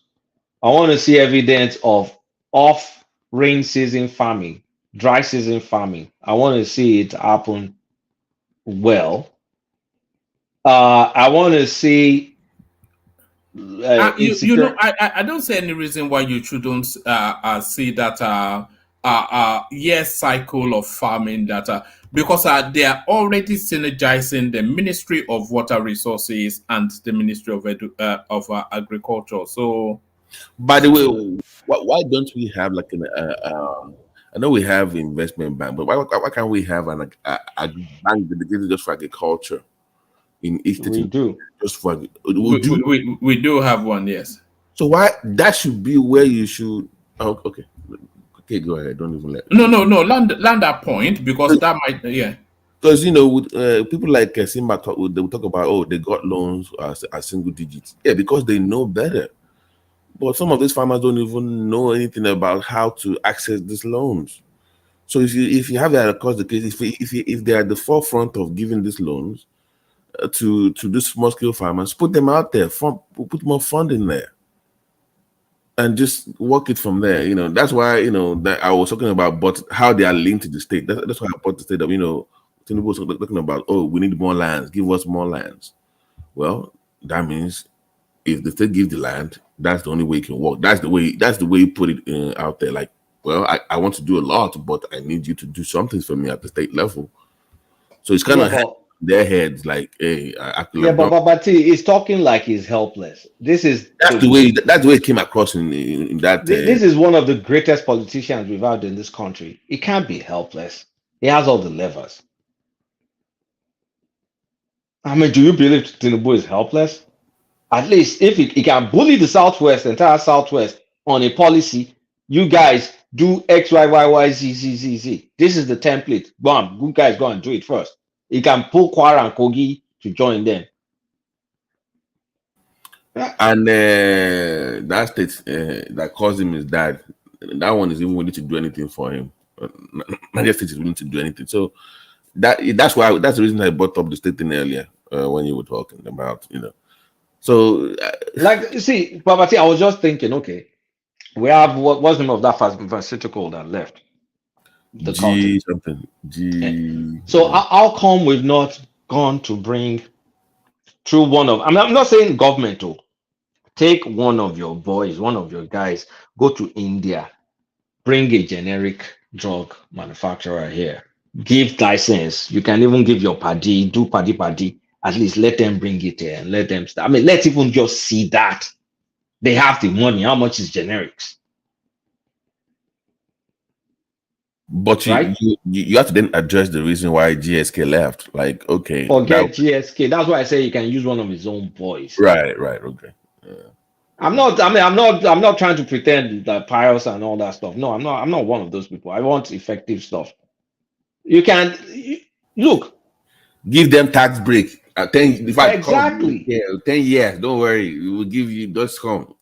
Just By now, you should think PPP deals are lining up like water, but we're still going to borrow money to go and build trail that will be funded by the government, and then we will not make any money from ticket sale. I mean, it's just that I wanted to bring it up during the red line, but me if by the good story again. Those red line things should be run completely by private sector. I don't even know why we are building at this point. You can give them the tracks, then they just run like they do in America. Right? You build the tracks and they just run they maintain it for you, then you share the profit, right? But this whole idea of building everything by yourself, we should have been done with that. But no, that would be privatized at some point. Now, would they not? That all those metro lines things, they will privatized at some point. At some point, it's coming on now. like it's coming, One is coming. Oh man, well, that's Nigeria. So I mean, I don't want to look. That's why. Can you talk about power too? I've lost hope with that guy now. That Bobo. He wants to remove subsidy for power. What do you wait that? Overpower Yeah, but he wants to revoke the licenses of non-performing discos as well, though. So that's what I've done since day one. I said that since day one. It's very easy. Just record their loans. Just force the bank to fuck it. If you are owning a bank and you can't pay, force the sale. That's it. You don't need to go to court or anything. It's very easy. On Jewu, then they are defaulting already. Just make the bank record their loans, force the sale. They should just do it. Oh yeah, that doesn't take 6-7 months now. 1 month. I've said that on your program before now. Yeah, but they could lead to litigation. You know how things get bogged down in litigation. One man. You are owing so much. Government had to bail you out. You don't have any leverage. What are you saying? You can what court case? You owe so much. Government had to bail you out. Was it twice? But twice they had to bail you out. So yes, just force the sale. You don't have any leverage now. Court case. No. That's all. Nah. Yeah. So I mean, there are many things I will expect, but it's just not happening. I mean, it's not supposed to happen overnight, but I just want to see signs. I'm not asking for too much, but just signs. But well, it is what it is. On the fiscal side, look, NMPC needs to be rejigged. We're still the cost to produce petrol in Nigeria is $48 per barrel or something like that. One of the most expensive in the world. So if oil ever goes down, we're in trouble. What is the average in the world to produce? Well, I know Saudi Arabia is probably less than $20. Probably Saudi Arabia will probably be in the 12, 13. I can't. I've not checked in a while, but it's probably very low. Those kind of $40-something, that's kind of like what will cost shale industries in America that are very price sensitive. We're not shale. Oil is just there in our ground. How come? I mean, we've not addressed that the cost. Those will not happen overnight, right? But there needs to be more. There's some things that you want to just rush to do, or try and do, or make a big fuss about doing, so everybody feels it. But you're just not feeling it, and oil price goes down, we're in trouble, because even what we produce, perhaps 400,000 barrels of it on a daily basis has already been spoken for. by Buhari. So the rest, the profitability that's going to be on the rest is so tiny because it's so expensive to get oil out of Nigeria, of the ground in Nigeria. By the way, keep my mind. Okay, by the way, can you speak on our blue chip economy? You've not heard anything from the guy too. That's my old governor now. What clearly? Kò sí nǹkan kan tó ń ṣẹlẹ̀, mi ò mọ nǹkan tó ń ṣẹlẹ̀. Ṣé nǹkan ṣẹlẹ̀ ni? No, I'm I asking think you. that's the I'm asking question. you now. I'm asking you. Like, I thought the blue chip was supposed to be the next thing, the blue chip economy and. Is it blue sea? I mean, what do they call it again? Whatever. I don't know. I don't know what's going on. I don't. I don't. I've not even seen the guy in the news. Like I don't know. I really don't know what's going on. But you're long Bagbara from underground though. And your minister of the young guy from Ogun, what is his name? The labor obedient in the government. I saw that one. I've not seen that one around in a while. We were trying to remember his name earlier on. Yeah. I saw Bosu. him.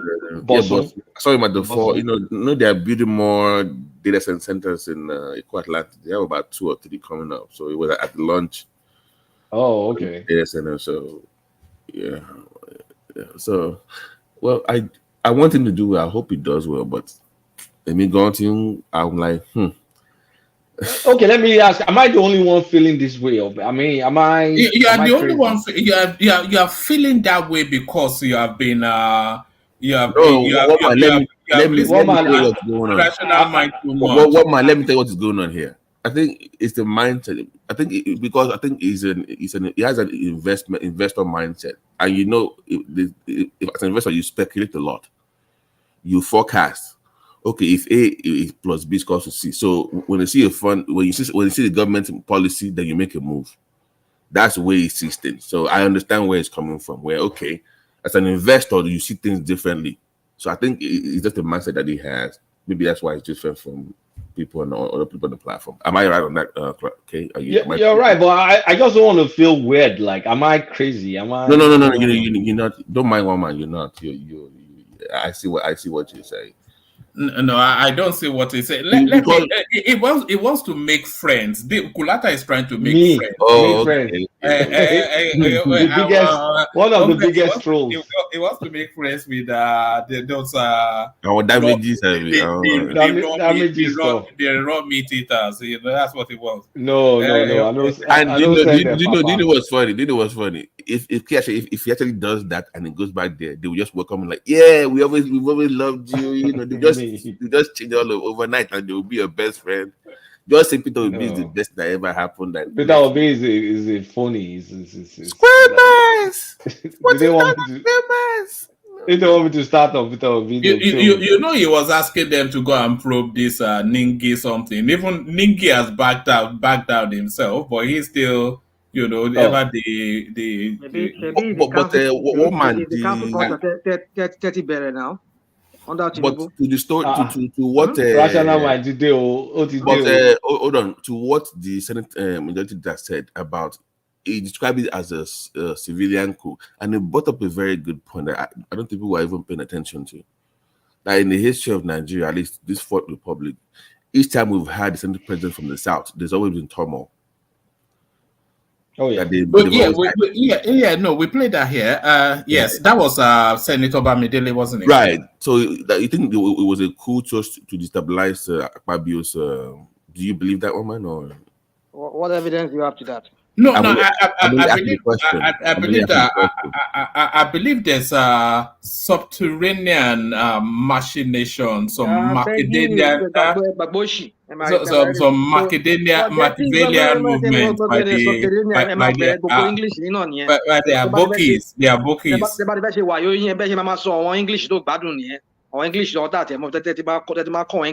Subterranean. I mean, what are you people talking about? I only asked the question. I'm not saying. What's the issue? The issue is that there is a budget party. The guy is not saying that there are 2 budgets. What he is saying is that the 20-something trillion worth of budget that they made, that 3 trillion of, 3 point something trillion of it, you cannot link it to any project that they say they're going to do. Did he substantiate that? Did he substantiate that? He said he has the evidence. Did they present it? Well, I mean, did you watch the floor? How the floor went? I did. How they were trying to silence him. They won't let him even speak. Even when he has to speak, by the same way the people do here. When they see the obedience or people that are against Tinubu, when they come here, they will start giving them wolves bars by everywhere. Red light, left, right, and center. And so the point is, you see, the issue is this: you address the matter. What is the matter? I mean, now so many things were now coming to light now that they collected some money. Akpabio had about 20 billion worth of whatever on that in that budget, and we're not addressing all of these things. And all we can talk about is they're trying to disturb me. Look at how this, what's his name? This is a bigot. The bigot in chief in that Rock. What's his name? This Premium Times guy. What's that his name? That's that. I was saying that. Ononuga. When he was saying that, he was spinning the whole thing, making it look like it's now North versus South. And that was the same thing repeated in Bamidele himself was also repeating. You see, when people are devoid of ideas, I mean, you yourself, you alluded to it, Kulata. You said you don't even understand what these people are doing.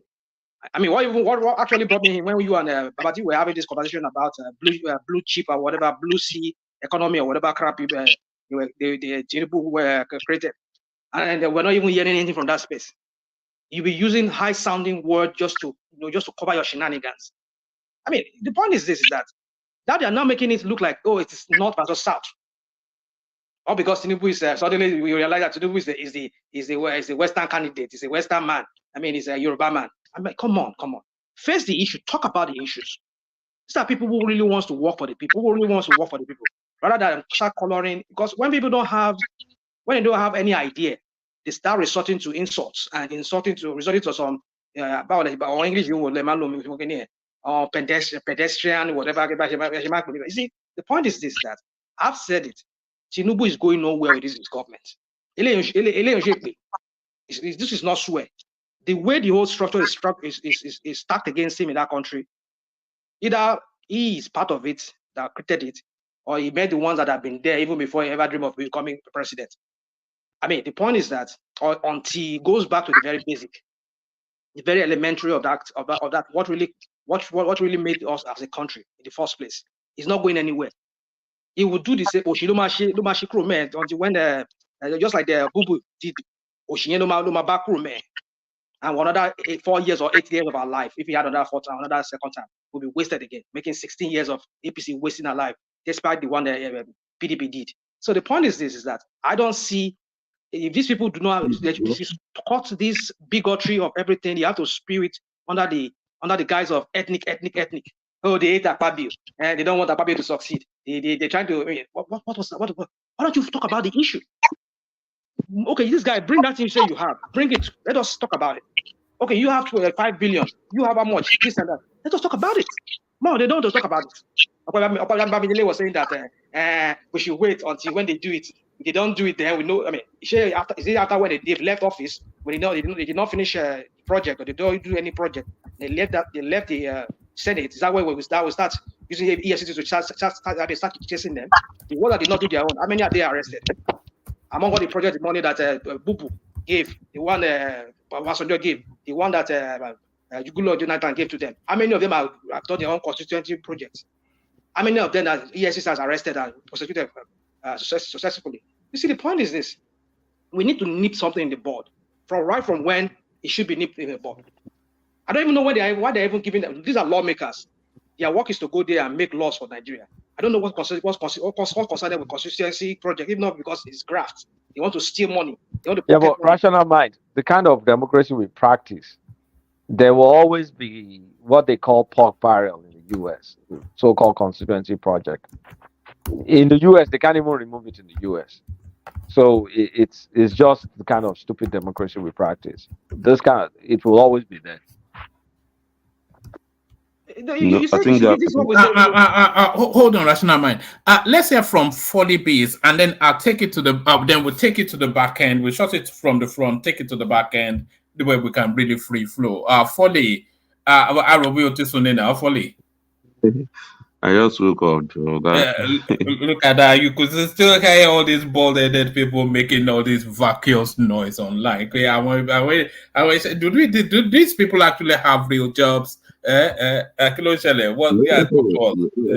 No, it's not like that, my brother. Good evening, everyone. I mean, good morning, good afternoon, good what's it called? Wherever you are, bro. Wherever you are, as per Nnamdi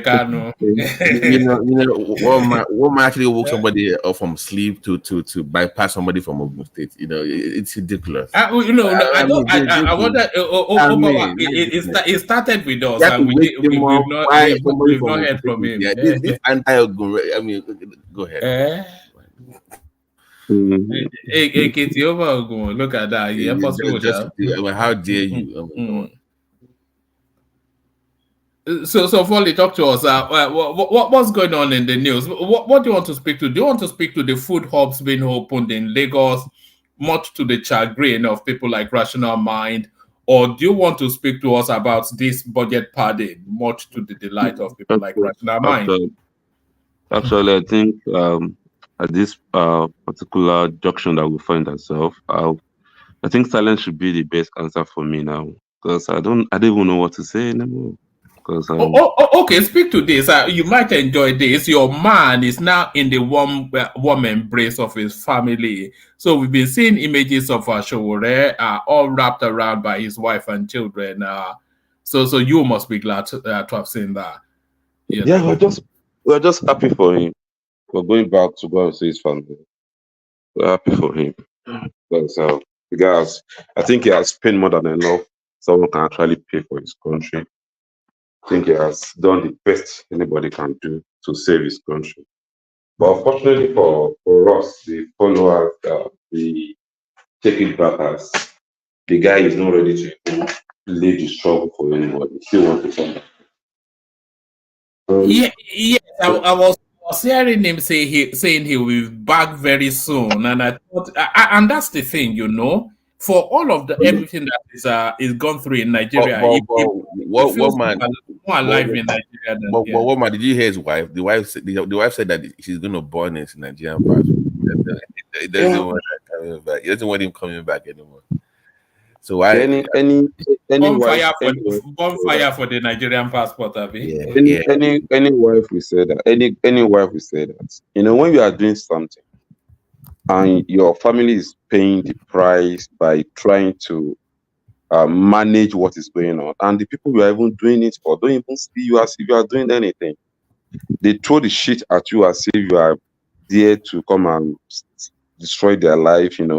So any family, I hope you see his daughter's foil that the lady saw it. He said, I hope Okpayemi burns his passport. I wish they can it doesn't go back. I think that's enough. Honestly, on a serious note, I think that's enough. You've done enough for 5 years of that's. Not even almost 30 something years. That guy has been doing this for the past 30 something years. Yeah, but the thing is, Foley, that's where he feels the most. That's where he feels the most alive. It doesn't feel alive in New York, wherever. Who knows him there? Who cares about him? The only place that he can have any, and he has a big ego as well. The only place that is here. You think nobody knows him that place, and he's coming, and the whole city came around to welcome him. Not the whole city. He made a 2-minute something on the news, on the local news, and they are turning it into. But fully why though? No, hold on. Fully, why did they come out for him over this arrest? But once that is over, that's it. It's because of the wife. This is America now. No. I think we don't follow this. No. This guy. I'm sorry. Babati, the wife she's been tying ribbons to a tree every single day. That's what I'm saying. So she's made a public display of it. That is the reason why they came out for. That's the reason they came out for him. Do you know that before when Shewore was arrested, that's the same way people came out for him to pray for him every It's Friday. because of the That wife and community. children. Fully, we Americans were No, telling not you only his wife and children. You can see the picture now. They have been coming out to pray wait, for him hold every on, Friday. Fully, hold on, listen, hold on. If he was, if Showore was single and didn't have kids and children, they would not. You wouldn't see that crowd in America coming out for And him. I will tell you, there is not anywhere Showore will live that will not you will not see his impact. Okay, can you explain to fully what I'm talking about here? Okay, Babati. I know what you are saying. Babati, I know. All right, let me just shut up. But what you're saying is correct, Babati, and it's from inside info. I know them. Fully, they are only there because of the children and the wife. That's why they come out to support him. If it was not for the family unit, they would not come on. That we know. Why are you so sure that because of the one thing you children? people don't know is Why are this. you so sure? Why are you people? This guy, Because let me just say, Ajanle Koko, let me just say, let me just say. Ibi tí ẹni tọ́lọ́run bá dá ìyẹn lẹ máa fẹ́ One voice. Ajanle Koko. Ibi tọ́lọ́run bá dúró sí ẹ máa fẹ́ sọ wípé kẹ́tì bẹ̀ ṣubú. Ajanle Koko, she has gone wide to the press, to the local politicians, to many places. She's reached out. She's created the necessary awareness for him, especially when it initially happened, and she kept the pace. Hold on, Rukulata, right here. So a person who is a media mogul. It's a family. Hold on now. Discuss A like that. who is a media practitioner, who is well known within the media circle in the United in States. Nigeria. In America, they even know more than the headquarter of his organization is this in conversation. Sorry, the headquarter of his media house is in US. Hold on, Ajale Koko. Hold on. It's not a media mogul in America. It's a media because his platform is a Nigerian platform. No matter where is in America. But is he reporting American news? He's not reporting, but they know him. He's playing an important role within the American media circle too. What role? What role is he playing? He's a member of the many organizations, media organizations. Association, wherever they're having their anniversary, they used to present Showore as one of their guest speakers. I'm talking about international telco, not Nigeria. Showore we used to be their guest speakers. So when you guys talk here as if it's nothing, he has never had any value to himself, he has never made any impact. I just smile. Johnny, we're not saying it's nobody, but we cannot how do I say, we cannot say what the wife has done and say it's not of any importance. Yeah, the wife did a lot. He himself said it when he was I think one of the CBS reports on his homecoming and everything. He was saying my wife had a very active role in my coming back, and I was they were showing that when she was placing those ribbons. That if Nigeria government they won't have arrested him, they turn his wife to another Nigeria political activist. Emma promoting your Juboshi Walo. I mean, we know how this kind of things goes on. What we are saying is that please let them continue Showore's personality, and his activism that took him to prison. Okay. He had his wife up. But you know, it's not a US citizen. Hold on now. You're not a US citizen. Sorry, Ajale Koko. I'll be shutting down in about 5-10 minutes. So I'm going to send the link again. Anybody that wants to be in the back end, you can come in now. But 5-10 minutes, I'll shut it down. I'll carry on. Yeah, the activism that took him to prison brought his wife to limelight. Nobody knew his wife before. Ajale Koko, she's not a person that wants to be known. Hold on now. Hold on. No, so she's a person that she's a low-key person. But what I'm saying, the imprisonment of his husband brought him out to start fighting for the release of the husband. So it's Showore's that impacted, that responsible for that move that she made while he was in prison, that took her to so many places, senators, That's her political circles, husband. She's fighting for diplomatic her this thing. husband, Ajay Koko. If you know her, you won't be saying all this Baba stuff. Jale Goko, Let me leave it. I think we should be tired of all these basketballs this time around. I'm not even ready for that. So Just be even happy like, for them, but call let's him whatever forget you all want to this call him. attribution that's not necessary. Yes, call him whatever you want to call tó him. bá jẹ́ pé I'm not Tinubu calling ẹ him máa gbé anything. Tinubu Stop yìí, ẹ being a jẹ́ káwọn náà fanboy. gbé èèyàn títí wa ga, kí ló dé I tí don't, yín in fact, àṣà yìí lọ́wọ́ mú tẹ bá ń gbé Tinubu yìí ga. praise anybody here. That I'm not only even ready to Tinubu praise and anybody don't here. But what I know is this guy. What I know is somebody Tinubu lé, ẹ jẹ́ káwọn náà pé yàn Tinubu ló build the Lagos State, Tinubu ló gbé gbogbo master plan, ìgbà tẹ bá ń sọ ti ẹ jẹ́ káwọn náà sọ títí wa, kí ló dé? Baba Jale Goko, I'm not even here to be anybody guy. I'm only speaking to what I've known. This guy has paid more than price that anybody can pay in his own life or his country. He has paid more than that. So if anybody see it, and if you like, you don't see it, to hell with anybody. Nigeria will remain what it is. We will continue killing our prophets till we get it right. Wherever anybody is supposed to come out and speak for us, they will see us as if we are not serious. Most of them will be keeping quiet. They won't come out, and our problem continue. That's all. We're not saying that Shiwer did not play any role. We're not saying, but you see, He didn't even play any role. He didn't even play any role. To hell with him. Go and die. The point is this. We cannot say what the wife and the children, what they had to, because mind you, Shiwer is not a US citizen. Only the wife, the kids. Which he has opportunities to. What opportunity are you talking about? What does that mean? He has But not. He said he deliberately refused to agree. Deliberately not to do that. No, that's not what we're saying. Oh God, dude, forget it. Just fully. Rational mind, fanboy, hold on. For the point that the response from the government is because of the wife and the kids. Yeah, why are that's the kids? What we are saying, not because that that guy. Hold on, fully hold on. And will not be known. Father Bale, we are Americans, so we are telling you things. In America, we know the way they see women and children compared to the man. That's just the way it is. The American citizen is not. If he was a single guy with no kids and he has no American citizenship, they won't give a shit about him. He can have all the media stuff he wants. It's because of Payemi and the kids. That's the reason why they took interest in his case. All right, that's good. No, arguing back. What is that? All right. I'm not here to argue with anybody. I think I just said this. I'm not arguing with you guys. I'm not even ready to argue with anybody here. One man. Yes. Hold on.